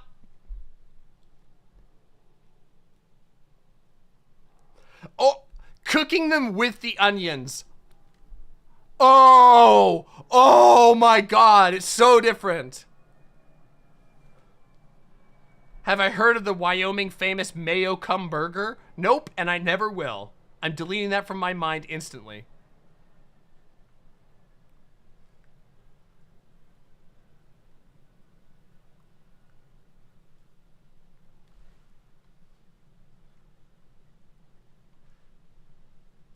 Oh yeah, I'm totally yes. I only drink things made of gold. All right, let's fucking back to the video, you fucks.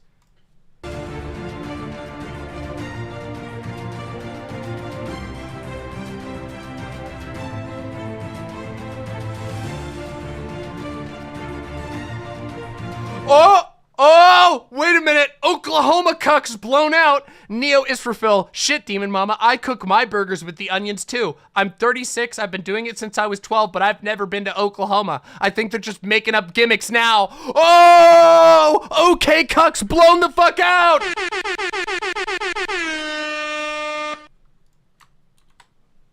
I win again.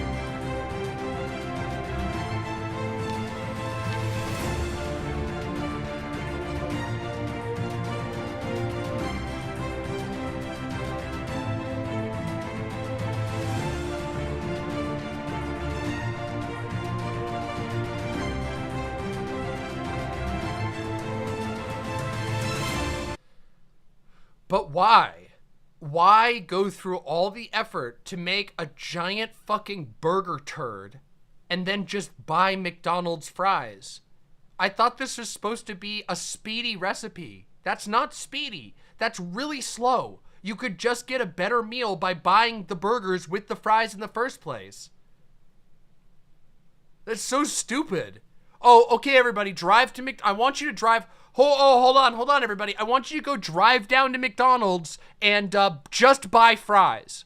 What? Oh, okay, you don't want any burgers or anything? No, I'm gonna make the burgers at home, but I want you to buy the fries. Why don't we make the fries at home? Wouldn't that be fun? No. You go drive all the way to McDonald's, bring back some cold-ass fries, and then I'll make a burger log, and you can eat up my shitty-ass burger log that remotely tastes like McDonald's, and we'll have cold-ass fries.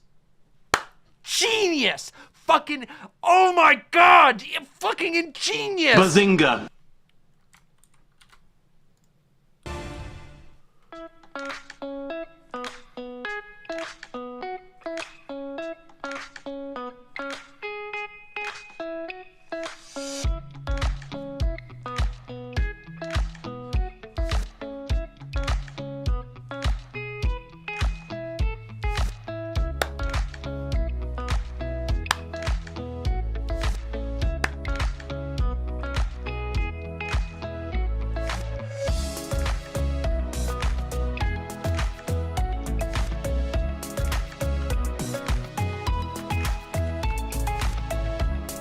This is the most twee-ass shit.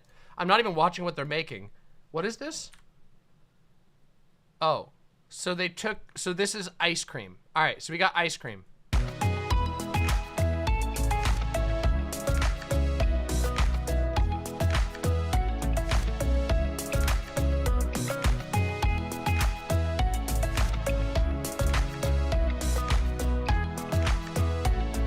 Sick, I love it. Melt some ice cream in a bowl.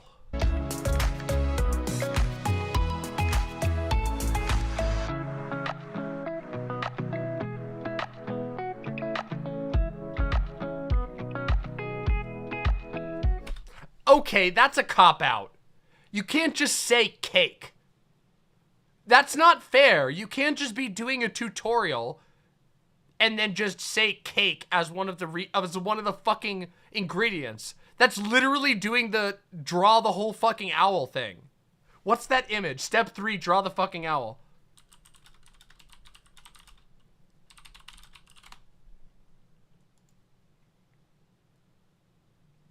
Here you go. It's this meme, literally.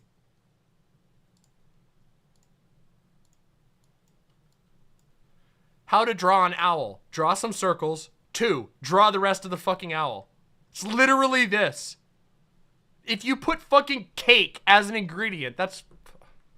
I hate this shit. I'm sorry, I fucking hate channels like this shit. Like, I mean, respect to the hustle. You figured out how to slap a bunch of random garbage together in like a mildly interesting looking pile. I'll give them that. They make interesting looking things, but none of this food is edible, and you can't actually follow any of these recipes. They just say insert cake. So stupid.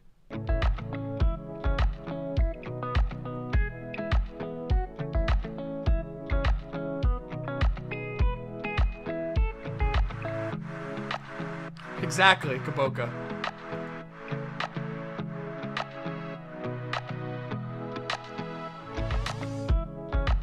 Floss.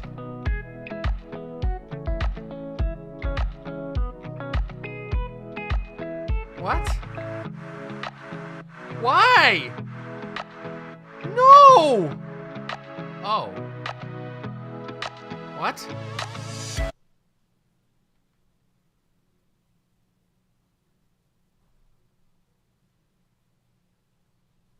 Okay.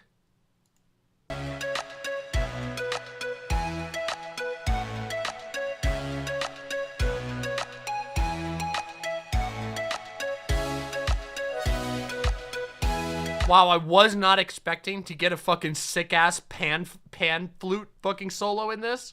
I really wasn't.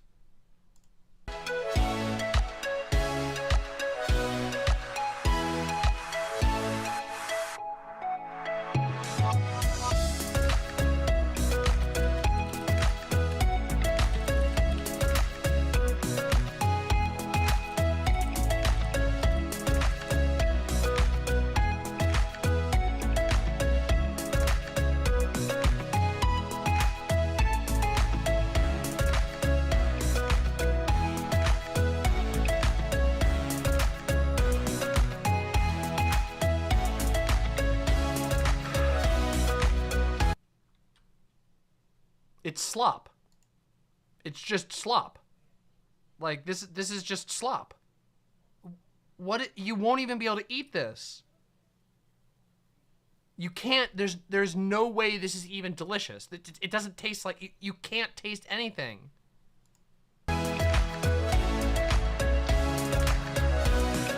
Also, why melt the ice cream? Why would you melt the ice cream in this? What would be nice, what's nice about fried desserts like this is that the ice cream is cold. Like, melting the ice cream is not gonna do what you want here.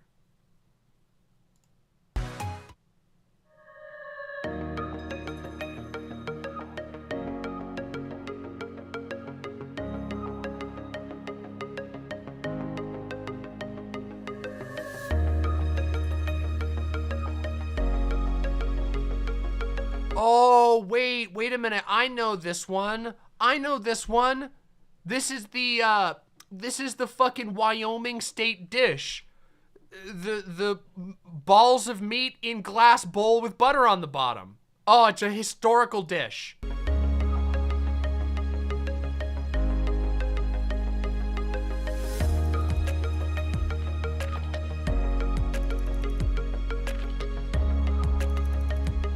Why?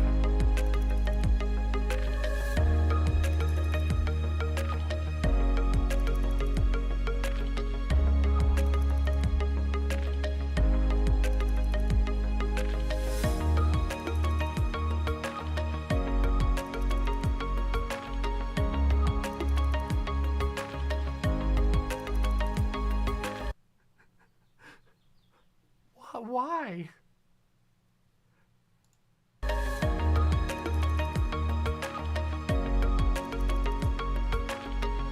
Okay, also, by the way, the texture and inconsistency here is going to be really noticeable. It looks like these are different types of meats with different seasonings in them, and these will cook differently. So you're going to have really weird texture changes throughout the burger.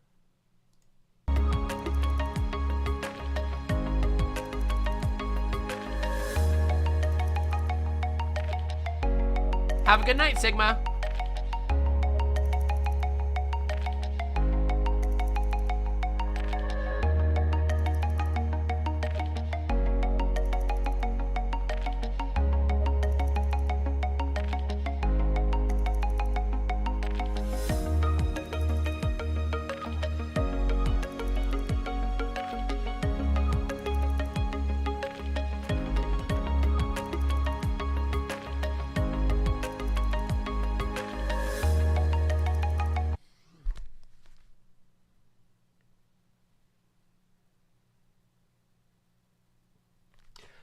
Meat cups.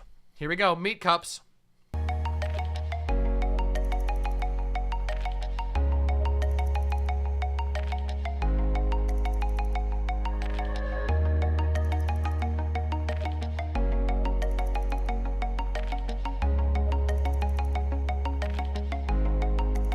Meat cups.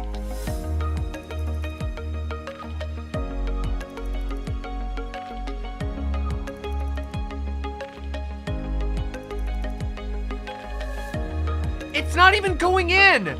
It's not even going in all the way.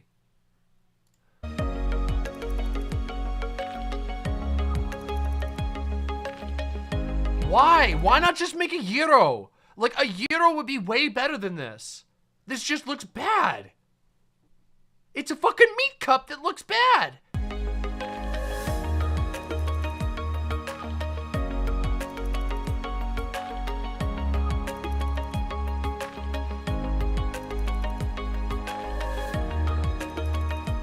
Also, okay, I want you to notice something. Notice that these aren't actual newspapers. This is fake. This is fucking cardboard that's printed with fake newspaper on it.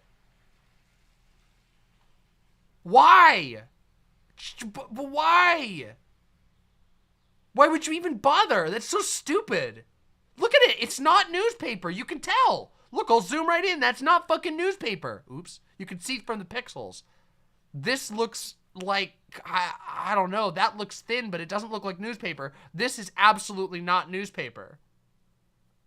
Aesthetic waste? Why would you use real newspapers? Like traditional, quote unquote, British fish and chips is wrapped in newspaper because newspaper, it absorbs oil really well. So it'll get the excess oil off of everything, basically. But it's completely different. It's like, because it's a different material. Yeah, I don't know. I don't get it. It's kind of stupid. Anyway.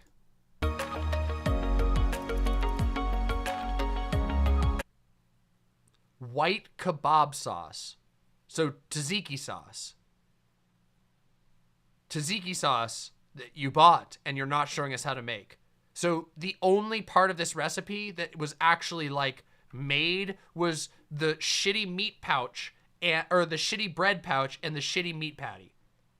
Everything else is just like, did I say it wrong? I'm sorry if I pronounced it incorrectly, but come on.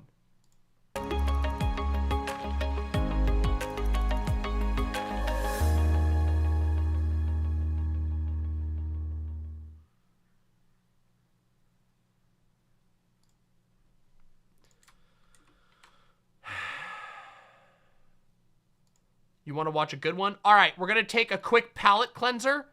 Okay, everybody, listen up. We're going to watch a good one, okay? And then we're going to go and we're going to watch our old friend Dave's cooking show. So we're going to watch a good one first, and then we're going to watch some more crappy one. Let's watch a good one, okay?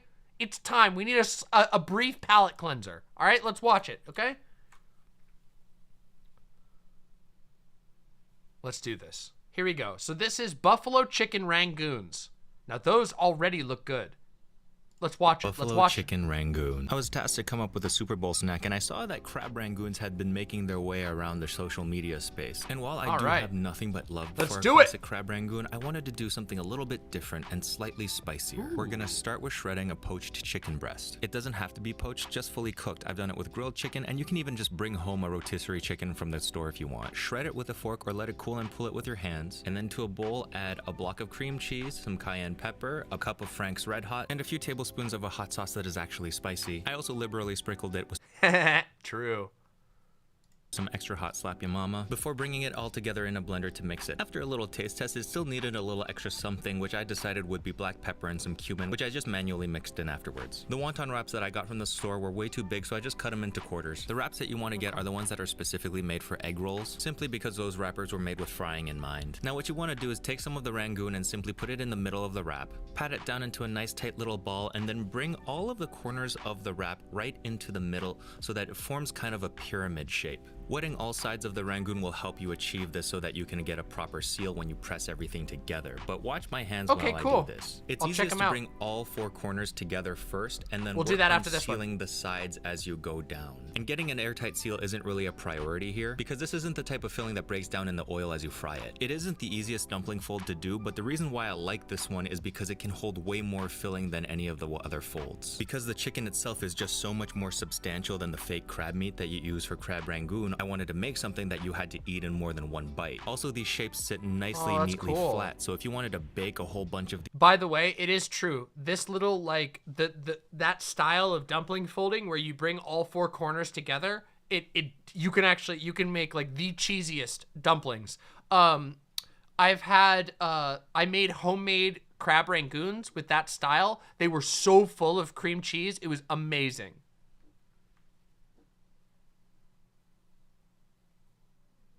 You want to offer up a good giant burger? Ooh, I will check that out at some point for sure. Oh my God. That looks actually really good. I'm not usually a big fan of giant burgers, but some people do make a good giant burger. these as a batch for a party or air fry them. They can sit neatly at the bottom and cook evenly all together. Morgan Does Things says, Demon Mama, have you watched Kay's Cooking? Have I watched Kay's Cooking?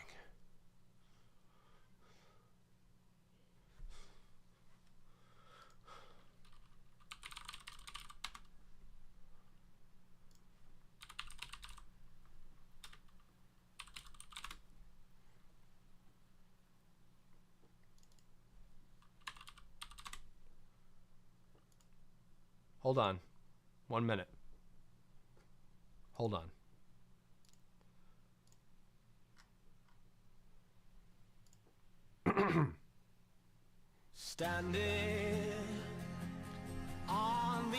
Have I watched Kay's Cooking?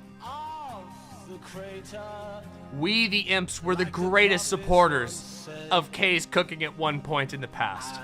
But those days have come and gone. Because you see, Kay's Cooking tried to copyright strike my channel for React content in which I pause Andy'd all the time. It was literally the most unjust attempt at copyright claim. I emailed Kay's Cooking 3 times, and in the end, they would not release the copyright, so I had to counterclaim. And I regret to inform you that I won. So my counterclaim went through, and instead, it put a hit against Kay's Cooking. Because as many times as I was good, as many times as I sent love, I was literally a member of Kay's Cooking channel. But when push came to shove, Kay's Cooking turned around and put a knife, an unsharpened, chipped cooking knife, right into my back. And I wouldn't stand for it. I can't allow the Imps to be slandered by a false copyright claim. So when you ask me if I've ever seen Kay's Cooking, I don't mean to unload on you. I don't mean to trauma dump on you to dramatic spy music from the Metal Gear Solid series.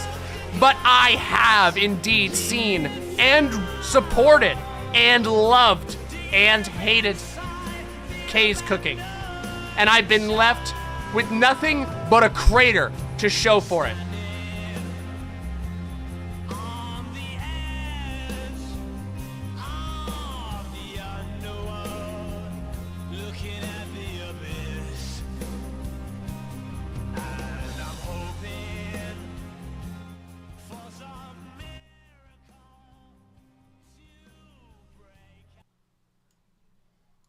Yeah. Anyway. Back to our previously prepared, well, don't worry. We're gonna have opportunities for that, okay? Listen, I gained nothing. I gained naught from a mouthful of ashes.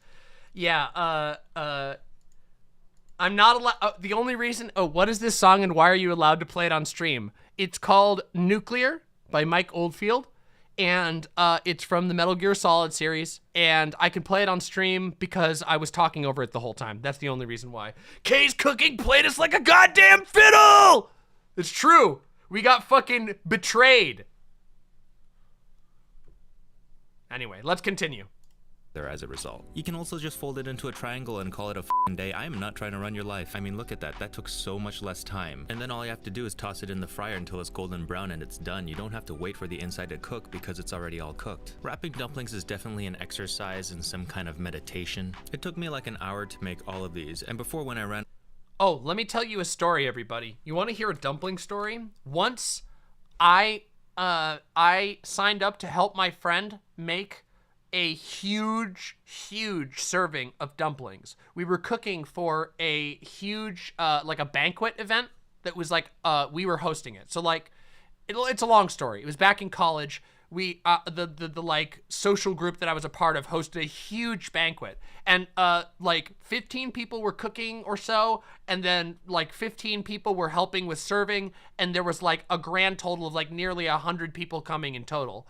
And we made somewhere in the ballpark of about 300 dumplings, and I can tell you, it is, making 300 dumplings is so exhausting. It is so repetitive. He's right. It is an exercise in some type of meditation. And I can tell you, I have not had any desire, or after that, I did not make dumplings again for like 2 years because I was so fucking tired about it. Ooh, that sounds awesome, Discordant Full. Yeah, it takes forever to make and it gets eaten in like 20 minutes, okay? So yeah, just keep that in mind. I don't regret the experience, but I would think twice before volunteering for it again. They were delicious. Homemade dumplings are the best in the world. If you make your dumplings, if you make like Rangoons or some type of dumpling like that at home, they're amazing. Oh, I love matzo balls. Matzo balls are much easier, but yeah, they're similar. Yeah. In my own studio, the night before service, I would just spend watching a couple of Netflix shows while making dumplings and wrapping them all by hand. It's pretty labor intensive, but the good thing about these is that they freeze beautifully, and you can just toss them into the fryer from frozen, and they'll be just as good as the day you made them. What you definitely want to do if you're gonna freeze them though is freeze them on a tray first, and once they're frozen all the way through, dust them with a little bit of flour and then stick them in a Ziploc bag so they don't take up as much freezer space. And whatever you do, do not allow frozen dumplings to thaw before cooking them because the water will seep into the wrapper and then make it all soggy and shapeless. Enlisting the help of a friend to do this with you is always good. You'll be surprised. Pill many molds. Let me look at that. Oh, that's so cool. Pelmeni molds. Oh, that's amazing. That is so cool. Thank you. That is a great idea. Poggers. That's so sick. It's like a little thing that helps you make dumplings. How much work gets done faster That's when you a have great an extra set of hands. suggestion. One thing you might want to consider is perhaps throw a dumpling making party, which is basically obtaining some free labor under the guise of a social gathering. Just make sure that y'all make so many that there's no way that everybody wants to take everything home together and you're left with a lot of extra. And then finally, your last option is to have some kids and put those little shits to work. Because what the f do they have going on that is more important than providing food for their family? Holy shit, dude! Oh my god! Fuck. Now, the tastiest and most decadent way to cook these Rangoons is to deep fry them. Man, most people don't post fucking child labor on Maine that hard, but damn. Listen, Giga Chad child slave labor moment. What the fuck? Heat up some oil to 350 degrees Fahrenheit and dunk them in until they're golden brown and crunchy. You don't have to worry about whether or not the insides are cooked or not because, as we said before, they are fully cooked. I didn't have any blue cheese dressing on me, which was an actual tragedy, but these things worked really well on ranch. And yes, I am plating these things as if it was an episode of Chef's Table because it just seemed like the most chaotic neutral thing to do. Having a creamy element like blue cheese or ranch. Okay, but that looks good. Wait, but this looks good. See, this guy's being pretentious, but he's being pretentious well. That looks good. That actually looks like that's nice plating. It's beautiful plating.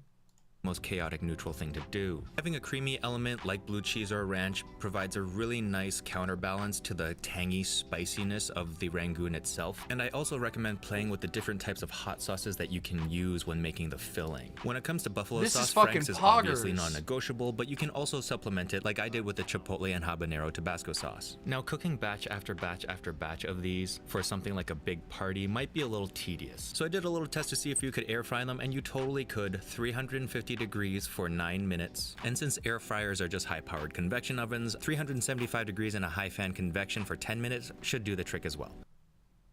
Wow. Damn, you were not lying. This was a great one. See? Isn't it good when we get to watch a good one every once in a while? Damn, that was fucking great. That looked amazing. Now I want those. All right, let's see. Dog cake! Yay! All right, we're gonna watch one episode of the furry cooking. Okay, everybody, it's time for furry cooking.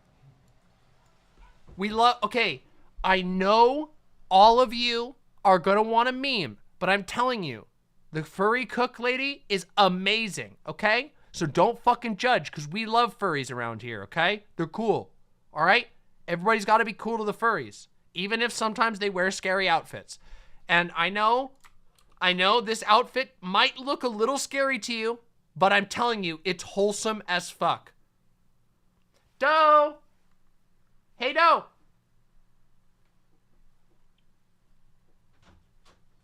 Furry cooking. I'm taking you out. Well, you gotta see it at least. Just at least see it. I can look. Hold on. Look. Furry cooking lady.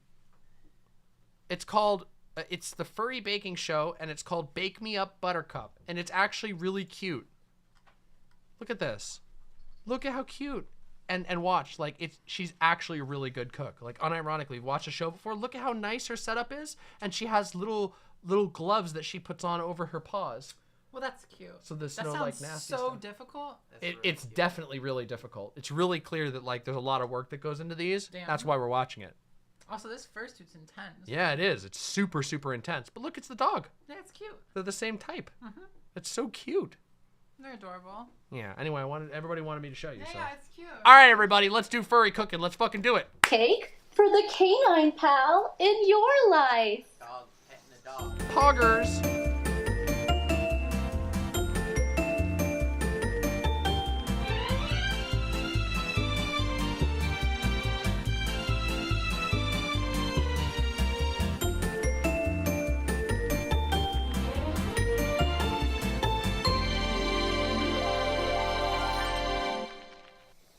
Hello, my dears. It's time for another episode of Bake Me Up Buttercup. Today, I have an extra special recipe to share. It is the 13th birthday of my very, very dear dog, Taryn. 13 years old? Happy birthday, Taryn! Oh my god! That's Poggers! That's an old dog! So to celebrate, we will be baking him a birthday cake.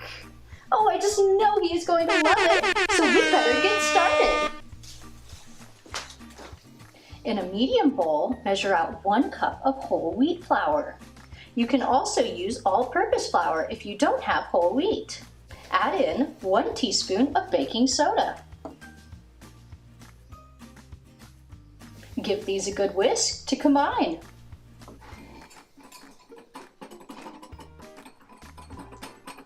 In a separate bowl, add 2 tablespoons of vegetable oil.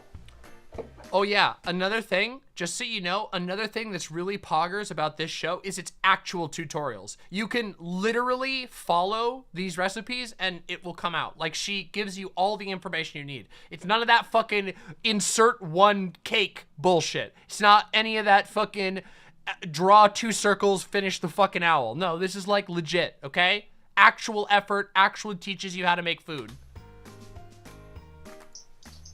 1 egg.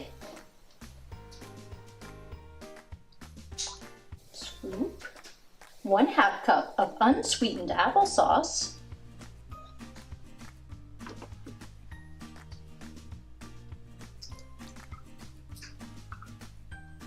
And 1/4 cup natural peanut butter.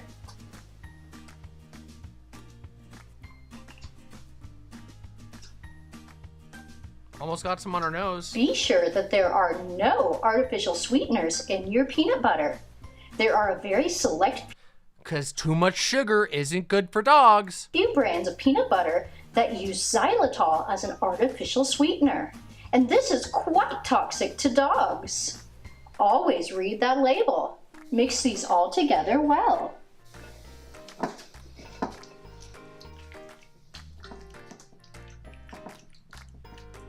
Next, add in your flour mixture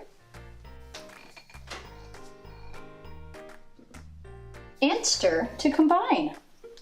Add in about 1/3 of a cup of water to help thin that batter out.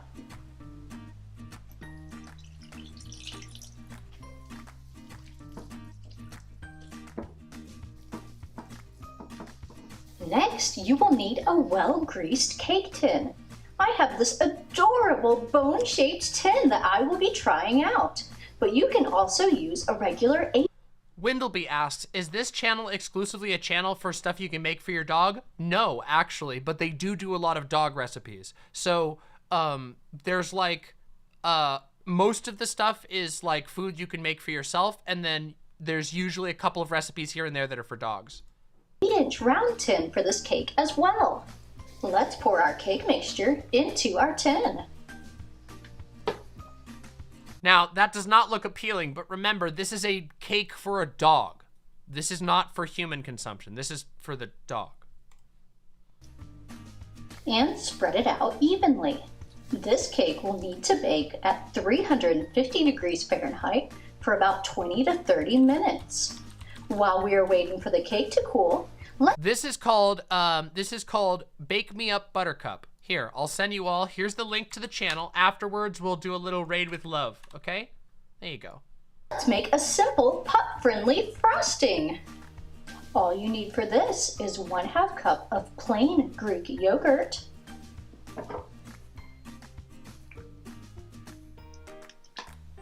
1/4 cup of peanut butter,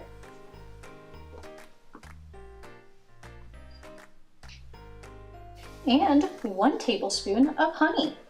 You can certainly leave the honey out if you would like to reduce the sugar content, but I know my Terran has a bit of a sweet tooth. Mix well until it is nice and creamy.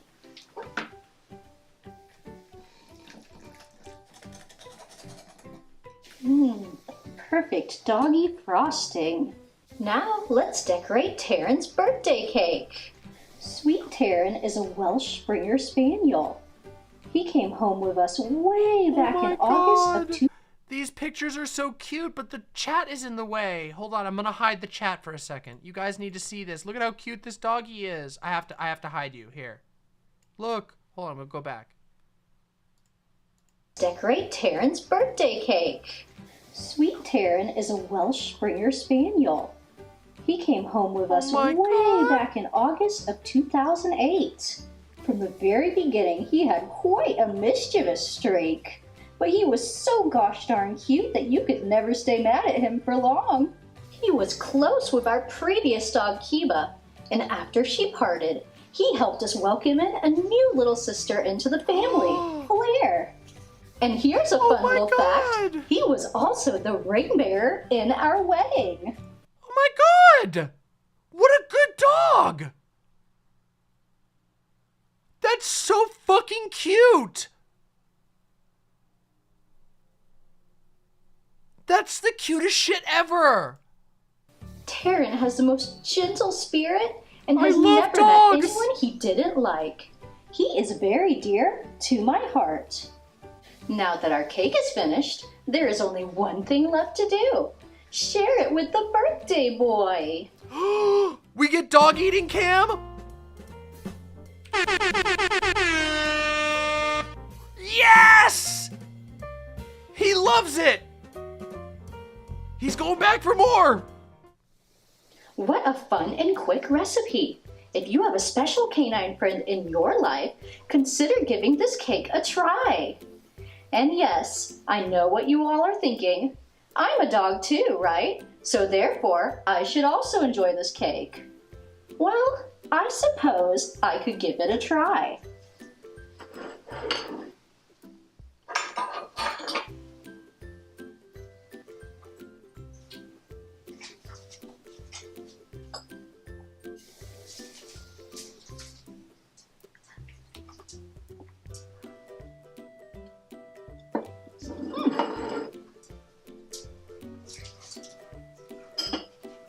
You know, it's actually not that bad.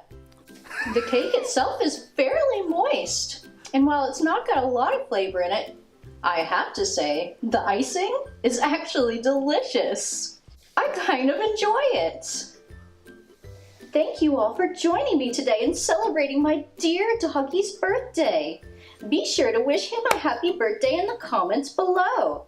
And share with me stories about your own beloved pets. Oh my God! If you're looking for another canine-approved treat, check out my recipe on homemade dog biscuits.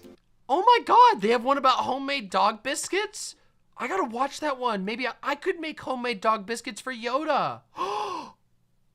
I want to do that one. I want to cook the homemade dog biscuits. That sounds great.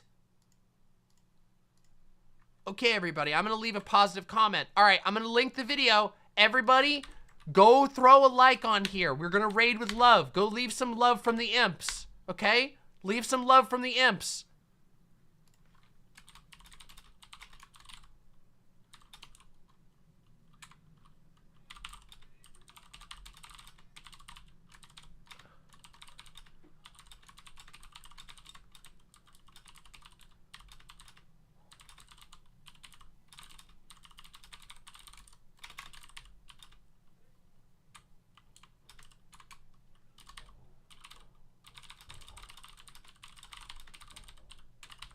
There we go. Bam.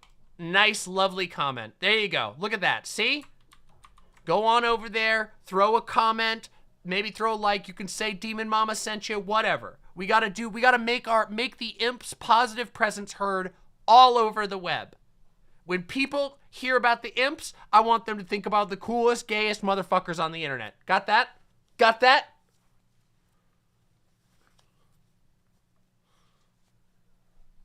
Unfortunately, it's time for us to be a little mean. But I promise you, we're only going to be mean to somebody who absolutely deserves it. Okay, that's terrible. But unironically, we're about to watch the cooking show of Dave's Cooking Show. Dave's Cooking Show is made by a guy who is formerly known as Warcorpse 666, also known as the Lord of Patriarchy. This guy is a flaming homophobe, a flaming misogynist, fucking racist as shit, and so you don't have to feel bad laughing at his horrendous cooking. We've been watching Dave's Cooking Show for a very long time, and let me tell you, it has not gotten better. Maybe a little bit because he bought some new appliances, but seriously, dude is... So you know what? Not wholesome, not useful. We just get to laugh at an asshole, okay? But we never raid with hate. Ever. You understand? We never raid with hate. Only ever raid with love. If we don't like something, we watch through the binoculars, okay? That's it. No interacting with the wildlife, okay? You have to watch from afar, okay? With your put your watching goggles on. No, don't disturb the wildlife, okay? All right, everybody, we have some Dave's cooking to get to. Now, last time we that happens every time. Now, last time on Dave's Cooking, we watched shells in tomato cream sauce with these two women on it. We watched the Burger King burger, which had nothing to do with Burger King. And it looks like we've got a couple of new ones. Actually, we've got quite a few new ones. We've got lasagna soup, we've got sake gorgonzola, and we have the Manhattan deli salad. So I think we're gonna start. Oh, we also have the cheesy slut burger. We have to start with the cheesy slut burger, shall we? And we did. Oh yeah, we revisited the pussy burger. That's right. Everybody, occasionally from time to time, will go watch a classic like the pussy burger. But today we're gonna watch the cheesy slut burger. So get yourself ready, because what you're gonna see is most likely going to be a cooking atrocity. All right? Let's do this. All right, let's do this, everybody.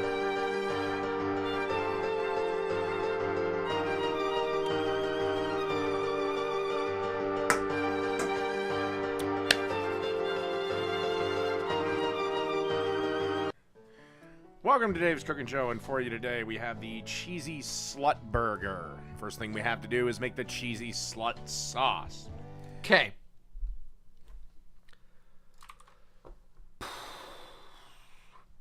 Have you ever heard somebody say a word in a way that makes them sound worse? Like, you know, like how white people say racial slurs, you know? Or like how this guy says the word slut. Like, the way he says slut makes it sound more offensive and more disgusting. Just because he's got such a fucking sloppy way of saying it. Slut. Yeah, listen to this. Listen to this fucker. Like, we're gonna play this again here. No, not the whole thing. Shit. There we go. Welcome to Dave's Cooking Show, and for you today, we have the Cheesy Slut Burger. Cheesy Slut Burger. First thing we have to do is make the Cheesy Slut Sauce. All right, to a pot, you want to melt 2 tablespoons of butter. Then you want to add 2 tablespoons of flour, a teaspoon of dry mustard, and a half a teaspoon of cayenne. And you want to stir that around. Again, you want to make this spicy, spicy roux. Okay, that's starting to come together. Is that a roux? Is that a roux? A roux is butter and flour. There's no flour in there, so it's not a roux, right? It's just butter sauce. Unless he put enough No, that's not still not a roux. All right, whatever. Together, time to add a shot of bourbon. Bourbon.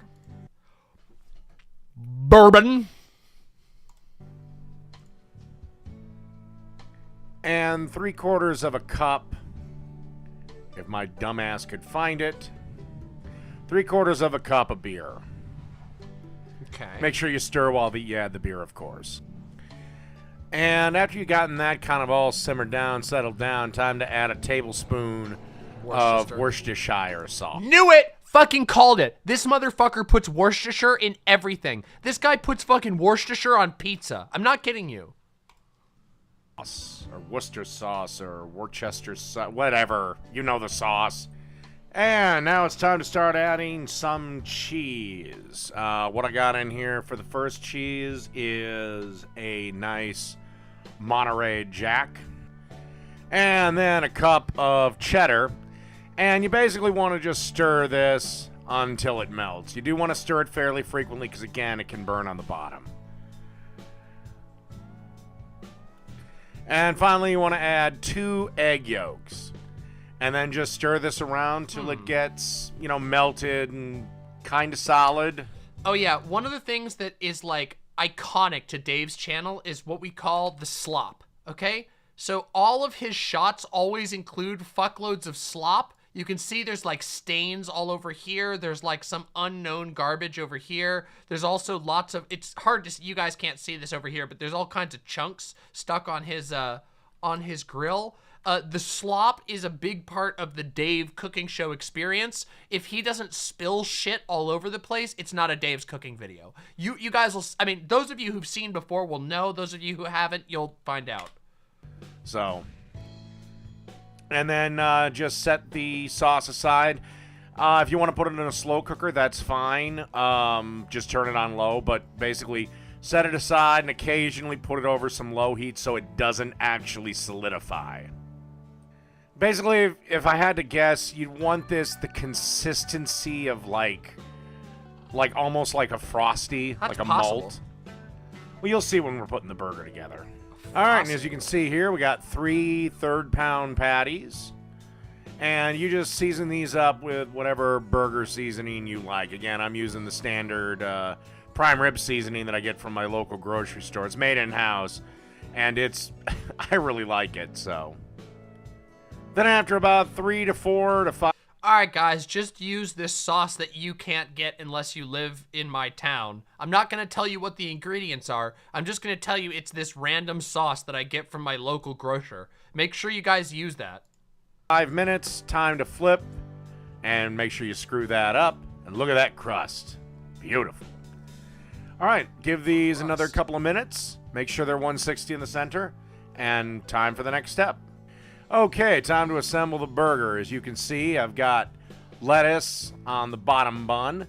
There's our patty. I did melt some Swiss on top of it. You can see I've got some mayo on the top bun here. This is another thing he always does. He always puts a fuckload of iceberg lettuce. He only ever uses iceberg. I've never seen him use any other type of lettuce. Only iceberg, and it's always fucking just dumped all over the plate. He never even bothers to, like, just put it on the burger.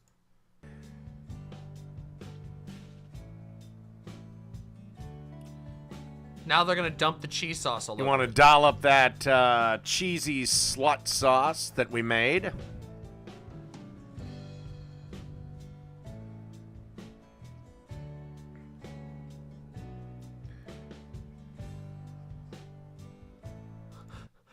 Wait a minute, really? Fundum Hero says this guy actually does react videos of professional cooks and thinks he's correcting them. For real? Oh my god, is that real? I haven't seen any of his reacts. If you find me a react of him making fun of professional cooks, I would fucking love that shit. I didn't know he did that. Oh my fucking god. And of course, we got to add some pickles. In hindsight, I wish I'd have put the pickles on the top bun, but fuck it.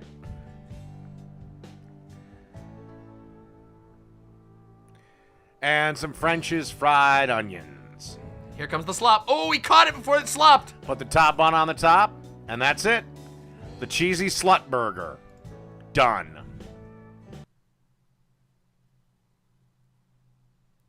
Well, that was disappointing. It was about as disgusting as I expected, but... All right, everybody. Next one, lasagna soup. Right, let's keep moving. We're going right into the next one. They were fucking sloppy. They were fucking sloppy.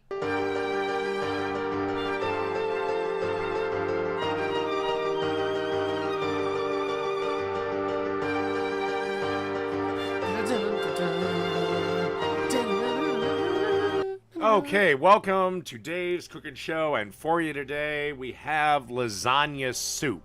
Mother Meerset with the incredibly generous $5 super chat. Thank you so much. Howdy, Demon Mama and fellow imps. Tired from work, but much love and hugs for everyone who wants one. Trans rights and trans thriving. Great to see you, Mother Meerset. Thank you very much for the $5. Deeply appreciate that. Thank you. Yes, you heard that right. In the